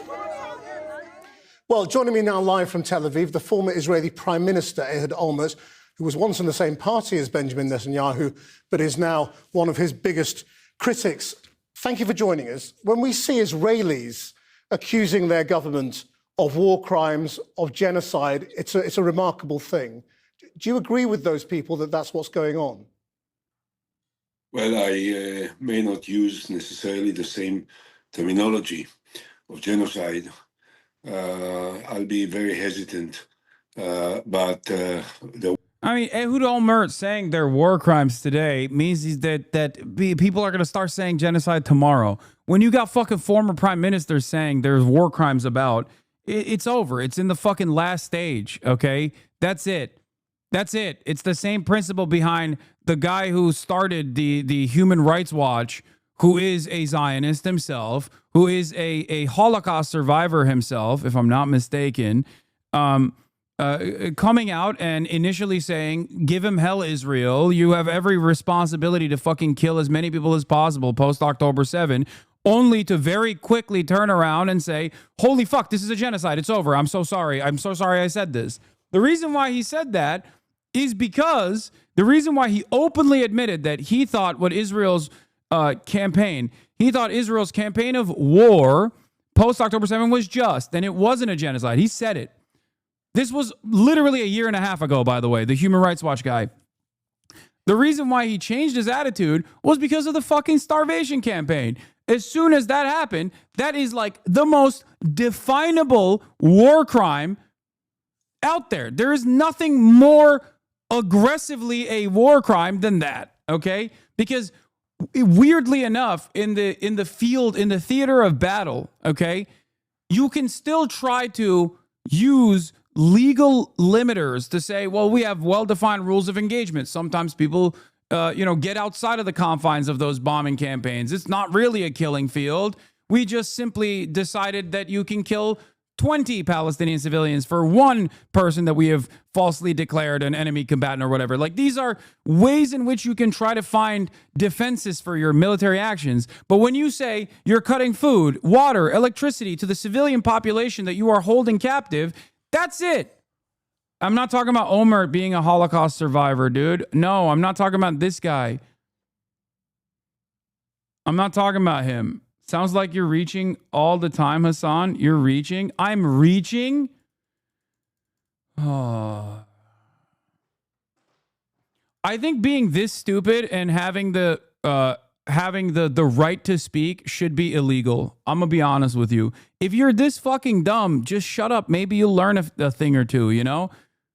I'm reaching. Motherfucker, the former Israeli prime minister is like, they're doing war crimes. What more do you want to fucking hear? Like, there is no counter argument to Israel's genocide, okay? There is none. They have openly admitted it. Leadership has openly admitted it. They demand more. Reach for a fucking book. Jesus Christ. One thing is obvious. What is done now in Gaza is totally unacceptable, intolerable, and unforgivable. We have to stop the war immediately. There is nothing that we can achieve by expanding the military operation that can be of any value. On the contrary, we are likely to use the hostages, to lose the hostages, and to lose soldiers that will fall in battle, and to kill many uninvolved Palestinians in Gaza, none of which is something that worse this military operation. We have to stop it, and we have to try and come to some kind of an accommodation that will bring back all the hostages. We've seen Netanyahu and his ministers attacking the British Prime Minister, the French President, effectively blaming them, accusing them of anti-Semitism and of feeding anti-Semitism with their language. I mean, what is happening to Israel's international relationships? Look, we certainly disagree completely with this language, which is absolutely obnoxious and outrageous. Great Britain Prime Minister Mr. Sturmer, President Macron, Prime Minister Carney of Canada, all are friends of the Jewish people and the State of Israel. There is no question about it. They may not be friends of the Israeli government. I'm not a friend of the Israeli government. And the majority of Israelis, I believe, today are not friends of the Israeli government. So, we are all victims of this very aggressive government. Prime Minister Netanyahu is a captive of these messianic groups of extreme right-wingers, fundamentalists, Ben Gvir and Smotrich and their supporters. And I think it is going to cost Israel a great deal in the international relations. Yes, I can't criticize. This is the liberal Zionist position, which is so crazy to hear from fucking Ehud Olmert, okay? Like, you got war criminals. You got former war criminals being like, yeah, the amount of the sheer volume of war crimes that Israel is committing is actually harming Israel's clout in the fucking global stage. It's becoming a pariah state, which is true. This motherfucker's not a moderating voice, chat, please.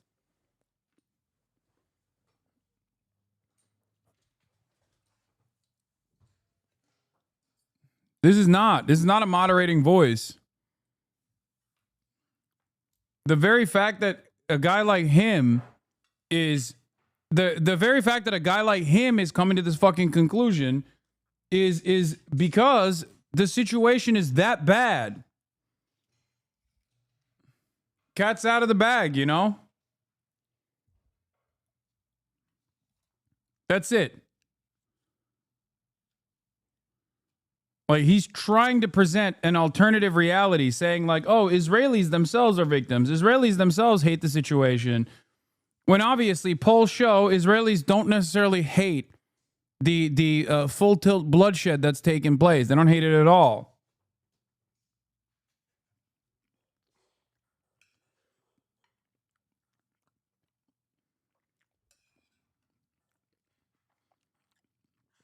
For him, he's even going so far as to say that Netanyahu's prosecution of this genocide, continuation of this genocide, is also coming from his unique position of being captive to the interests of the right wing, the far right. Netanyahu is the far right. So was Ehud Olmert, by the way.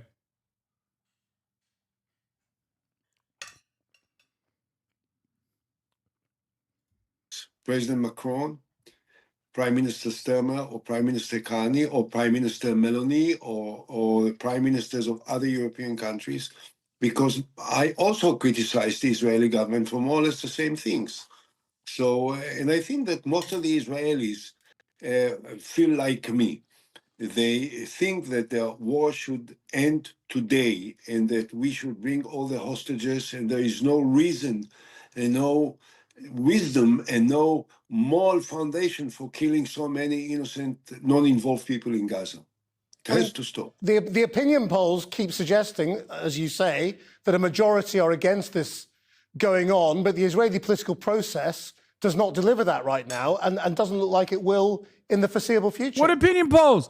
Well, you No. know, you are a democracy in Great Britain. You know that sometimes government has a majority when everyone knows that the majority of votes in the parliament does not necessarily reflect. The only opinion poll that gets like a serious majority of, or not even a serious majority, but any simple majority of Israelis is factoring in, one, the Palestinian citizens of Israel, the Israeli Arabs, and two, it's not even about like what Israel has done in Gaza, but more so about releasing the hostages. Because Israeli society, by and large, the Israeli Jewish society recognizes that, of course, hostages are not going to be fucking released unless they stop the bloodshed. So that's why many of the protests that you see about releasing the hostages, the largest protests that you see, are not about ending the bloodshed. They're simply about ending the bloodshed now so you can have a release of the hostages at least now. Then you can continue.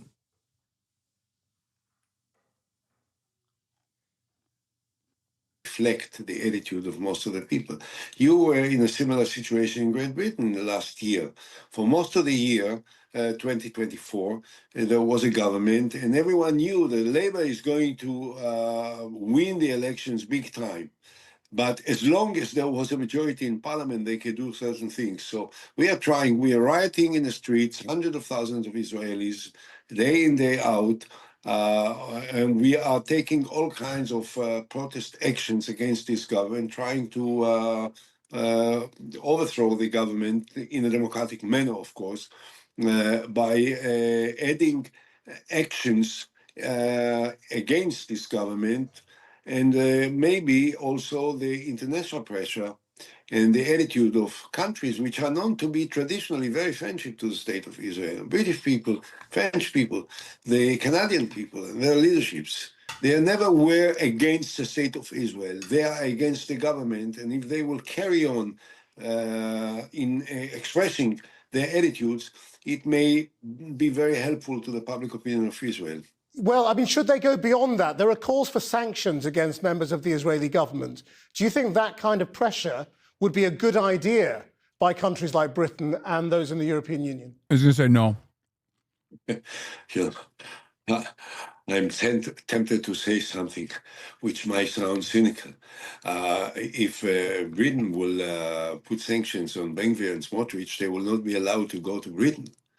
And some people would say in Israel they had better go to Britain and not come back. So I don't know whether these sanctions. I think that I'd not like that the state of Israel and the people of Israel will suffer from, for instance, economic sanctions, as the Europeans are threatening to take, and Great Britain talking about trade agreements with Israel, which may be cancelled, which will. Wow. Remember when I told you that this could be ended without any bloodshed whatsoever? Remember what I told you about economic pressure? Remember what I told you about how sanctions work on your allies? They don't work on your fucking enemies because your enemies have designed trade to withstand sanctions. I said that on October 8th, 2023, by the way. Took 19 months for them to even begin to entertain. Affect the Israeli people. I very much hope that we will not come to that point. But if we will come to that point, I think it will be clear that the guilt for this lies entirely on the shoulders of the Israeli government. And if you're right that Israel may change its government one day in the future, would you want to see that government delivering international law to effectively hand over Netanyahu to face criminal charges? Well, my desire, and I think the desire of many Israelis, is that Netanyahu will disappear forever from the landscape of our political and public lives. Okay? So I think at this time, what we are interested in is making a political change that will bring down this government and will allow more decent, more responsible, and more humane people to take over, and that they will be dedicated to what I think is the main objective of Israel, to conclude once and for all the historic conflict between us and the Palestinians, to proceed rapidly into a two-state solution negotiations between us and the Palestinians, which is the only possible way to resolve this conflict. This is what I was trying. He's saying to go back to business as usual when he was prime minister, because obviously you could continue dispossessing the indigenous Palestinians from their land in the West Bank while every now and then doing shit like Operation Cast Lead, which he did.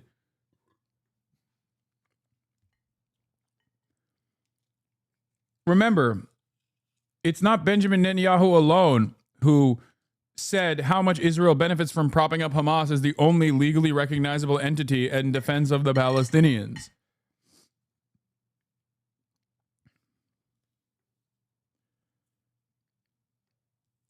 This has always been the Israeli government's occupational goals.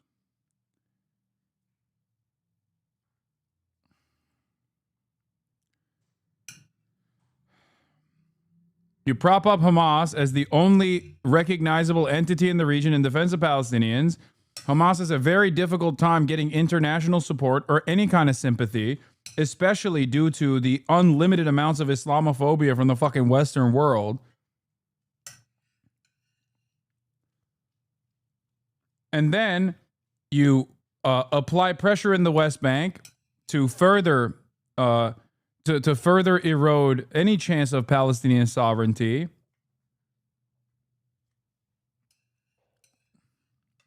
You take up more and more space. You keep oppressing Palestinians in the West Bank. Hamas, being the only entity that actually fights back against Israel, retaliates.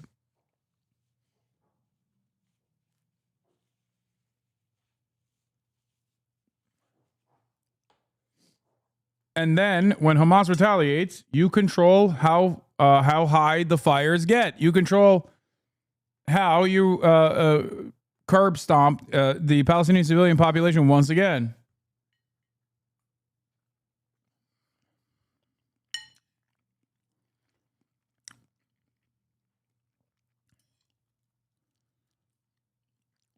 Anyway.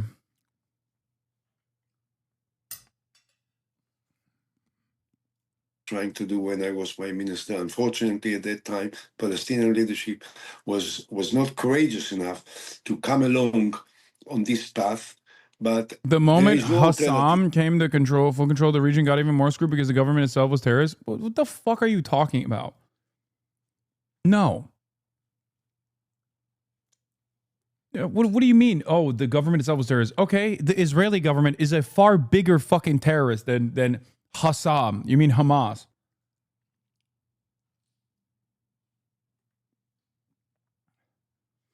Is there any group that has ever been able to resist against imperialist occupation or colonial occupation that has not been branded fucking barbaric savages, rapists, monsters, and terrorists alike? The PLO was considered a fucking terrorist organization too. It was actually the first practical application of the term terrorist. Ever used in official government documents in the United States of America. Far before the war on terror, far before ISIS, far before Al-Qaeda, far before the Taliban, it was the PLO. I wonder why.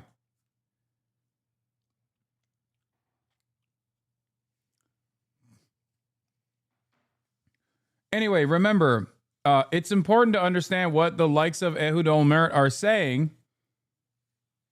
because this is the exit ramp for Israel. They will try to whitewash and try to re-launder the reputation of Israel as aggressively as they possibly can. But that means the genocide seemingly is coming to an end.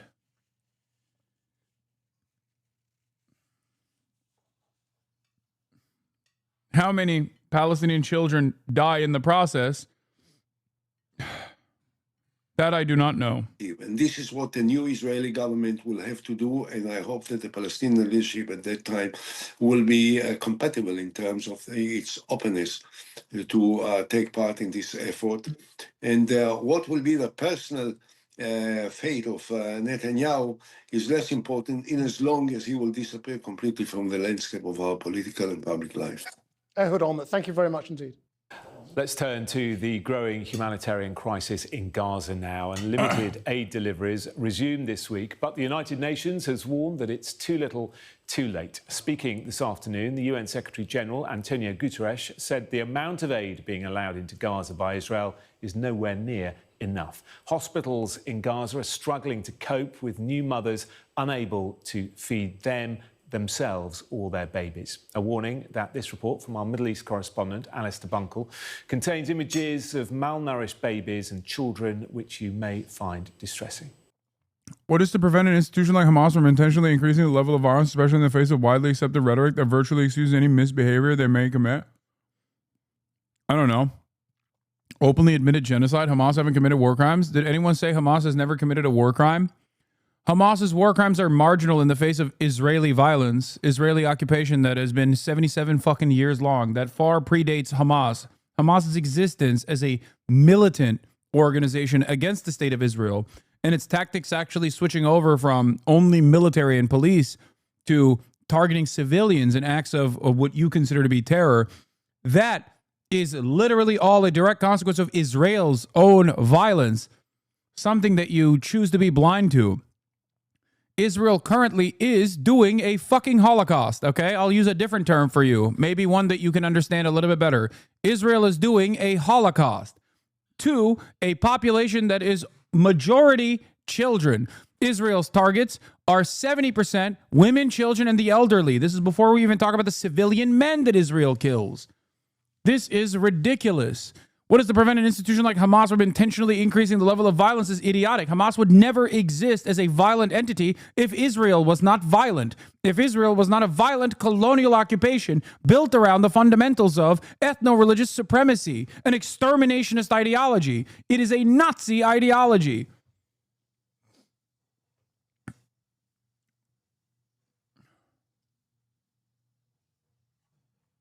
Okay? Never understood the genocide allegations, honestly. You sound like a fucking German, dude. You sound like a goddamn Nazi. Perhaps it's because you are one. Never understood the genocide allegations, honestly. This whole argument seems to hinge on that word. Yeah, I know. Never understood the rape allegations, honestly. The whole argument hinges on this word, rape. You can say that about anything, you fucking moron. What do you mean? And it's not just genocide either.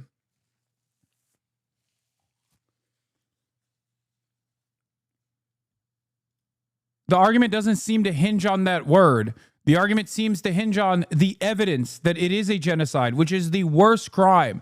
There is no crime worse than a genocide. That is precisely the reason why you try to fucking disparage this very obvious, clear-cut legal term.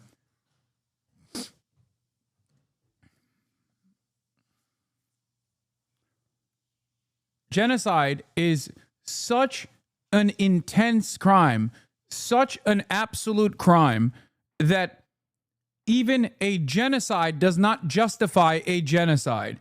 That's how much of an incredible crime this is.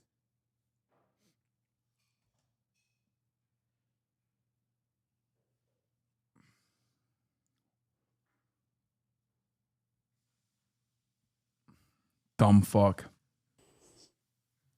The Kamal Adwan hospital in northern Gaza is barely standing. Inside, the wards are covered in the debris of airstrikes.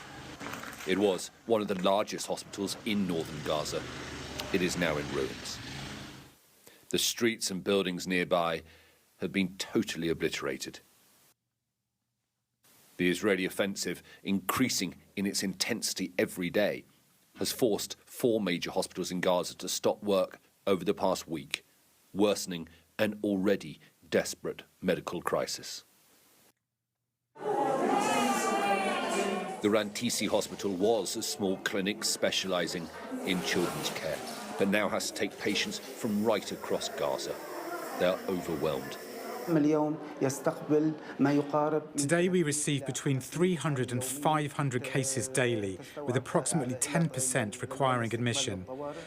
This volume of inpatient cases far exceeds the capacity of Rantisi Hospital, as the facility is not equipped to accommodate such large numbers.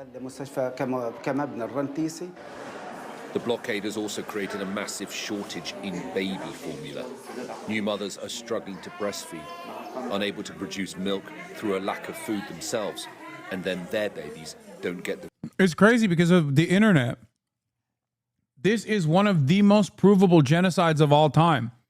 Because of the internet, partnered up with the depraved nature of Israeli politicians who are so fucking entitled and so arrogant that they don't even feel the need to massage what they're doing, knowing full well that the entire Western media apparatus would defend them all the way to the end, and increasingly getting more and more brazen. That you don't need to go too far to recognize if this is genocide or not. I mean, look at the images and you will understand. The vital nutrients they need. It is a lethal spiral. This is what Aya looked like shortly after she was born. She is now 3 months old and dangerously thin.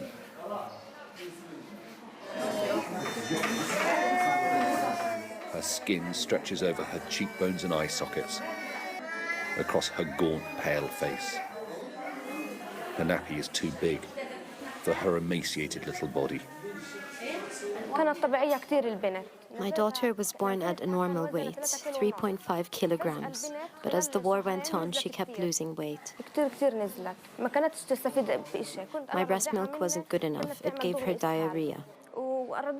Formula, same thing.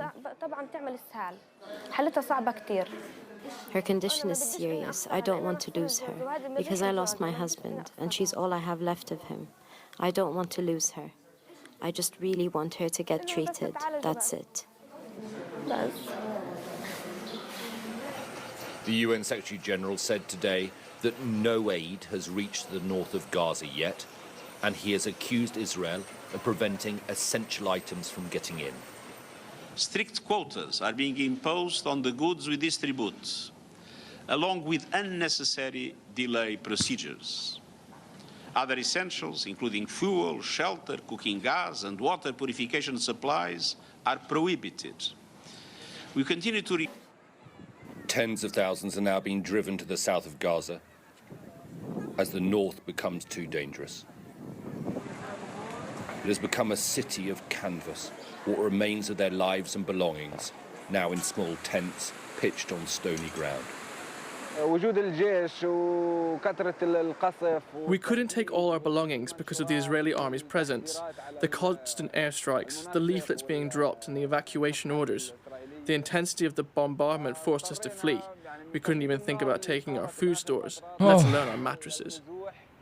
This, according to government ministers, is Israel's strategy to push the population into a small section of Gaza and then expect them to leave when life becomes unlivable. Benjamin Netanyahu now says that the war won't end until that is achieved. Alistair Bunkle, Sky News, in Jerusalem. If you care about fake... What's crazy about it is like they're open. They ain't hiding it, bro. They're not hiding it.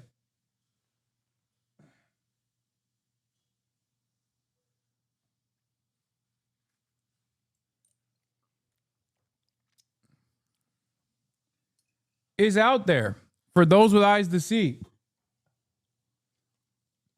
If you got ears and you can hear, if you got eyes and you can see,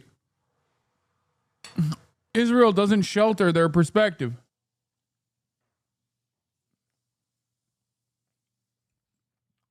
I can't believe that there's still people who are shameless enough to just fucking continue claiming the undeniable is not happening.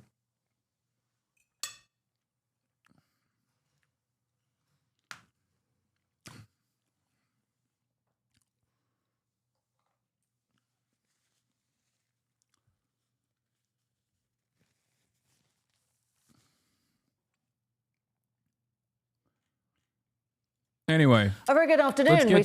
Let's get to Europe. Donald Trump threatens EU and Apple with major new tariffs. This hour with some breaking news. The US President Donald Trump has threatened a 25% import tax on Apple unless iPhones are made in the United States. Posting on Truth Social in the last hour, Donald Trump... To what extent, here's a question. To what extent do non-political content creators have a responsibility to talk about Palestine? To what extent do you look down on those who do not? I think this is an unconscionable thing that has taken place that everyone is aware of, and they're fucking utterly terrified of getting yelled at, being called anti-Semitic, being denied financial opportunities. Not everyone is going to exhibit the bravery necessary to talk about this stuff, and also not everyone is as well-read to be able to talk about this stuff convincingly and also to be able to withstand these ridiculous smears that come when you actually say anything about it. Take a look at Miss Rachel, for example, a non-political entity who's getting absolutely destroyed for the crime of saying you should treat Palestinian children as real human beings. Now, that's the reason why I really appreciate people like Miss Rachel. But what other non-political content creators can do, in my opinion, is to do the same thing that the media does. The media uses someone like myself as a vehicle to assume a position that they want to say, but they are unfortunately unable to say because of the editorial control that editorial teams have. if you're a non-political person but recognize right from wrong, the best thing you can do is step out of the way and not say anything, or at least every now and then, come to the defense of those who actually do say certain things. Because at the very least, you could defend those who are demonstrating the courage to speak out against these atrocities. That's it.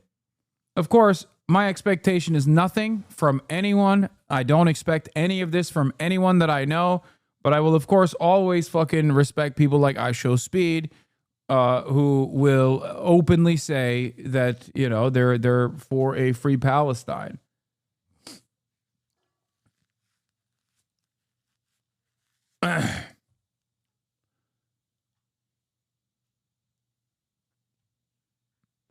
Of course, my opinion is lower than dirt for the likes of Ethan Klein and Asmongold, who say they're not pro-Israel but attack all pro-Palestinian people and are loyal servants of the Israeli cause.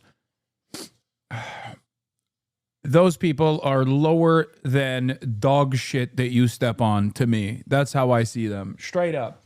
They are so fucking cowardly that they can't even openly say how much they love what Israel's doing. At least Asmongold had the fucking decency to recognize that he thinks that Palestinians are an inferior culture that deserves to be genocided. He was too stupid to shelter his actual perspective from the broader audience that found it to be repulsive. And yet, look where he is now since that.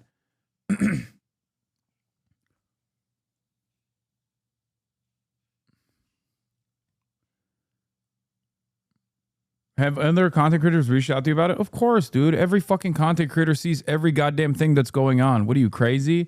There's a reason why most of them don't say anything, because they don't want to fucking draw the ire of the Roach Army. Okay? They don't want to draw the ire of one of the biggest serial harassers on this fucking platform that very openly does this and then masquerades as though he's like, well, I'm just fighting back against lies. Yeah, I'm just fighting back against lies. Meanwhile, his disgusting freaks in his community will go and say the most depraved shit. Everybody knows it. Twitch knows it. Nothing will ever be done about it because obviously Twitch is also terrified of the Roach Man's army coming after Twitch to talk about how politically fucked up it is that they banned someone. I thought this was a free speech platform, Like there is no other fucking comparison, at least from what I understand, to the endless amounts of fucking harassment that Asmongold's fans, by Asmongold's direction, endlessly contribute to other content creators, whether they be like a fucking VTuber or whether it's like the Kotaku, former Kotaku journalist Alyssa Mercante, whether it's obviously someone like myself. Why do content creators still collab with him? Because he's massive. That's it. He's a massive content creator, and most content creators don't give a fuck. They just care about the clout. That's it.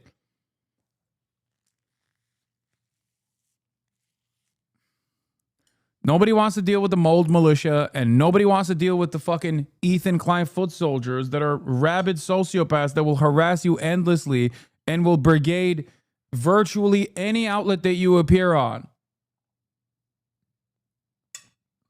Yeah. For many content creators, they see this as not worthy of the harassment that they will get.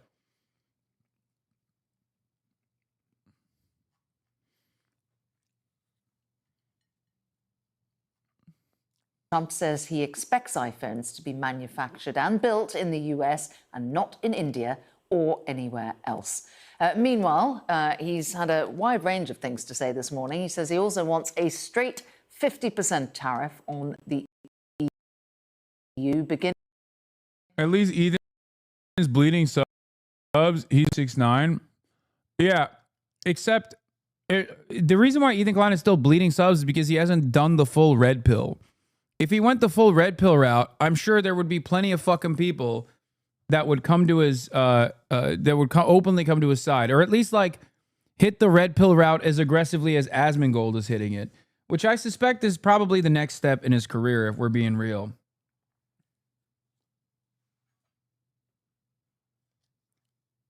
I suspect that is the upcoming part. He still talks about like how, he loved Joe Biden or whatever, but I think eventually he will, he will take a more based red-pilled stance when he realizes that the audience that he has cultivated is completely unsustainable with like liberal values.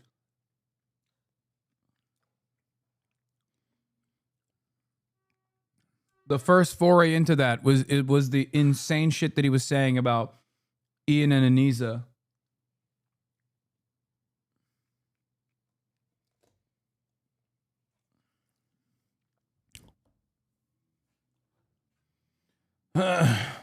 Talking about how like iDubbbz fucking lost his virginity to Anisa or something. He's never had sex with anyone else. Lol. It's like, bro, what the fuck?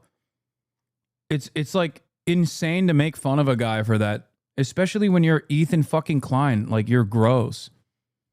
You're a gross person. You've said gross shit about women and sex. You constantly talk about sex, and you look fucking gross. You're gross in every capacity. How the fuck do you get away with saying shit like this? Repulsive.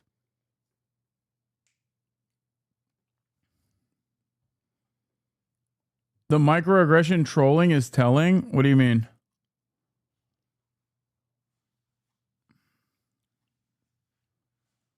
Yeah, iDubbbz should have gone on Birthright if he if he really wanted to do this the right way. Beginning on June the 1st, because he says trade talks are stuck. Writing on Truth Social, he said the European Union, which was formed for the primary purpose of taking advantage of the United States on trade, has been very difficult to deal with. Our discussions with them are going nowhere.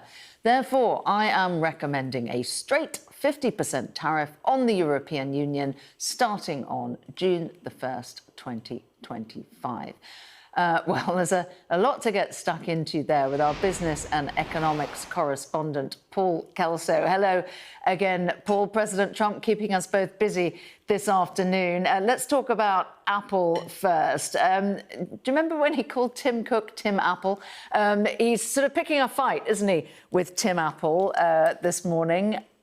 Of course, Apple saying that they might start manufacturing their iPhones instead of in China, in India, to circumvent those swinging tariffs that he was imposing on China. Absolutely. Tim Cook is not, he's no Elon Musk, and he's not even a Mark Zuckerberg. He's a much more low-key, and it had appeared a much more effective, certainly when dealing with... Hey, so this will probably not be taken correctly since Hasan has zero ability to receive constructive criticism. But dude, I'm neither with your community nor the community you oppose, but brother, you lately and your dishonesty have made you look like the biggest clown. With that, bud, I bid you adieu. I unsubbed here for a reason. Guy who never subbed says, I bid you adieu. Go ahead and address your grievance with clear-cut terms as to what has made me appear as dishonest from your estimation.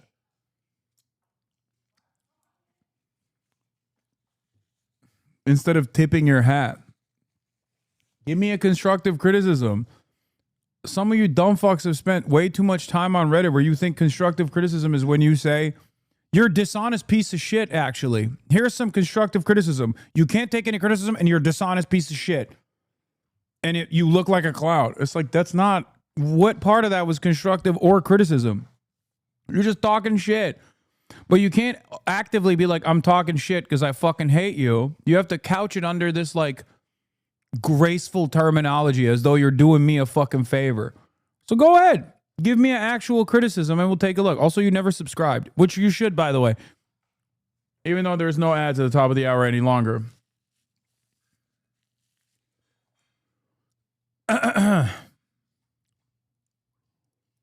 Nope, I suspect there will be no criticism because there is no real valid criticism here usually.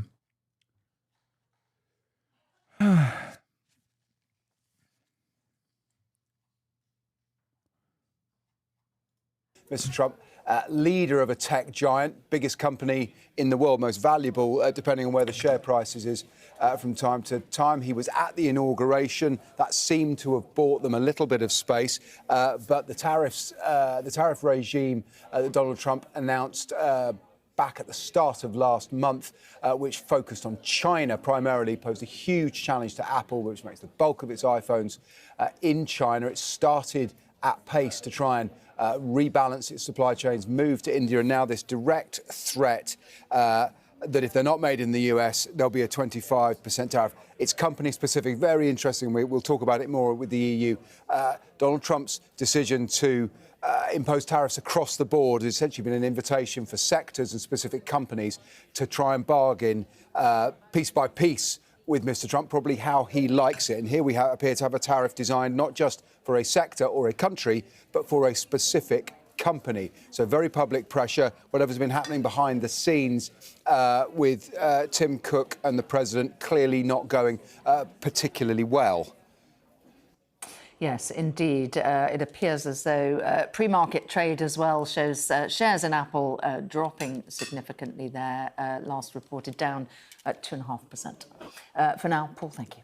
Seconds away from opening bell right now, markets are facing another new reality today, reacting to President Trump's new tariff threats issued just this morning, as the president took to social media saying that he's now recommending a 50% tariff on all goods coming from. I do want to mention this motherfucker never responded, by the way.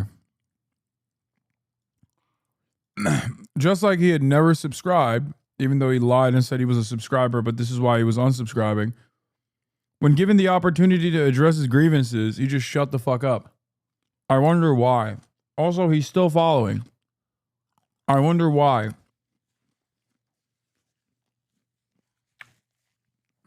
The reason why I'm mentioning this is because a lot of people come in here and say a bunch of dumb shit, and then some of you dumb fucks believe it and take it seriously. So recognize how this stuff works. The European Union as of June 1st, citing a lack of progress in trade talks there. And there's also more. He's also threatening Apple now with a 25% tariff if the company doesn't bring iPhone manufacturing back to the U.S. In my ear, we heard opening bell happening. That's happening right now. We're going to keep. I hate to be that chatter, but to bring him up, but have you seen E's stories that he spends every waking moment seething that you exist? That's my response to both you and to Ethan Klein. Gross little fucking monster. Alone in his ivory tower. And the only people surrounding him are either Zionists who defend the state of Israel unconditionally or people he pays. Guys, stop posting the fucking Ethan Klein on Jerry Seinfeld's 17-year-old, okay? He was trying to make a joke. I know he's a horrible comedian, but like it's very clear that he's not being sincere when he's talking about Jerry Seinfeld. Don't treat her like a baby. When you guys do stuff like this, it's very fucking annoying to me, okay? It's very annoying to me because I don't want to operate in the same fucking world that he does, where I consistently fucking have to act like he is incapable of trying to make a joke. He is trying to make a joke there. It's not a very good one. He's not being sincere. Stop going, oh, this is my ideological enemy. That must mean he's always sincere, even when he's very clearly making a fucking ridiculous statement. Stop. He defends it because his dad met his mom at 16. No, that is irrelevant to the subject matter. Very clearly at that fucking point, he's obviously trying to make a joke, okay?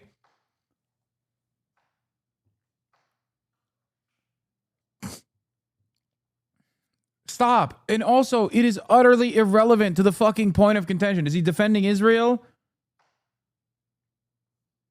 No? Then shut the fuck up. Is he actively trying to deplatform me in that clip? No? Then shut the fuck up. I don't care about his, idiotic attempts at trying to make jokes.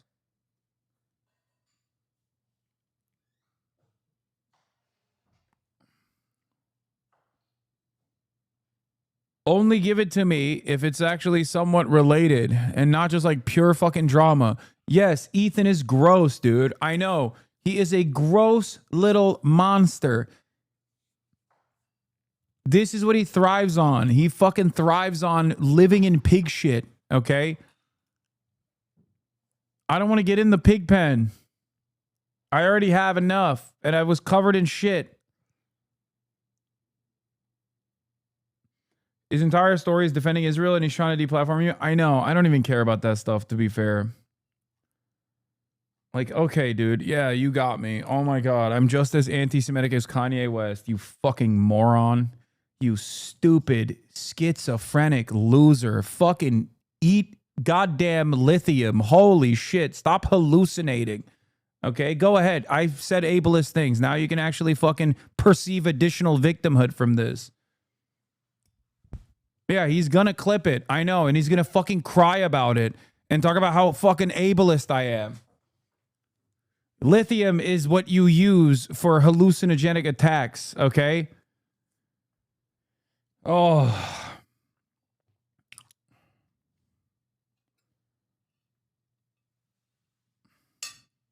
I think society would prosper if we actually fucking put lithium in the water supply in general. It's a mood stabilizer, I apologize.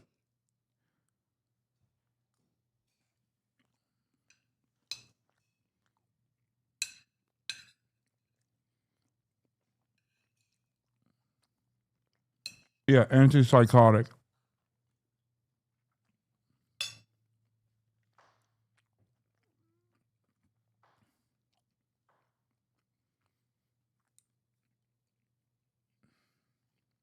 An eye as the markets open. Claire Duffy is here with me now. So this is what we're watching, Claire. Talk to me about what we're likely to see with markets today. They're going to be updating in 1 second, and also at the same time about Apple. Yeah, so futures were down as it looks like, you know, markets are starting to be in the red as you're seeing there. And this is a concern about the trade war sort of restarting here. Investors had kind there of was like a brief moment, right? Yeah, breathed a sigh of relief during this 90-day pause on most reciprocal tariffs. And now it appears that Trump is trying to exert some more pressure on the EU, threatening these 50% tariffs. You know, this 90-day pause was supposed to end in July, but he is now suggesting that this 50% tariff on the EU go into effect June 1st. That is soon. So I think that's part of what we're seeing here. And then, of course, there is Apple. I think we've got Apple stock down almost 3%. Now, Apple had tried to move some of its production away from China because of the China tariffs. It had moved most of the U.S. iPhones that were getting shipped to the U.S. to India, but Trump is not happy about that. He wants iPhones made in the United States, and that is why he's threatening this 25% tariff on Apple.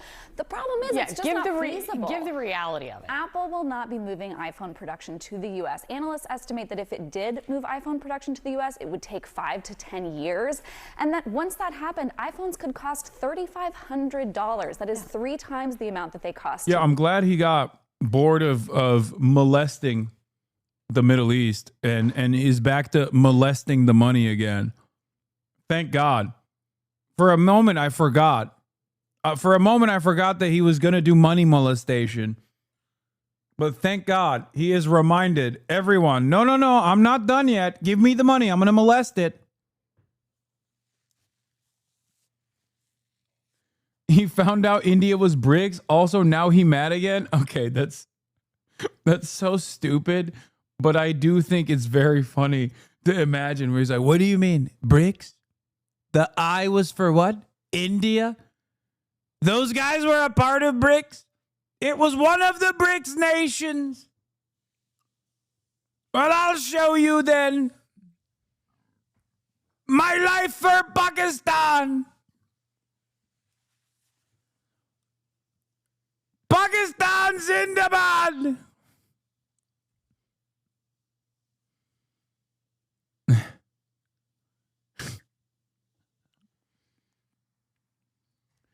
Believe me, folks, those Chinese jets, they did a great job. Much better than the French jets the Indians used. The French jets. No, I'm not talking about the casinos. I'm talking about the Indians in India.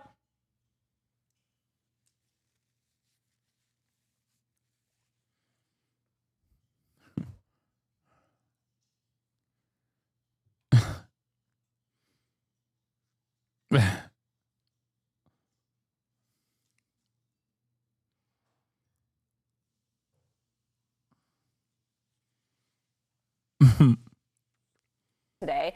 and consumers just wouldn't buy that product. Now, Apple has tried to sort of appease Trump in other ways. We've seen CEO Tim Cook meeting with Trump more than once. A number of times since the inauguration. The company has also announced this $500 billion investment in other types of U.S. facilities, production. But the thought of moving iPhone production to the U.S., some analysts have called it a fiction, a fairy tale. It's just not going to happen. And what we could see as a result of this 25% tariff, if it does go into effect, is consumer prices raised. There were already rumors that Apple was going to be raising prices for the new slate of iPhones in the fall. If this 25% tariff goes into effect, those prices could go up even further. Yeah, no, I mean, veteran tech analyst Dan Ives, who a lot of people lean on for just reality on this, I think he said estimated something like it would cost $30 billion for Apple to move over 3 years of its production. Yeah, I mean, like it is not happening. It's not just happening. not happening. So what the play is here, and the pressure that Donald Trump is trying to exert on Tim Cook and Apple right now, that's the TBD, because you know that Trump has to know this reality. And I think the problem here is it just creates more uncertainty, and businesses can't operate under uncertainty. Absolutely not. It's great. Thank you so much, Claire. We're going to be obviously watching the market. That's going to be another big story today. Elena, let me go back to you over at the White House. The president is calling out Apple, threatening the company with a new 25% tariff. Do White House officials acknowledge, at least privately, that this is going to increase the cost of iPhones for American consumers? I mean, behind closed doors, Wolf, yes, but definitely not in public. And I know myself and other reporters have publicly tried to press White House Press Secretary Caroline Leavitt on this. Now, look, this post that the president put up about Apple and its CEO, Tim Cook, he essentially said that he has long warned Cook. I love when people say, hey, Hasan, is Trump legally allowed to do this? It's the funniest thing that people say consistently in this chat. What is he legally allowed to do? He's legally allowed to do none of the things that he's been doing. Who's gonna stop him? He don't give a shit.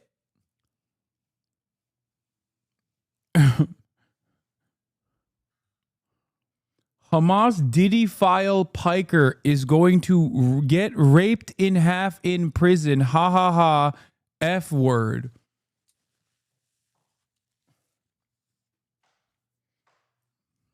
Dude, why are my haters so fucking insane, dude? Please. Please.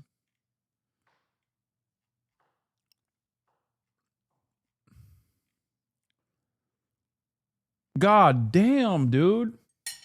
Seek medical help right now, dude. Seek medical help.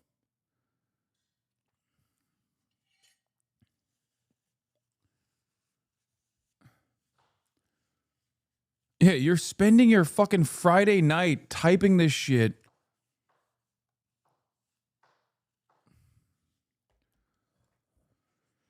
Oh, you need God, dude. You need to go on a spiritual journey and find God.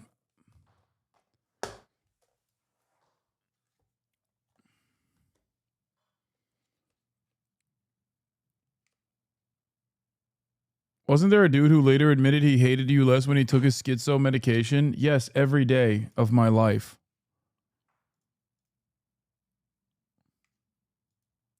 He's live right now.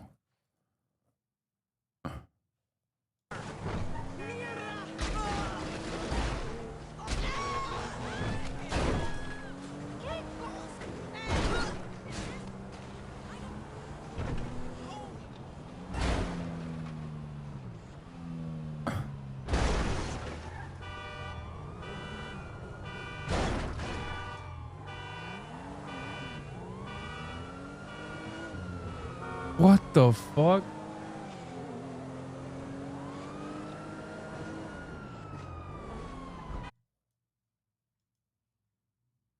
Wait, did he just get banned? Oh my God. Did he get banned in real time? Oh my God.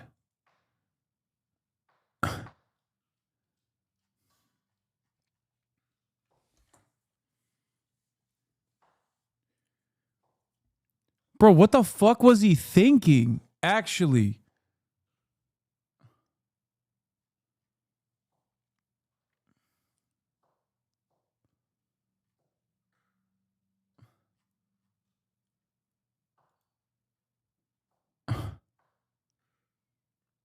You know what's really funny?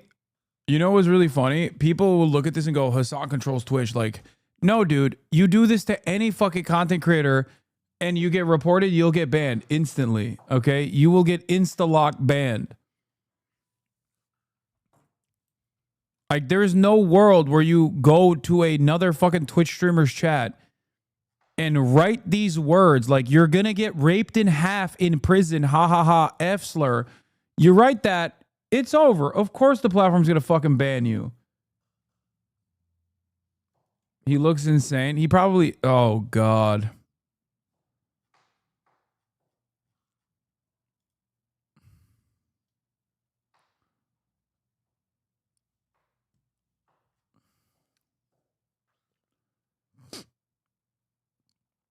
Bro is just mowing people over in first person GTA and schizo posting in the Hasanabi chat for his Friday evening. I think there are people trying to get you arrested now, probably trying really hard. I know there are.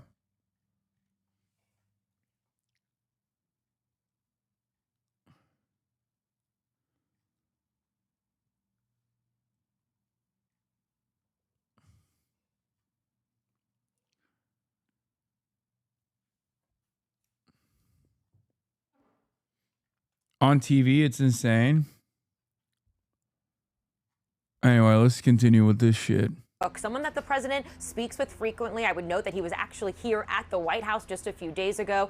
Tim Cook met with Donald Trump on Tuesday here. He said that he's long warned him that he would put this 25% tariff on iPhones if they did not begin moving the manufacturing of those iPhones to the United States. Now, one thing to note here is that most of the manufacturing for iPhones happens in China. They have begun to move some of the manufacturing to India, noting that it's has more favorable relations with Donald Trump. But this is, of course, something, as you mentioned, that is going to massively increase the price of iPhones. iPhones in the U.S. are currently $1,000. Experts say that if this goes to plan as Trump wants it, it could begin costing consumers $3,500 for iPhones. So something, of course, that I don't think a lot of consumers or people in this country would want, but this is something that the president has long been fixated on and has talked about since the beginning. Oh, of shit. His, Burgles, thank you for the 50 bones, dude. I didn't even realize. And also, John Brown's Holy Ghost, thank you for the 10 bones. And Sub Marcos Riz, thank you for the 5 bones. Damn, I've been getting fucking peppered. I've been getting peppered with the gifted subs. I was not even aware. Holy moly.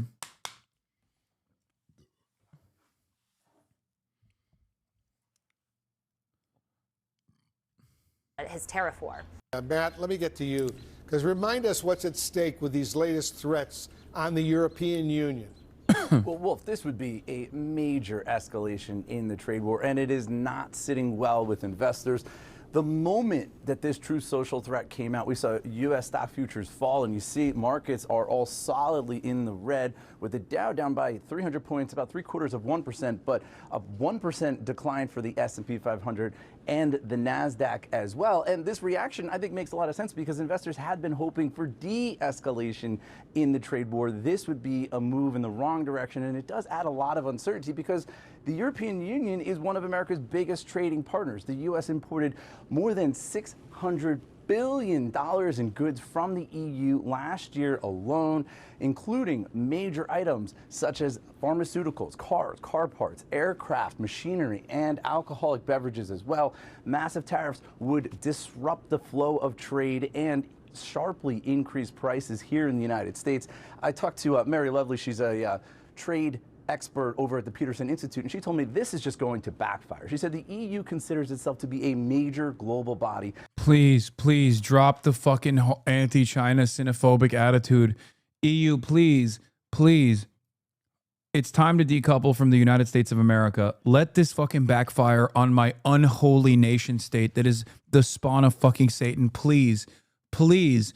Europe, remember, bastion of liberal democracy, bastion of liberal democracy. Remember the sovereignty you once had. You ruled this fucking planet with an iron fist. So many colonies. Please, Europe, please, I'm begging you, fucking stop being a servile vassal state to the United States empire interests and start participating in the global marketplace in a meaningful fashion by aligning yourself with China and also creating a coalition of the willing and invade Israel to stop Israel's genocide.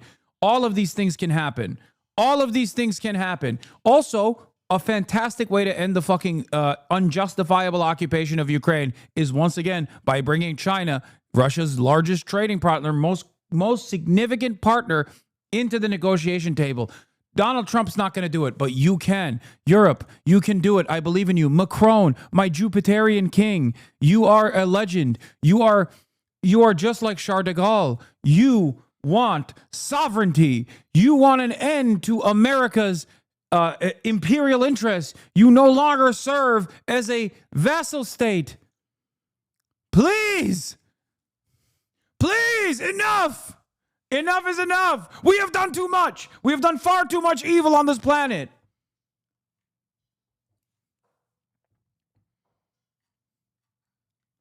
Be the Charlemagne of old. Yes. Yes. I stand with the People's Liberation Army of Europe. Okay? Fuck. That's how desperate I am, bro. When you start hearing me glaze Macron of all people, that's how you know. That's how you know shit is fucked up. Did you ever imagine a day when China is defending the international order and making high-end phones while the U.S. is destroying the capital's order? I mean, yeah, it was inevitable.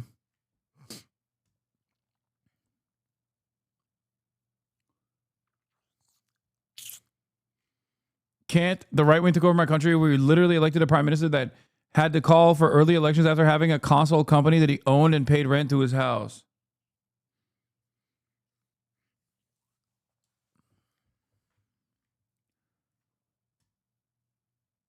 Europe is doing the exact opposite of what you want. They're a doormat. G7 members agree to counter China's global trade practices.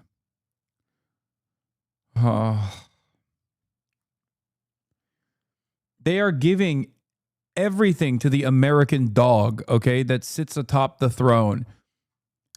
They are giving everything to him. They just say, please, sir, what else would you want, sir? They despise him. They think he's a gross, fat little piece of shit who runs around like a fucking monster, who runs around like kings of the old, okay?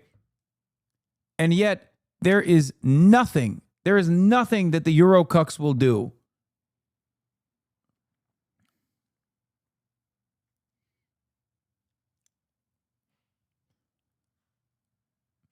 President Trump claims that autism is not naturally occurring, but rather caused by external factors such as vaccines, chemicals, and other environmental influences, per The Hill. Oh, they buried the entire Nord Stream event. They don't give a fuck. I don't think you understand the distrust and distaste we have for China in Europe is not just serving USA. No, I know. That's why I said, drop this xenophobic notion. Yes. Guys, it's the same reason why Israel is a more valuable colonial entity than Saudi Arabia ever will be to the grand designs of Europe. Not to get all fucking Ibram Kendi up in this bitch, but ultimately, people at their core trust people that look like them and sound like them, and there are their neighbors. It's white supremacy. Okay? That's what it is.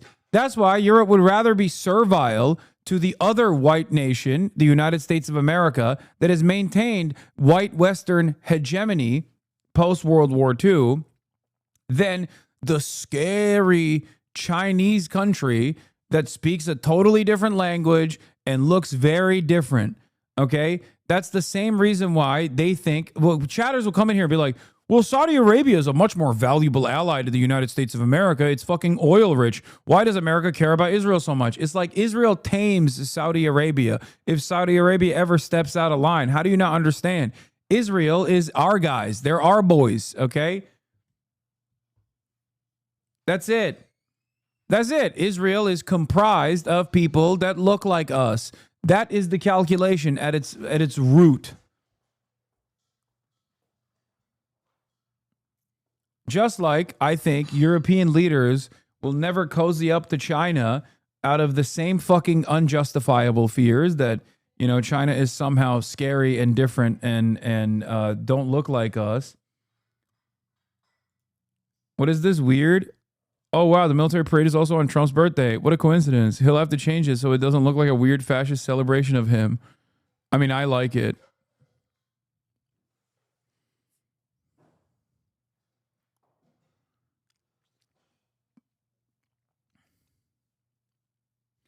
I guess what we can't understand is why we can't have the same gross arrangement from the Kingdom of Saudi Arabia. What do you mean? We can't have the same arrangement with the Kingdom of Saudi Arabia because they're fucking brown, dude. Not only are they brown, but their people also care about Palestinians, for example. And also, there has been a time when Saudi Arabia did actually offer smoke to U.S. empire and imperial interests in the region. So obviously, Saudi Arabia and all of these other Gulf nations are too unstable because there is a capacity for the people to revolt. Also, Saudi Arabia did 9/11, so I don't know why America would be on board with that, maybe.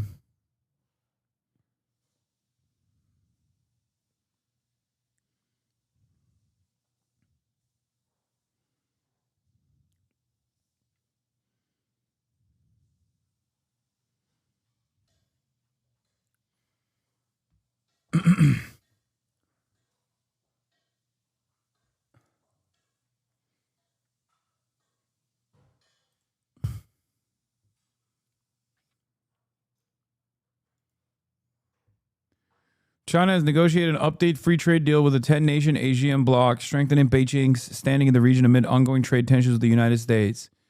At least they have more leverage over their own backyard, despite the fact that there's plenty of vassals there too.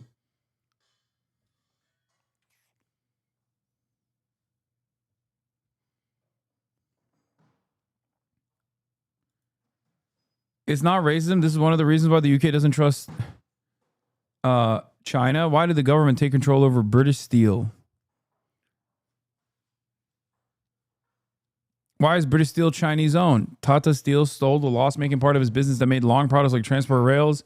Private investment firm Grable Capital bought it and renamed the business British Steel. However, following financial collapse, British Steel was overtaken by the government's insolvency service. Wait, what?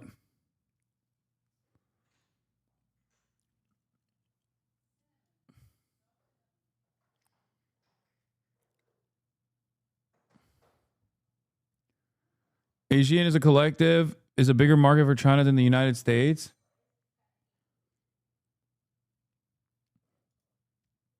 I mean, look, they have no fear of like selling half of London to Qatar. You know what I mean? It's also the sphere of influence. If you're a part of the group, then it's fine. It does not deserve to be treated like a small plumbing contractor. And Wolf, we did reach out to the EU for comment. We have not heard back, but you got to believe if these tariffs do go into effect, and that is a big if, but if they do, you've got to believe the EU would seriously consider retaliating, and that retaliation is where U.S. jobs could be threatened. They certainly could be. Matt, President Trump, is also threatening these new tariffs on Apple unless they start manufacturing iPhones here in the United States. Yeah, that's right. And let's take a look at how Apple stock reacting, down by 3% on this threat to impose massive tariffs on Apple unless it moves its production to the United States. Now, look, this is something that Apple cannot do overnight, of course. This is something that would take 5 to 10 years. And as Jeff mentioned, this is something that would add costs because the cost of labor is just so much higher in the United States. Wedbush analyst Dan Ives, it feels like Trump is the only person in the world with motion. Oh my God. This quite literally is the reason why so many dumb motherfuckers love Donald Trump, by the way. They look at this and they're like, well, at least he's doing stuff. Doesn't matter which direction he's doing stuff in, but he's like doing something. That is literally the normie take. You captured it. This is the perfect normie take. Hell yeah, bro. He's doing shit, dude, in the Western world. Nobody else got motion like Trump. Estimates that this would cost iPhones. It would increase the price of an iPhone to $3,500 if the iPhone had to be made in the United States. Ives put out a note earlier where he said, we believe the concept of Apple producing iPhones in the U.S. is a fairy tale that is not feasible. And one last point here, Wolf, even if it was economical for Apple to do this, it would be very hard, if not impossible, for the company to find enough workers who have the skills and frankly the desire to make iPhones here in the U.S. Bro, they don't have the people. They don't have the precision manufacturing capabilities. They don't have the training and the labor force to consistently churn out Apple products at the clip that they need to produce. Mr. President, you are a deal maker, deal breaker. What are you hoping to achieve with a 50% tariffs on the? Well, I think this is there is no tariff, because what they'll do is they'll send their companies into the U.S. and build their plant. You know, we have, I guess, over $12 trillion practically committed. You look at other presidents; they haven't had $1 trillion for a year, for 2 years, for 3 years. We have numbers. Nobody's ever seen numbers like we have. And if they build their plant here, then they have no tariff at all. Are you looking for a deal in 9 days? Will you be able to do that, sir? I'm not looking for a deal. I mean, we've set the deal. It's at 50%. But again, there is no tariff if they build their plant here. Now, if somebody comes in and wants to build a plant here, I can talk to them about a little bit of a delay. But, you know, while they're building their plant, which is something I think that would be appropriate, maybe, we'll determine that. Is there anything they can do, sir? Is there anything the EU can do? I don't know. We're going to see what happens. But right now, it's going on June 1st. And that's the way it is. No, they haven't treated us properly. They haven't treated our country properly. They banded together to take advantage of us. And the people behind me know, because they had some of that with their industry. But generally, you know, we signed a great deal with United Kingdom. We have numerous other deals that are ready to be signed. We've signed a deal with China. We have some really amazing deals. But the European Union, I mean, the sole purpose was really not to hurt us, but to take advantage of us. And we're not going to be taking Mr. advantage. President. Pay. But why impose tariffs that you know are hurting American businesses? They're not hurting, they're helping, because they're creating jobs in America. We're creating tremendous amounts of jobs in America like you've never seen. We're having investment in America. We're not getting ripped off by every country in the world. We've been ripped off by every country in the world. They're making their product, they sell it. They don't give our people the jobs. They make them with other countries' jobs.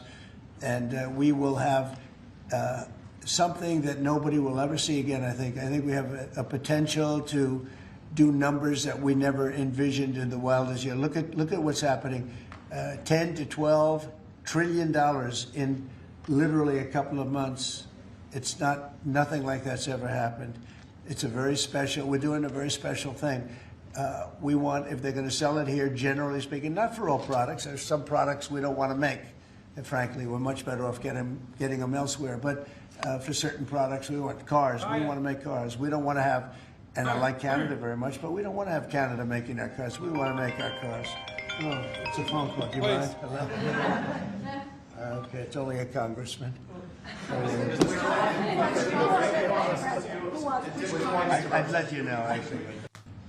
We're not going to be taking it. Mr. President, on Apple, you said this morning that if they don't make their iPhones in the U.S., you're going to hit them with a 25% tariff. Right. Do you have the power to tariff one single company? And why would you want to hurt an American company in that way? It would be more. It would be also Samsung and anybody that makes that product. Otherwise, it wouldn't be fair. So anybody that makes that product, and that'll start on, I guess, the end of June. It'll come out. I think we have that appropriately done by the end of June. So if they make that product. Now, again, when they build their plant here, there's no tariff. So they're going to be building plants here. But I had an understanding. Trump has demanded that we build iPhones in the U.S. while simultaneously defunding the universities to produce educated workers with the skill sets to theoretically produce iPhones in the U.S. Just pure idiotic behavior.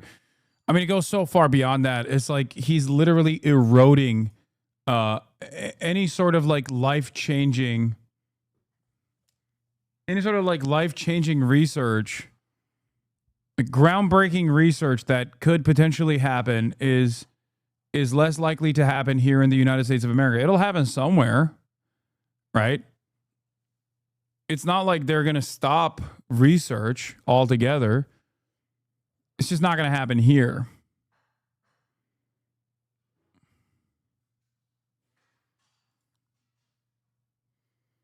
With him that he wouldn't be doing this. He said he's going to India to build plants. I said, that's okay to go to India, but you're not going to sell into here without tariffs.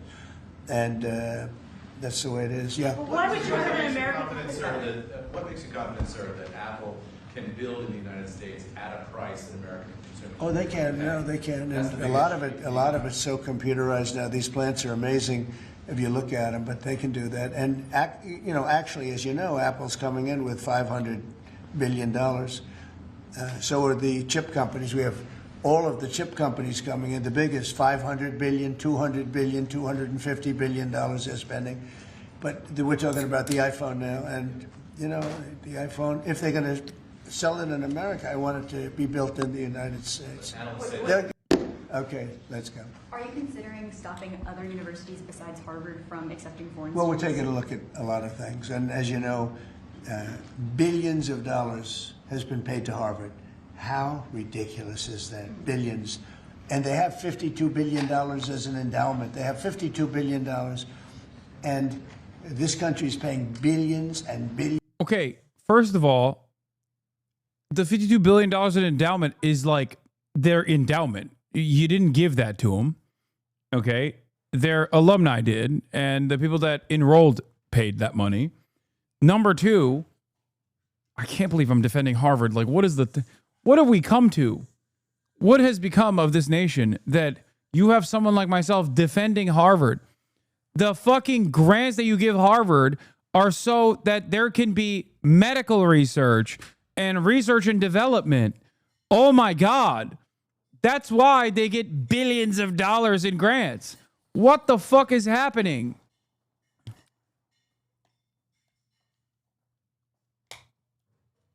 What's wrong with Harvard? I mean, Harvard and every other fucking Ivy League institution at this point is basically a gay hedge fund, okay? That's all it is. Very large and very gay hedge funds. Having said that, however, the additional public grants that they're getting are important for medical research, for research of all different sorts. It's so fucking stupid. It's like the one aspect of these institutions of higher learning that is valuable and good.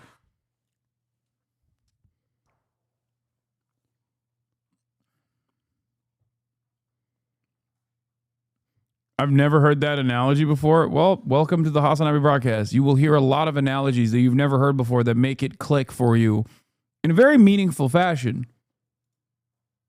Yeah, Hamas Harvard University. Billions of dollars, and then give student loans, and they have to pay back the loans. So Harvard's going to have to change its ways. And so are some others. On that note. The campus protest that sprang up across America following Israel's response to the October 7th attacks are the canvas for this latest salvo in the White House versus liberal intellect. Nation can't believe they're on Harvard's side. Yeah, exactly. Nation can't believe it is on Harvard's side.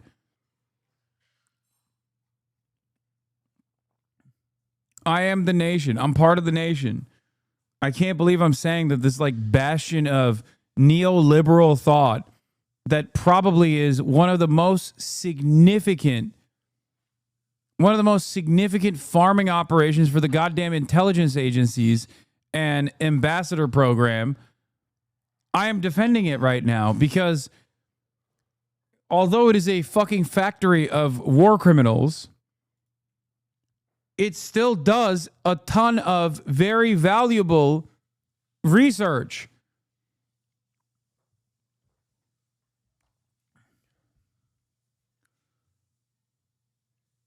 Fuck, man. intellectuals. Or, in President Trump's words, Hamasavard Madrasa University. Yeah, Hamasvard. Hamasvard. The Hamasvard Madrasa. Radical left bird brains. Let's bring you up to speed. Foreign students can, currently at least, still come to Harvard. Over the last 24 hours, Harvard's international student program was first revoked by the Department of Homeland Security, then challenged, and finally, in the last few hours, reinstated by a judge. Harvard had called the White House clampdown a blatant violation of the law, writing to foreign students in this letter: "You are vital members of our community. We'll support you as we do our utmost to ensure that Harvard remains open to the world." Foreigners are a quarter of Harvard's nearly 30,000 student body. Leo Ackerman is due to be one of them. He has a place to study education management, but knowing he might not be welcome is unsettling, to say the least. It's a sad and uncertain day, not just for what it means for my life. So Oh no, bro, you don't sound American to me, big dog. You don't sound too American to me, big dog. I'm exploring other opportunities because, you know, I don't want to be defined. I don't want to have the Trump administration, you know, define or decide my future. History is yeah. Hamasvard has a international student body of almost 24%. That's a quarter of the fucking students that go there.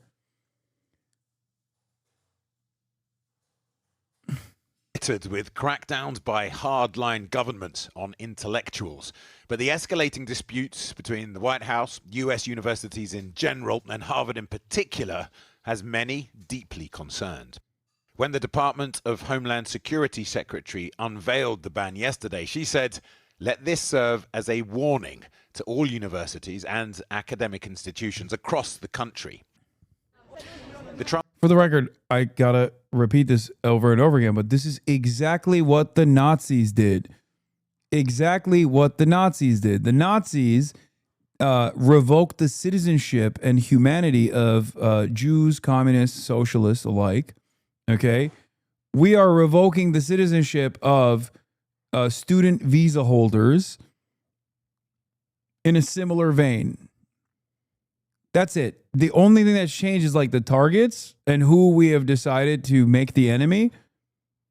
It's all being conducted off of immigration enforcement under the umbrella of immigration enforcement.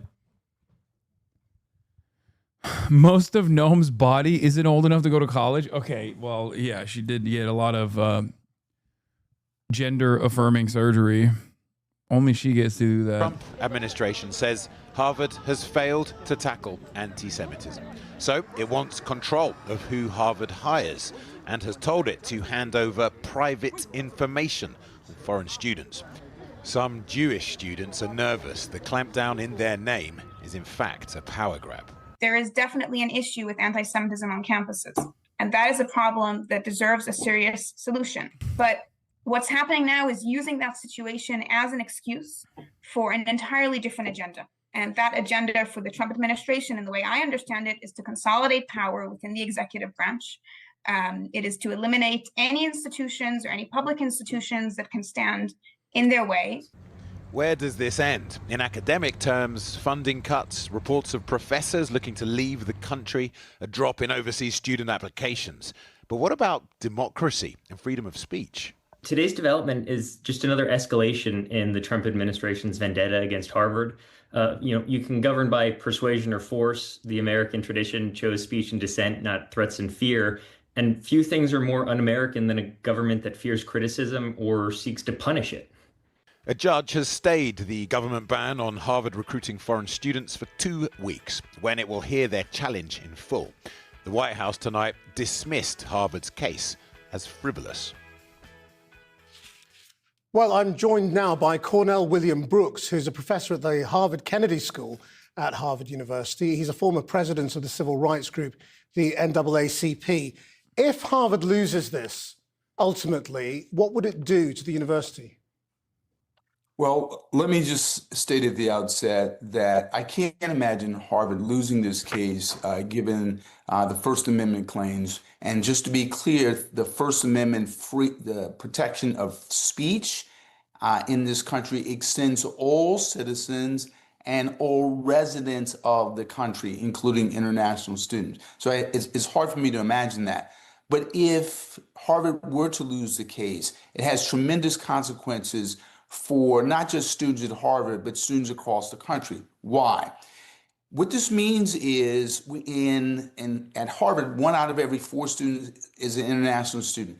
In the School of Government, the John F. Kennedy School of Government, where I teach, 60% of the students are international. In the community colleges. That's right. That's the next wave of un-American terrorists he's teaching. Okay, time to get him out of here. In the colleges and universities across the United States, we have students from around Are the you going to world. add something, So or should I when just you go watch the shrink- original? Brother, we're 4 minutes and 29 seconds into this video. Do you know how many fucking minutes I've spent already reacting to this video? Like, it's been at least 10 minutes since we started watching the video. I'm sorry that there was a brief pause here for like from minute 2 to minute 4. The global campus to U.S. borders, you literally change American education for the worse. So the consequences are tremendous in terms of learning. One, the consequences in terms of money, finances, the fiscal stability of American colleges and universities is significant. Why? Because international students quite often come to this country, they pay tuition, pay for housing just like students elsewhere, but they often do so in ways that support American students. Number 3, and lastly, is this. None of us in the modern world can do research by ourselves in our offices by ourselves. We need to do research, study, and learning in a global community and a global classroom. So were the Trump administration to win, this would be devastating for Harvard and far more devastating for higher education and education more broadly. Well, Trump, I mean, clearly hates Harvard because he's just said there are people there that can't add 2 and 2. So how did they get into Harvard? Then they're out protesting against the United States being anti-Semitic. Well, first of all, let's be clear. Where we have an administration that has a postdoc in banning books, I'm not entirely sure they're in the best position to criticize Harvard with respect to educating students. Point 1. Point 2. I wish more people would just be like, you guys are fucking ridiculous with this anti-Semitism shit, okay? What the fuck? Nobody talked about the crisis of anti-Semitism when they were literally bringing neo-Nazis to fucking college campuses. The entire media discourse surrounding that in like 2016, I was there, I remember, was actually about how these Nazis must be on campus. And those motherfuckers were actually anti-Semitic. Not anti-Semitic in the way that the government considers like saying mean things about the fucking criminal entity of Israel is anti-Semitic. Okay? What are we doing? Actual fucking anti-Semites were running through college campuses, and literally everyone in the media was like, you can't punch a Nazi, you can't hurt the feelings of a Nazi, you have to have Nazis on your college campuses. You must allow Nazis to fucking be on college campuses. Now, Twitter is infested with fucking Nazi sentiment. Kaya, place, what are we doing? What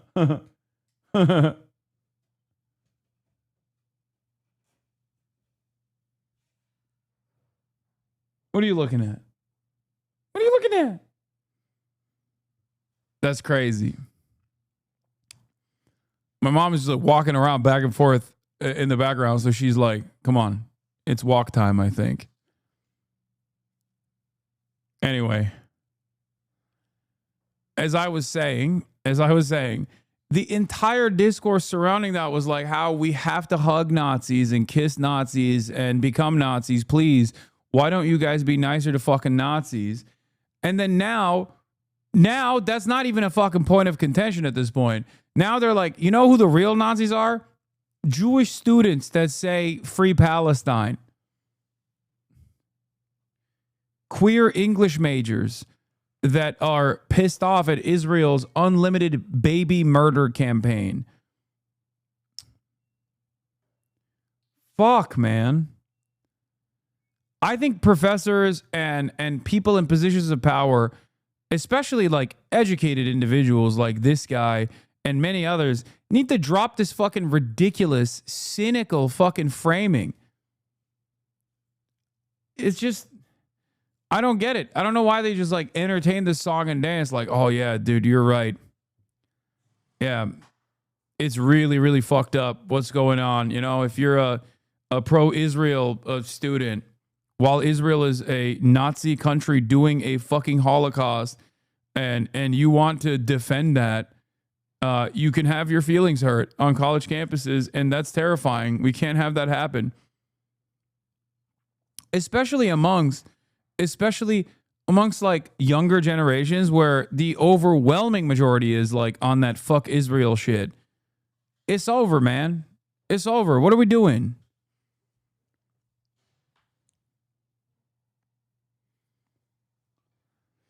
I mean, I know why. I know why they're doing that. It's because there's a lot of donors still, like fucking Bill Smokes Crackman and many others that are like, how dare you let people say mean words about the Nazi state doing a genocide? I will do everything I can to stop the funding. As was indicated earlier in this report, the Trump administration is using anti-Semitism to carry out a political agenda. But there is a problem there, isn't there? I mean, everyone acknowledges that on left and right. Everyone acknowledges that. And let me be clear, as the former president. I guess in a way it is correct. It is consistent. You're right, Chatter. I just realized Israel is a neo-Nazi country. It's a fascist country doing a fucking Holocaust. And neo-Nazis are also fascists. And in both circumstances, the media is technically still preserving the feelings of fascists by being like, neo-Nazis are allowed to roam college campuses. That's free speech. And also, people who want to support Israel have to roam college campuses without any pushback whatsoever. That's also free speech. Yes, anti-fascism is the side that almost always gets bullied and destroyed and is not allowed to speak.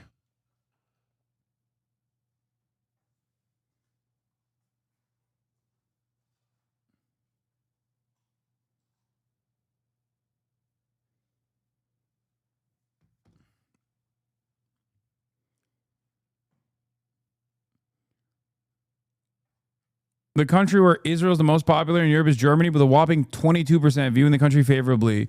Oh my God. 69% of the Spanish view Israel unfavorably. Europe's Israel policy is so out of sync with the desires of European publics.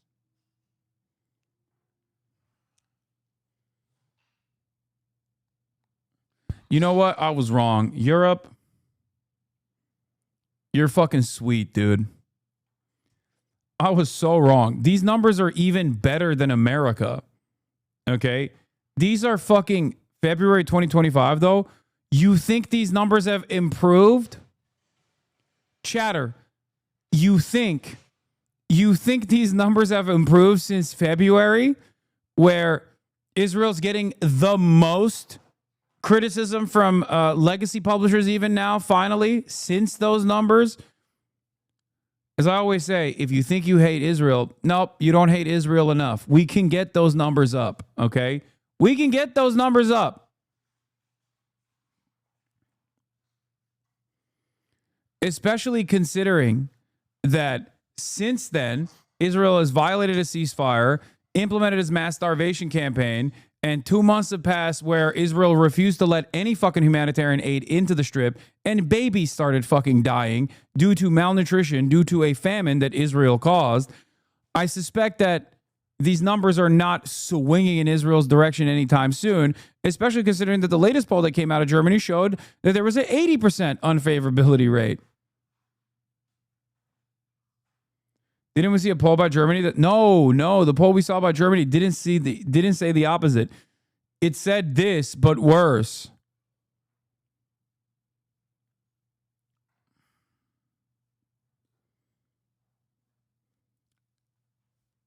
The Western liberal democracy's undying loyalty to the fascist nation state of Israel that is currently conducting a genocide is is a double death spiral, a double suicide. Fascism is a suicidal ideology anyway, because inevitably you run out of targets and you choose to focus on the interior policing, right? It doesn't even get to that point, though. Usually there's military intervention before that step is implemented. And what's interesting about this is that this is basically showing to the European public that they have no say in the democratic process, that democracy is simply a lie. Okay? That democracy in the Western liberal nations that fancy themselves to be the bastion of the defenders of liberal democracy and the international world order, they are realizing, their populations are realizing that it's not happening. It's not real. That's just a fucking falsehood. And Israel is the reason why people are going to start recognizing that this is a simple falsehood. Everyone get more Israel phobic now. Yeah, I saw Israeliophobia is out of control. It's the most dangerous bigotry of our time. Yeah, if you're a fucking Nazi, who wrote this? A fascist? Guys, Germanophobia is on the rise, I write, in 1939 from Nazi Germany. Kaya, what's going on with you?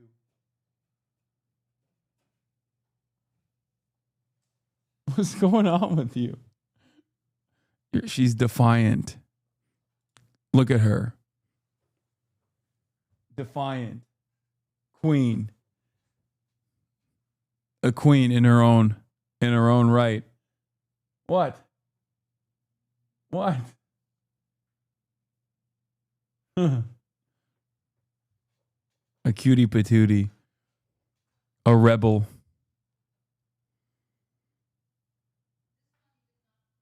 A rebel. Anyway, where was I? Yeah, Israelophobia is out of control, guys. It's really fucked up. We gotta... President and CEO of the NAACP, the largest and oldest civil rights organization in the country, and one that was formed by African Americans and Jewish Americans. I take anti-Semitism seriously. So to address anti-Semitism... Is the dynamic with latent anti-Semitism among the public the same in the Europe? It's fucking worse in Europe, probably. They are like... Dude, Europe is the OG historic anti-Semites. There's never been a moment on the planet where Europe was not more there's never been a moment on the planet where Europe has historically been less anti-Semitic than any other place on the planet. Okay? They are the OG. They are the OG anti-Semites. So yes, I'm sure that there is a lot of anti-Semitism in that attitude as well.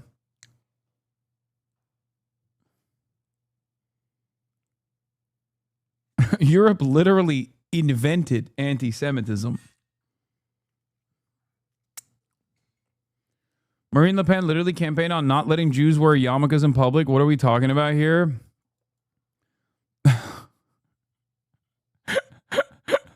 That is so fucking... God, French people are on a different level, dude. French people are so crazy.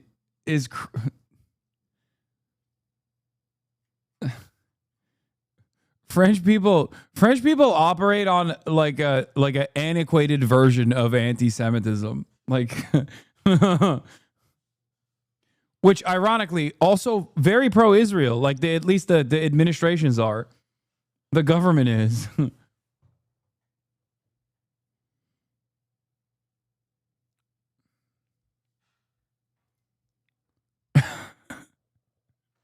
The Anti-Jewish League of France was founded in 1889 by journalist Edouard Drumont with the support of the other right-wing French anti-Semites, such as Jacques Deby, Albert Milot, and Marquis de Moret. First known under the name of Ligue Nationale Antisémite de France or Ligue Antisémite Française, the Nationalist League was particularly active during the Dreyfus Affair. Besides spreading anti-Semitic propaganda, the League was also anti-Masonry and, hey, guys, look at that, anti-communist. That's the most fucked up thing of all time, is that, once again, it feels like it's insane to say, but like Jews have historically been revolutionary people. Like Judaism and communism was the fucking unholy merger for all fascists. That's why Germany had all the smoke for Judeo-Bolshevism. You know? That was the other thing I was going to tell you guys about, which is, have you guys ever heard of the concept of premature anti-fascist? That's the other thing I wanted to talk about today. Premature anti-fascism. Have you guys ever heard of this? It's basically not dissimilar to what Nathan Tankis once famously said that I use all the time, which is being a leftist is about being right but too early.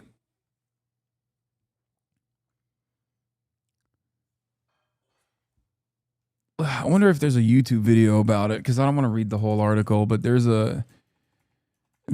a Los Angeles Times article, Premature Anti-Fascism.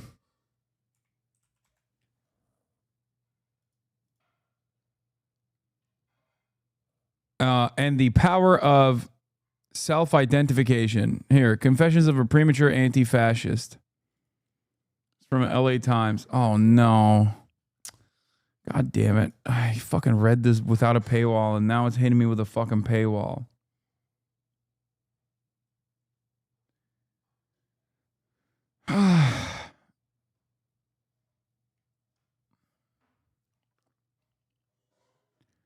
Here, from the Wikipedia page.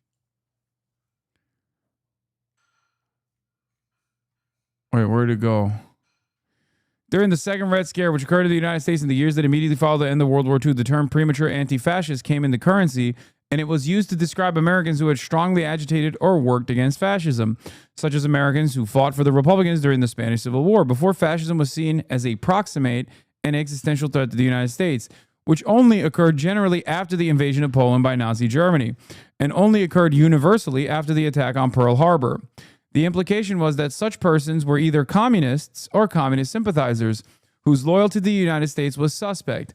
However, historians John Earl Haynes and Harvey Clare have written that no documentary evidence has been found in the U.S. government referring to American members of the international brigades as premature anti-fascists. The Federal Bureau of Investigation, OSS, and the United States Army record use terms such as communist, red, subversive, and radical instead. Indeed, Haynes and Clare indicate that they have found many examples of members of the International Brigade and their supporters referring to themselves sardonically as premature anti-fascists. The reason why the Federal Bureau of Investigation and the OSS and the United States Army were recording who was a communist, red, or subversive, or a radical, all under the umbrella of premature anti-fascism, is because those who resisted against fascism before it was universally adopted as an existential threat to the United States of America was basically prosecuted in the McCarthy trials as not having sufficient loyalty and sympathies to the United States of America and were potential enemies of the state and allies of the USSR. So if you think that this kind of shit is new, you know, here it is. All right? History constantly fucking repeats itself. It's not new. That's also part of the reason why I know that my cause is just and I will not fucking back away from saying the truth.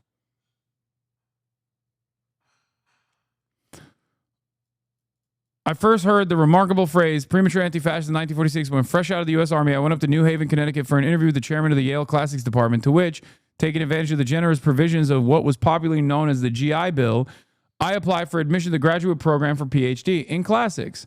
I had submitted a copy of my certificate of the bachelor's degree I had received from St. John's College, Cambridge in 1936. I did not make any mention of the fact that I had made a rather mediocre showing in the final part of the tripos, ending up with a second class. At least I comforted myself he did better than Auden, who got a third. To jazz up my application a bit, I included my record of the U.S. Army. Private Captain, 1942 to 45. The professor, who had served in the U.S. Army in 1718, was very interested and remarked on the fact that in addition to the usual battle stars for service in the European theater, I've been awarded the Croix de Guerre de l'Armée, the highest category for that decoration. I asked how I got it. In July 44, I had parachuted in uniform behind Allied lines in Brittany to arm and organize French resistance forces and hold them ready for action the moment most useful for Allied advance. I butchered it. Shut up. Why were you selected for that operation, he asked. And I told him that I was one of the few people in the U.S. Army who could speak fluent, idiomatic, and if necessary, pungently coarse French. When he asked me where I'd learned it, I told him that I'd fought in 1936 on the northwest sector of the Madrid front in the French battalion of the International Brigade. Oh, he said, you were a premature anti-fascist. I was taken aback by the expression, don't even fucking start with me. He's like, I'm sick to my stomach.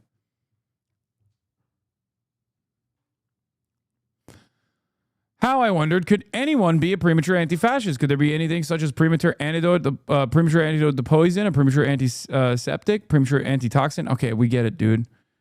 If you were not premature, what sort of anti-fascist were you supposed to be? A punctual anti-fascist? A timely one? In fact, in the 30s, as the European situation moved inexorably towards war, the British and French governments, the French often under pressure from the British, passed up one timely opportunity after another to become anti-fascist. They did nothing when Adolf Hitler took Germany out of the League of Nations and began a massive rearmament program, except that the British government negotiated an Anglo-German naval treaty that gave Hitler the right to build U-boats, and in the early 40s, came close to starving Britain into surrender. No action was taken when Hitler reoccupied the Rhineland, demolishing the buffer against an invasion of France created by the Versailles Treaty. They allowed Hitler and Mussolini to supply Franco with planes, tanks, guns, and troops while enforcing a so-called non-intervention agreement that cut supplies to the government. They remained silent when Mussolini conquered Abyssinia and Hitler annexed Austria. And in 1938, they sold down the river, a ludicrous illusion of peace in our time, the only strong democratic state in Eastern Europe that might have been a deterrent to Hitler's plans for the expansion, the Czechoslovak Republic. You couldn't call Chamberlain, Daladier, and Laval timely anti-fascists. They declared war on Hitler in 1939 as he invaded Poland, a declaration that gave no help to the Poles, who were crushed between the armies of Hitler from one side and Stalin from the other. These guys, bro. So what kind of anti-fascists were they? My French maquisards had a phrase for the Frenchmen who in 1944, as the Allied armies broke out of Normandy pocket and raced across France in pursuit of retreating Wehrmacht, finally tried to join the Resistance. Resistance de la dernière heure was their contentious name for them, last-minute anti-fascists. It is a perfect description of Neville Chamberlain and Lord Halifax. But in 1939, last minute was too late. Too late to save the millions who died in the death camps. Too late to save the soldiers and sailors who died in campaigns in Russia, the Middle East and North Africa, Italy, France and Germany, Pearl Harbor, Midway, Guadalcanal, Peleliu, Okinawa, and many other places Americans had never heard of. Too late to save civilians who, like the inhabitants of Guernica, died under the bombs in Rotterdam, London, Hamburg, Berlin, Dresden, Hiroshima. It would have been better to be premature. I did not, of course, say any of this to the professor. I kept quiet and was admitted and resumed to study the ancient authors whom I'd left untouched for 10 years ever since, a few months after graduating from Cambridge. I left for Spain. What I did not realize, something the professor knew perfectly well, was the premature anti-fascist was an FBI code word for communist. There is the meat of the story. It was the label affixed to the dossiers of those Americans who had fought in the brigades when, after Pearl Harbor, and some of them before, they enlisted in the U.S. Army. It was the signal to assign them to non-combat units or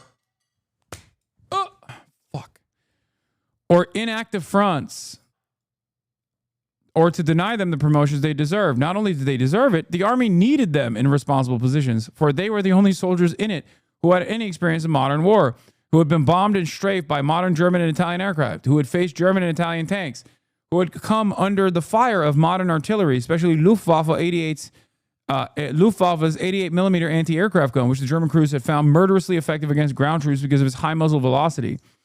It was the latter, the nightmare of the GIs in North Africa, Italy, and France.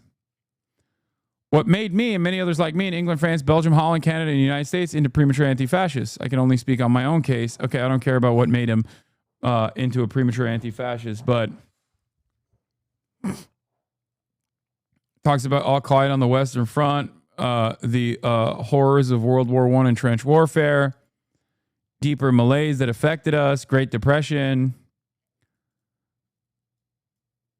Even the professional optimists among the economic pundits could offer little hope to recovery. The Depression was more dispiriting phenomenon in England than in the United States. The Roosevelt New Deal was no panacea, but at least evidence of official concern, whereas the so-called national government's policy of retrenchment was a defiant manifesto of indifference to widespread distress. That's very important info, man. No, it's not. I'm skipping the part. The purpose of why I'm reading this is to show you that the American government actively locked down people, actively targeted people as having loyalty or an anti-fascist commitment before people actually realized that this fascism shit was no good. That's the whole point of this story. That's the reason why I'm reading it.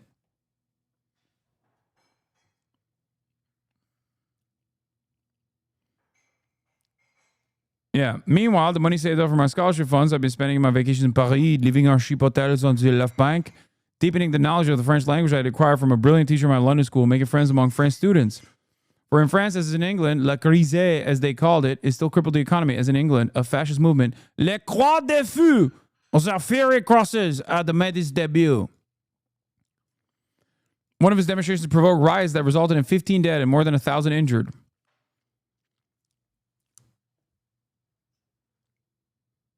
The threat of a fascist coup united the French communist and socialist parties together with the liberals in the Front Populaire, if you remember. There was a new one of those, which won an overwhelming victory in the elections of 1936. For the first time since the long-lasting depression had begun, a government set out to redress some of the injustices. Long overdue reforms were introduced. 40-hour week, paid vacations, and fascist organizations were banned.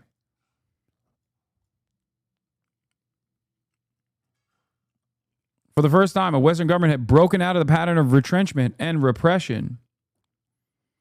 Is fascism inevitable under capitalism? I'm not a theory nerd. Yes. Capitalism has inherent contradictions baked into it in the form of constant class antagonism. The two classes, albeit reductive, can be described as the wage laboring class, the proletariat, and those who own capital, the capital ownership class, the bosses, the owners, which is the bourgeois class. These two classes have direct class interests that are at odds with one another.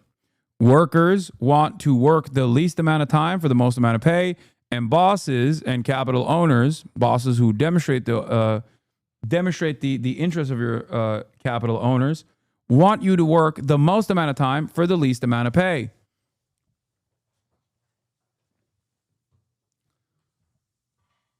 And there is no way to resolve this this constant class battle.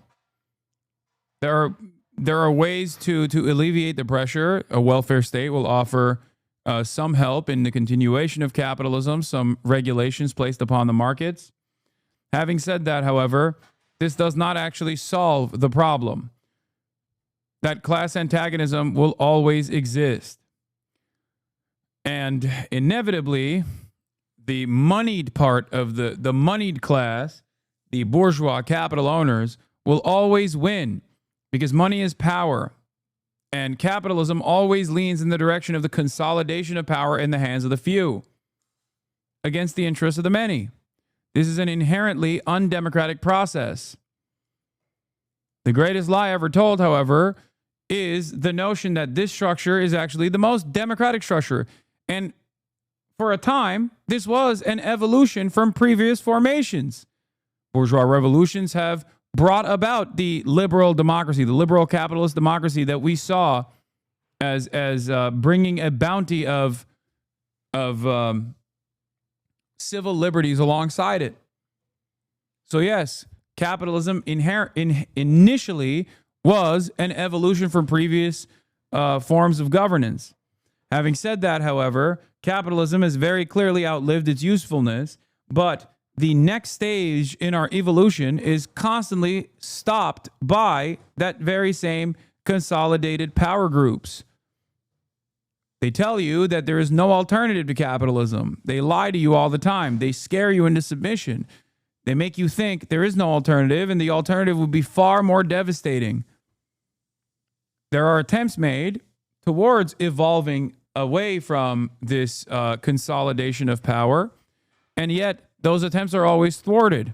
Under the Cold War, the American government and Western governments actively intervened in these initiatives that the rest of the world was engaging in, partially because that very same class dynamic is also born out of, or also exists in a larger scale between the global South that is hyper exploited and the moneyed interests in the Western world, the developed Western world.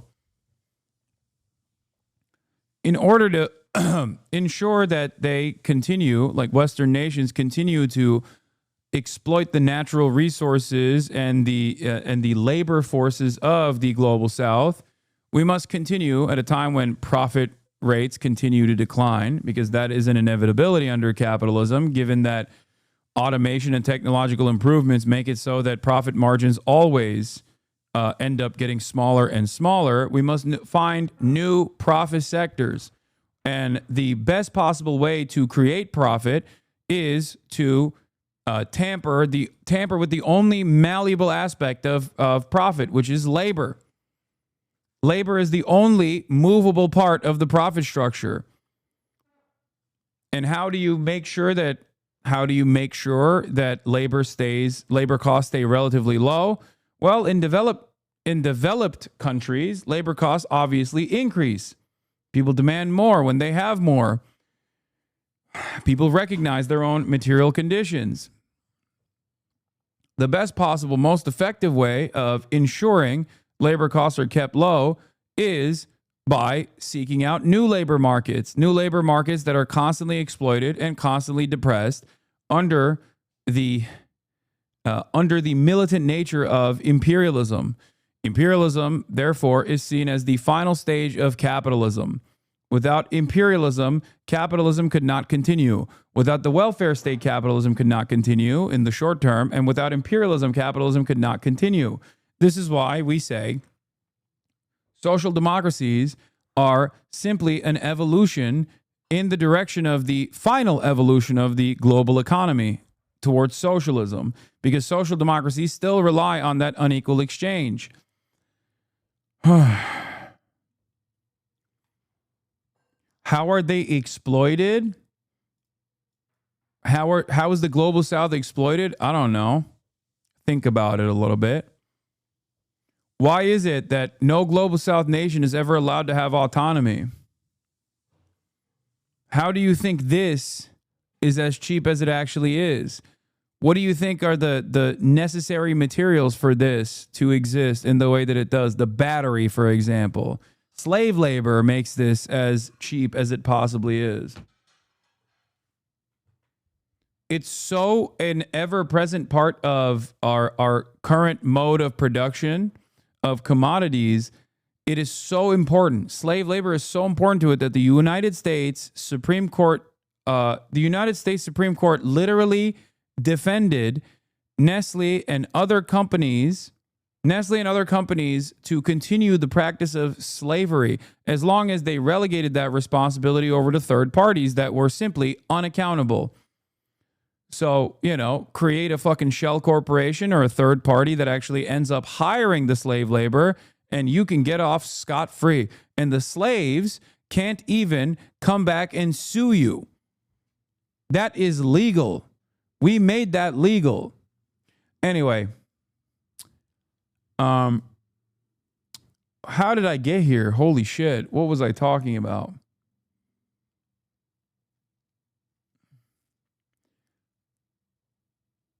Things can be historically obsolete. That doesn't mean that they're politically obsolete.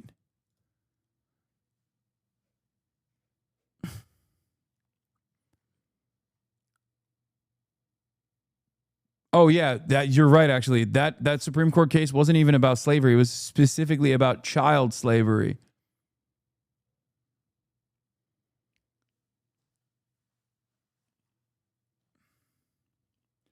Oh, someone asked about how capitalism leads to fascism. Yes, when all of that inevitable violence, in the hands of in the current order of business, when consolidated power this endless parasitic force of capital ends up demanding more and more from the domestic labor force, ends up demanding more and more from your neighbors, stealing from you both your surplus labor value in the form of profits, and also refusing to give anything back to you in return. And the fatter they get, the more greedy they get, the more resentful the working class becomes, the more angry and volatile the working class becomes due to the inequalities that they experience. Because at the end of the day, wealth is a relative concept. Richness is a relative concept. You're only as rich as those around you are poor. So you start growing resentful. And in that anger, there's either two ways out of this. When contradictions under capitalism worsen, we see that in the form of economic inequality and volatility. When those conditions worsen, when those contradictions become glaringly obvious, you have two options: socialism or barbarism. Either you organize and demand more through organized power, through the labor force, through the only area of impact that you have, the only area of power that you have, because obviously without workers, there would be no profits. Without workers, there would be no production, because your bosses cannot actually manage the fucking factory and work on the factory floor.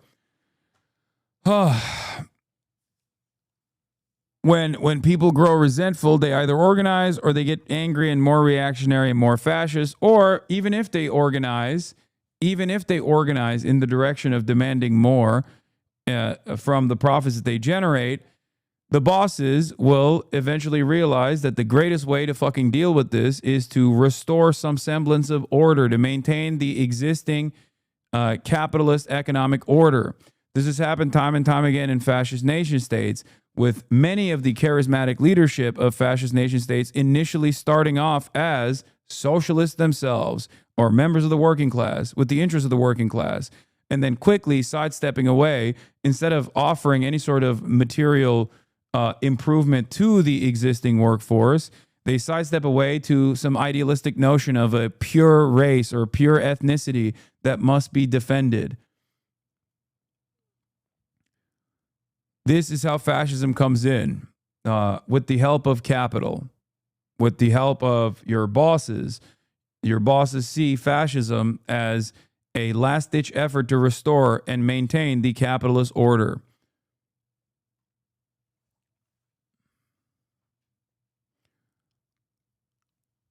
Anyway, and that's how fascism manifests.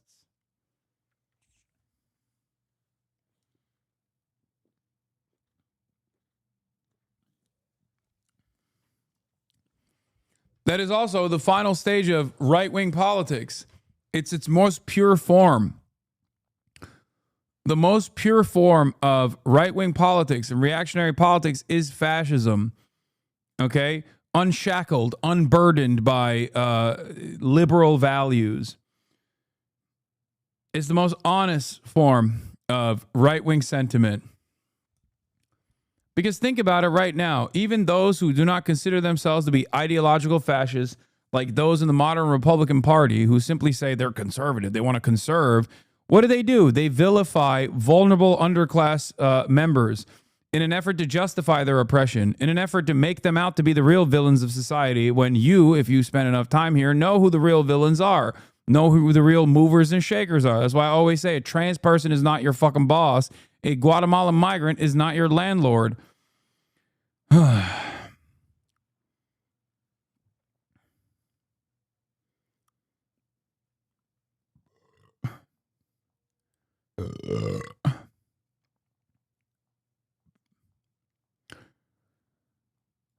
It was a moment of jubilation and hope going back to France, but it did not last long. French capital reacted by pulling out of the country, and meanwhile, the newly elected Spanish government, the Front Populaire, was challenged by a military revolt. Popular demand in France, huge demonstrations shouting, "Des canons pour l'Espagne! Des avions pour l'Espagne!" The national interests both spoke strongly for the Spanish government's request to purchase arms, but the French premier, Léon Blum, under pressure from London, agreed to join the non-intervention agreement through Germany and Italy, were openly supplying the rebels. In September, I received a letter from my friend John Cornford, the leader of the communist movement in Cambridge, who had just returned from Spain, where he had fought for a few weeks in the Aragon Front, a column organized by Partido Obrero de Unificación Marxista, the POUM party that was later to be suppressed as too revolutionary. He had returned to England to recruit a small British unit that would set an example of training and discipline and shaving to anarchistic militias.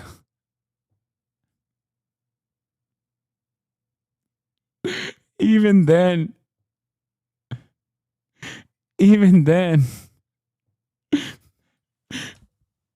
the British had to teach the fucking anarchists how to groom themselves, dude. He asked me to join, and I did so without a second thought. I knew no more about Spanish politics and history than most of my fellow countrymen. That is to say, not much. I had read in translation, but not much, all of Don Quixote and reproductions of the great paintings of Velázquez and Goya. I knew that Philip II had married English reigning queen, blah, blah, blah, blah, blah, blah, who cares? That guerrilla, which was to become my military specialty in World War II, was a Spanish word. But I had no real understanding of the complicated situation that had produced the military revolt of July 1936. What I did know was that Franco had the full support of Hitler and Mussolini. In fact, that support had been decisive at the beginning of the war. The military coup had failed in Madrid and Barcelona, Spain's principal cities. Franco's best troops, the Foreign Legion and the Regulares, the Moorish mercenaries recruited to fight against their own people, were cooped up in Morocco, since the Spanish Navy had declared for the Republic. Planes and pilots from the Luftwaffe and the Italian Air Force in the first military airlift in history had flown some 8,000 troops across the Sevilla, Franco's base, for the advance on Madrid. And this was all I needed to make up my mind. I left a few days later for Paris with a group of a dozen or so volunteers that John had assembled. There were 3 Cambridge graduates. By the way, you know how fucking recent this history is? We think about this like it happened, multiple lifetimes ago, but there are still motherfuckers alive. You know what I mean? Maybe not many, but it is kind of crazy that like this is one lifetime ago, okay? In the grand scheme of history, what this man is describing is so recent, and yet we always take for granted the current existing peace in Europe as though it was always the norm, okay? Think about that. It hasn't even been 100 years yet. So understand that.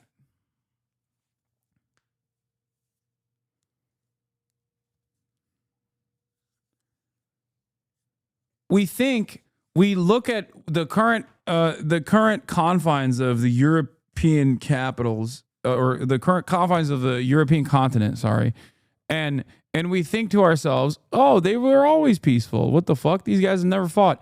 There has been very short periods where there wasn't endless fighting in Europe, okay?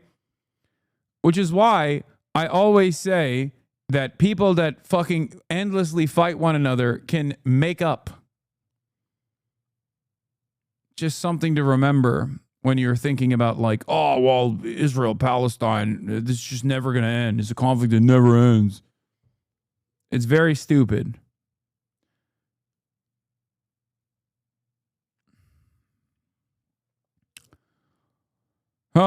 Anyway, there were 3 Cambridge graduates and 1 from Oxford, a statistic I've always been proud of, as well as 1 from London University. There was a German refugee artist who has been living in London, 2 veterans of the British Army and 1 in the Navy, an actor, a proletarian novelist, 2 unemployed workmen. Once in Paris, we went to Comité Entre-deux, a Peuple Espagnol, and was where John schemed for a small British unit where the Aragon was abandoned. We were sent for a hotel in Belleville, a working class section of Paris, where we found ourselves at tiny English drop in the sea of large national groups. French, Polish, Belgian, German, Italian, all of them bound for Spain. Painful listen as always, Hasan. Okay, dude. We left next morning for Marseille, where at night we boarded a Spanish vessel that left at midnight. Bridges, Polish. Okay, bro, this guy's just talking about how he fucking fought Franco. Like, sick, dude. We get it. You were a premature anti-fascist. Get to the goddamn point. This man, oh my God.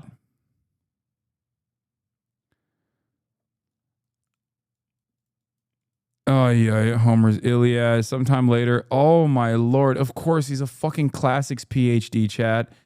Of course. Of course. What a goddamn yapper this guy is.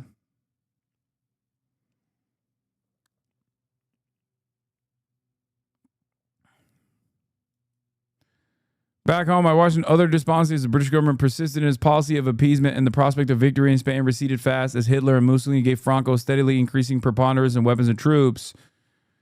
A meeting with a young American whom I had met at Cambridge some years before, but with whom I now fell in love with, changed my life. Not at least because when after Munich, she yielded to her parents' anxious insistence that she come home. She persuaded me to apply for an immigration visa.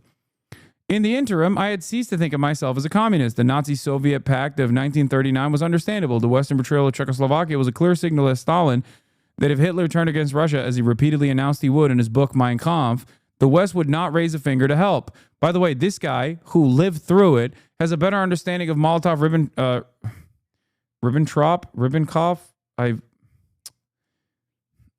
I forget. God damn it. Ribbentrop, not Ribbentrop. I'm sorry. I'm stupid. Okay. I don't know anything about history.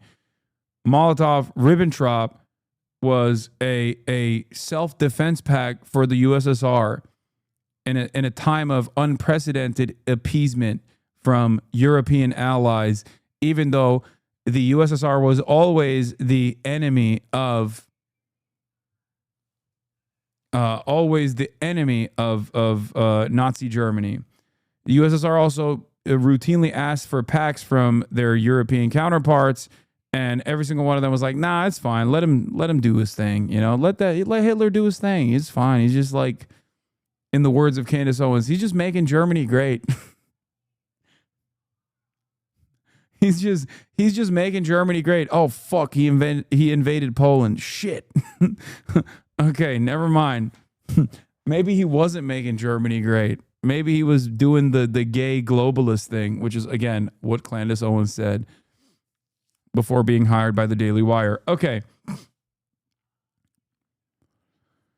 The West would not raise a finger to help. The brutal annexation of the Baltic states and still more the aggressive war against Finland were harder to accept. I was appalled, too, by the show trials of the old Bolsheviks, Bukharin, and the rest. I read the verbatim accounts of their so-called confessions published by Moscow in English and available at left-wing bookshops in London. I was appalled. Yeah, it's really fucked up. Really fucked up what the USSR did. Anyway, I'm not going to say anything else. Okay. These tales of recruitment by the British Secret Service in the first days of the revolution in my lifetime of espionage and sabotage were beyond belief.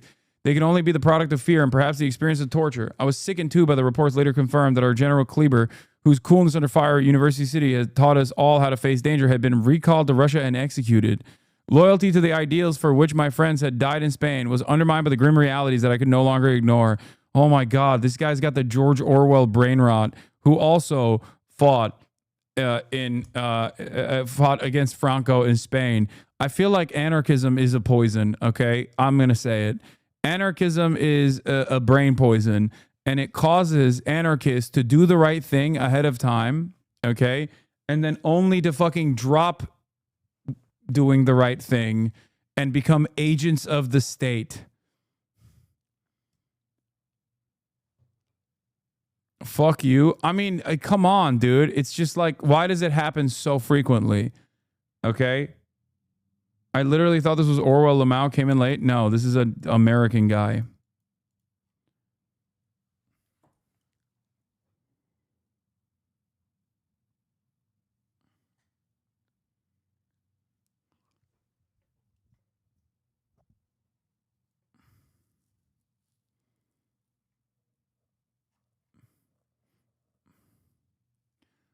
You fucking love the state? I do. What do you mean? Of course I love the state, dude. There is no other way for a state to inevitably perish. There's no other way for a state to inevitably perish unless the state itself moves in the direction, moves the industrial capacity in the direction of communism ultimately. If you ever want a fucking true anarchist utopia, well, I don't think anybody wants that, but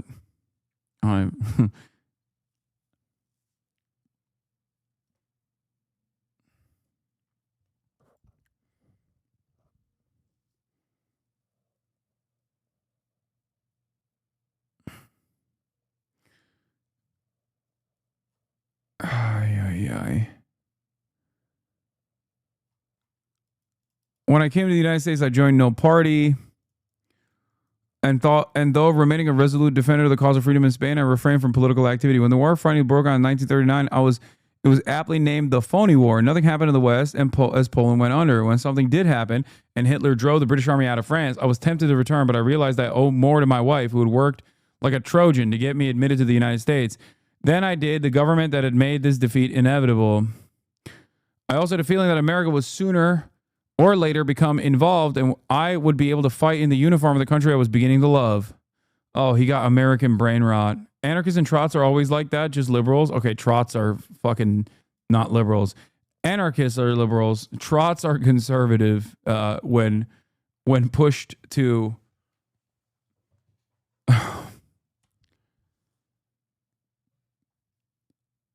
Anyway, all right, let's continue. When that happened, I somehow escaped the discrimination that hampered the military careers of so many American veterans of the brigades.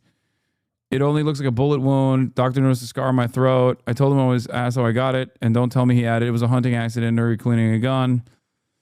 No repercussions from this incident, and was later selected for OCS and commissioned. And eventually, I fought in Europe in a specialized force organized by the American OSS. This guy literally became an agent, by the way. The British SOE and the Free French to coordinate the action of the French resistance forces with the advance of the Allied armies. It was the OSS-2 that later sent me to North Italy to work with large partisan formations that were operating on our side in the lines, but in mountainous areas where heavy American equipment could not be used. The OSS also gave Americans who had fought in the brigades. This is one of the worst aspects of the OSS, is that they literally eventually turned on the very same fucking partisans that were communist and socialist and worked to eliminate them from power in the aftermath of World War II in an effort to, restore the American version of fascism, burger fascism, okay, by way of NATO, a protection racket against the real scary nature of Soviet-style communism. Scary, okay.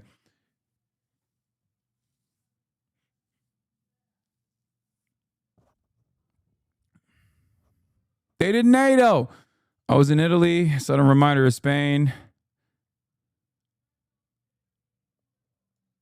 Okay, this actually was just his recounting of why he fought fascism. I didn't realize that the rest of the story was eventually going to devolve into that. I thought there was a point where he was going to talk about the Red Scare. Nope. I was wrong. I should have finished this article before I actually got on stream. What a stupid exercise we went down. Okay, actually, to be fair, this wasn't a stupid exercise. This was cool.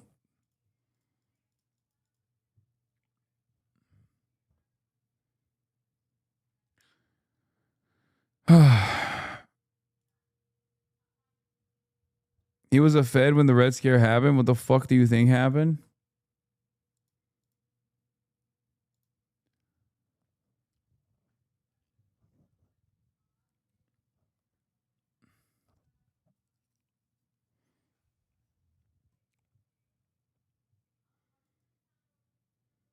To counter the earlier article statement, Jewish Polish guerrilla fighters that received Soviet support witnessed Polish and Soviet partisans, including Jewish resistance fighters, disrupting German war efforts during World War II.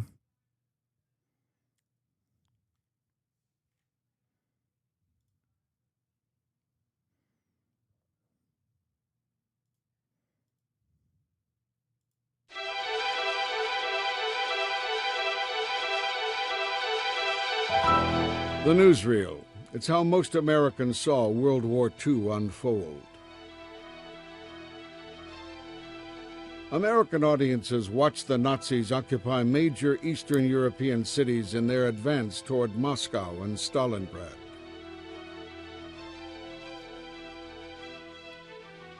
Typical images of Jews during this time period depicted them as helpless victims of genocide. Yet from Soviet newsreels, we can see a rare glimpse of another side of the Jewish experience during World War II. As partisans, Jewish resistance fighters behind enemy lines who were determined on derailing the German war effort. This rare footage documents Polish and Russian partisans, which included thousands of Jews who escaped the virtual death sentence of Nazi occupation. To fight the Nazis, partisans endured extreme conditions. I shouldn't show you guys this because Ethan is going to get upset. He's going to start thinking of these Jews differently because they took up arms against Nazi occupation. And obviously, the best possible way to overcome the Holocaust, by his estimation, was to just simply be a pacifist throughout the entire ordeal. You know, he did say that about Anne Frank. He literally did say that. So Harsh winters and little food, and being without permanent shelter for years on end.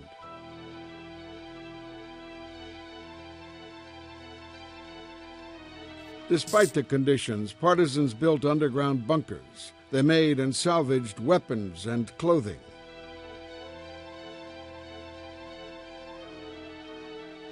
Underground newspapers describing their victories were printed and distributed. Local farmers gave them goods, sometimes voluntarily, sometimes not so.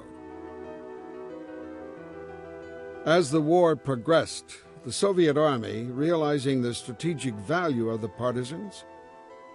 Okay, I'm seeing a lot of fucking what the Jewish partisans were doing against the Nazis, and unfortunately, I don't want to be that guy, but none of this shows the feelings of collaborators with the German invasion, and also the feelings of Germans living in Germany, or even those who actually participated in the Lebensraum operations and actually moved into additional conquered territory. And I feel like this is a little bit one-sided, you know? Like, what about, like, if they were to take hostages, for example, like, what about the feelings of said hostages?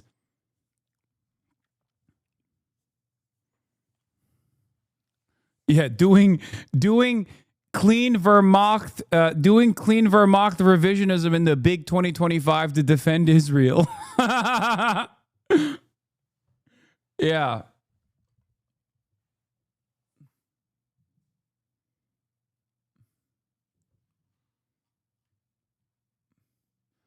That's what we should do.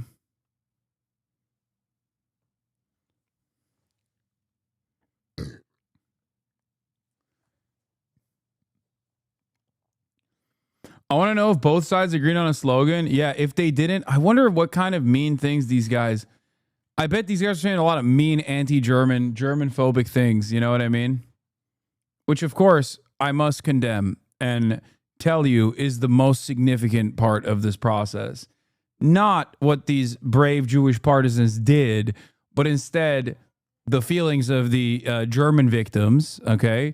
And also their feelings as when they heard, you know, mean words from these people that were fighting against them. Airdropped weapons and supplies to help them. Didn't Russia support Nazi Germany until they turned on them and started attacking their oil fields in Russia? Oh my God, dude. We just went through this. Were you just sleeping when we even the fucking guy who turned into a Fed, the premature anti-fascist who turned into a Fed, recognized the reasoning as to why Stalin had made this pact with Nazi Germany. It's got to be lag. He didn't see it. But Hassan, 70% of Germany supported Hitler. Who are you to tell them they're wrong? That's very anti-German of you. I know. I'm being so anti-German right now. Partisans destroyed communication lines. Blew up railroads. What? Wait a minute. What? That's terrorism. Someone needs to stop these guys from doing terrorism. What? Hold on. But that's terrorism. Your side never mentions the partisan anti-German terrorism. Well, there it is. I'm showing it to you. Trigger warning. The property damage. Do I condemn this? Do I condemn the partisans? Destroyed bridges, ambushed patrols, and attacked strategic strongholds. It's difficult to quantify the effect of partisan attacks, but as a group, they inflicted a substantial toll on the German army.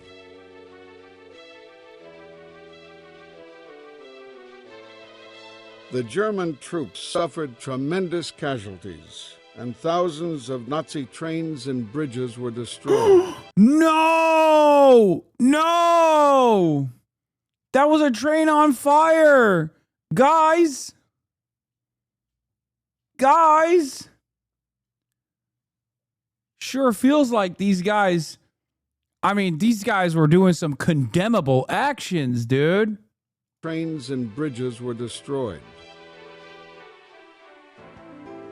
This newsreel footage is a testament to the heroic contributions of the Jewish partisans who fought in World War II. Wait, oh, by the way, I was about to say, there were also literal children that were involved, and Frank-aged children that were involved in the brave, heroic resistance of the Jewish partisans, by the way. Babies of Hamas. These are babies of terror.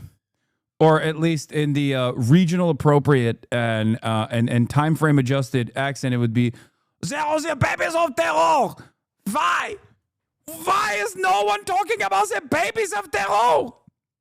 Terrorism.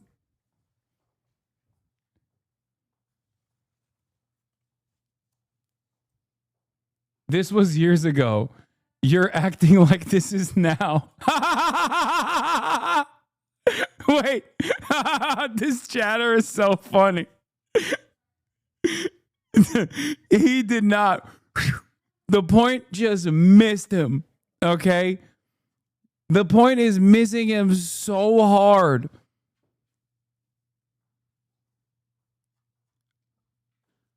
They're an Asman fan? No. Why do you hate Asmongold so much?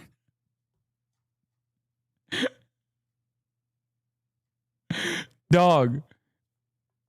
This is I'm making a joke about the common ways in which Western liberals now talk about those who resisted against the fascist forces doing land grabs and exterminationist policies. How do I simplify this? I'm comparing Nazi Germany to the fascist state of Israel, Nazi Germany's Holocaust to the fascist state of Israel's Holocaust in Gaza, while also simultaneously assuming the role of a Western liberal who is a pacifist, right? To make jokes about, to show you how silly it is to say, why are these Jews resisting against Nazi Germany? Just like it's silly to say, why are these Palestinians or Arabs in the region resisting against Israel and American imperialism? Because from their perspective, it is identical. The outcome is identical.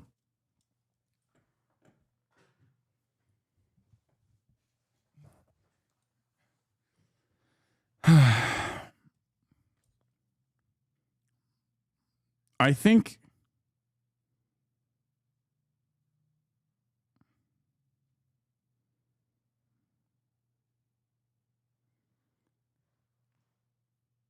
yeah, the video said they were heroic. Guess this guy supports terrorists. Fought in World War II.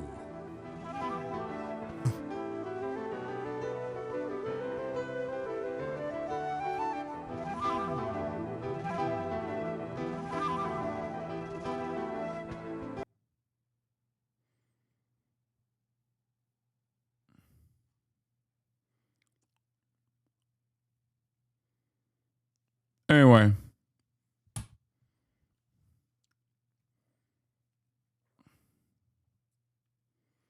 This dude watches Inglourious Basterds and shakes his head. Your chat is toxic. Your chat is toxic even though I asked a simple question that I wanted an answer to. Dog, what other space do you have like 24,000 people watching and the guy entertaining 24,000 people just takes you seriously, pulls you aside and explains to you a joke that the rest of the 24,000 actually understand? I just did that for you and you're still fucking complaining. And the most toxic thing that Chatter said was that you're homeschooled.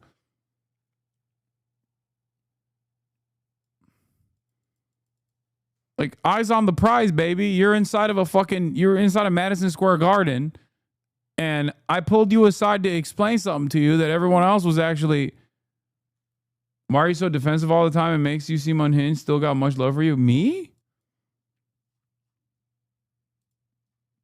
Am I being defensive? I'm like, I basically gave him the explanation that other people didn't even need, and he's still like focusing on the chat being toxic to him for calling him a fucking homeschooled.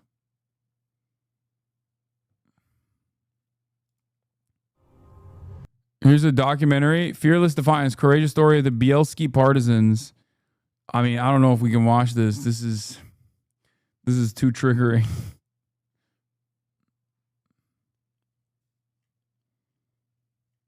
I will not be condemning the partisans. This is such a funny. He had to change the UN claim about the Gaza. The UN's claim about babies dying in Gaza is unraveling. The original title of this article was Israelophobia is out of control. The most dangerous bigotry of our times. Everybody dunked on it, so we changed it to fucking Holocaust denial. Which, in this modern iteration, requires you to deny what you see with your eyes. Okay? Which is somehow an even more insane version. Like, there is no Red Cross going to the one singular concentration camp designed to, like, dupe the Western audiences. You know what I mean? Like, it's just, you can see it. Like, you can see it. It's not, there is no plausible deniability here, you know? So it's a crazy fucking situation where basically these guys are like, no, you have to not believe what you're seeing. Like, I'm telling you, these fucking starving children, the images of starving children, do not believe them, okay? They're faking it. Like, thousands and thousands of children ruthlessly slaughtered. Don't look at that. It's fake. It's not real. Let me tell you, there's a lot more serious stuff going on, like my feelings being hurt when people say Israel is doing a genocide, and I want to defend that, and then people say I'm a Nazi. This is perhaps the most consequential aspect of the events that are unfolding, and yeah, don't do that. Okay. That's all I got for today because I have to get ready for the Fear and podcast. Perhaps we'll watch this Fearless Defiance, Courageous Story of the Bielski Partisans tomorrow. I like that. I like watching historic documentaries. Half day. Yeah, half day. Watch Lilo and Stitch with the gang. Why?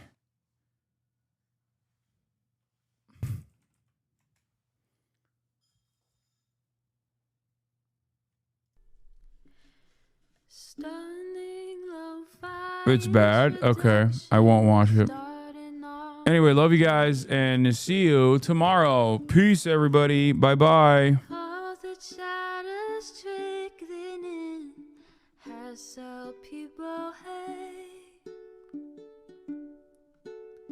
Sunny Los Angeles, California, says Hasan. The starlight to the topic just begun. There he is again, Hasan is streaming. Hasan is streaming. There he is again. Hasan is streaming. Hasan is streaming.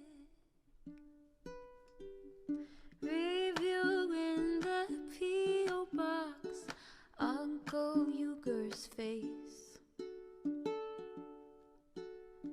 Sudden Discord agitprop, great names take embrace. Tiny Bernie Sanders, LGBTQ Air Force. The whole left at your fingertips. Ane at your door. H3 crowded debate, the Young Turks online show. 3 full fucking years of this, plenty more to go. 90-day fiance talks of champagne bourgeoisie. A Trump rally live reaction on mass riot at DC. There he is again, Hasan is streaming. Hasan is streaming. There he is again, Hasan is streaming. Hasan is streaming.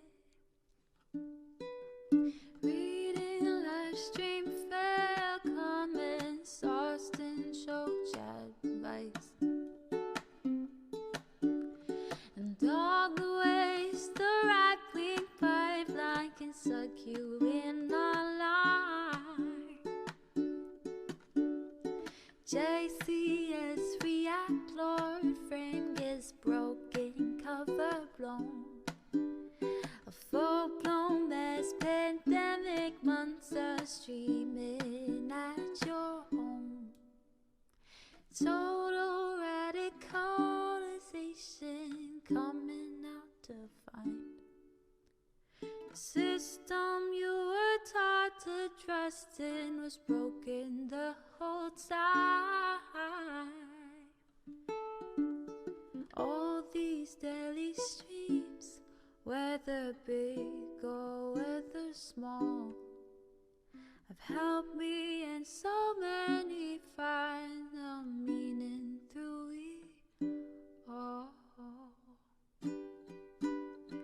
There he is again, Hasan is streaming. Hasan is streaming. There he is again, Hasan is streaming. Hasan is streaming.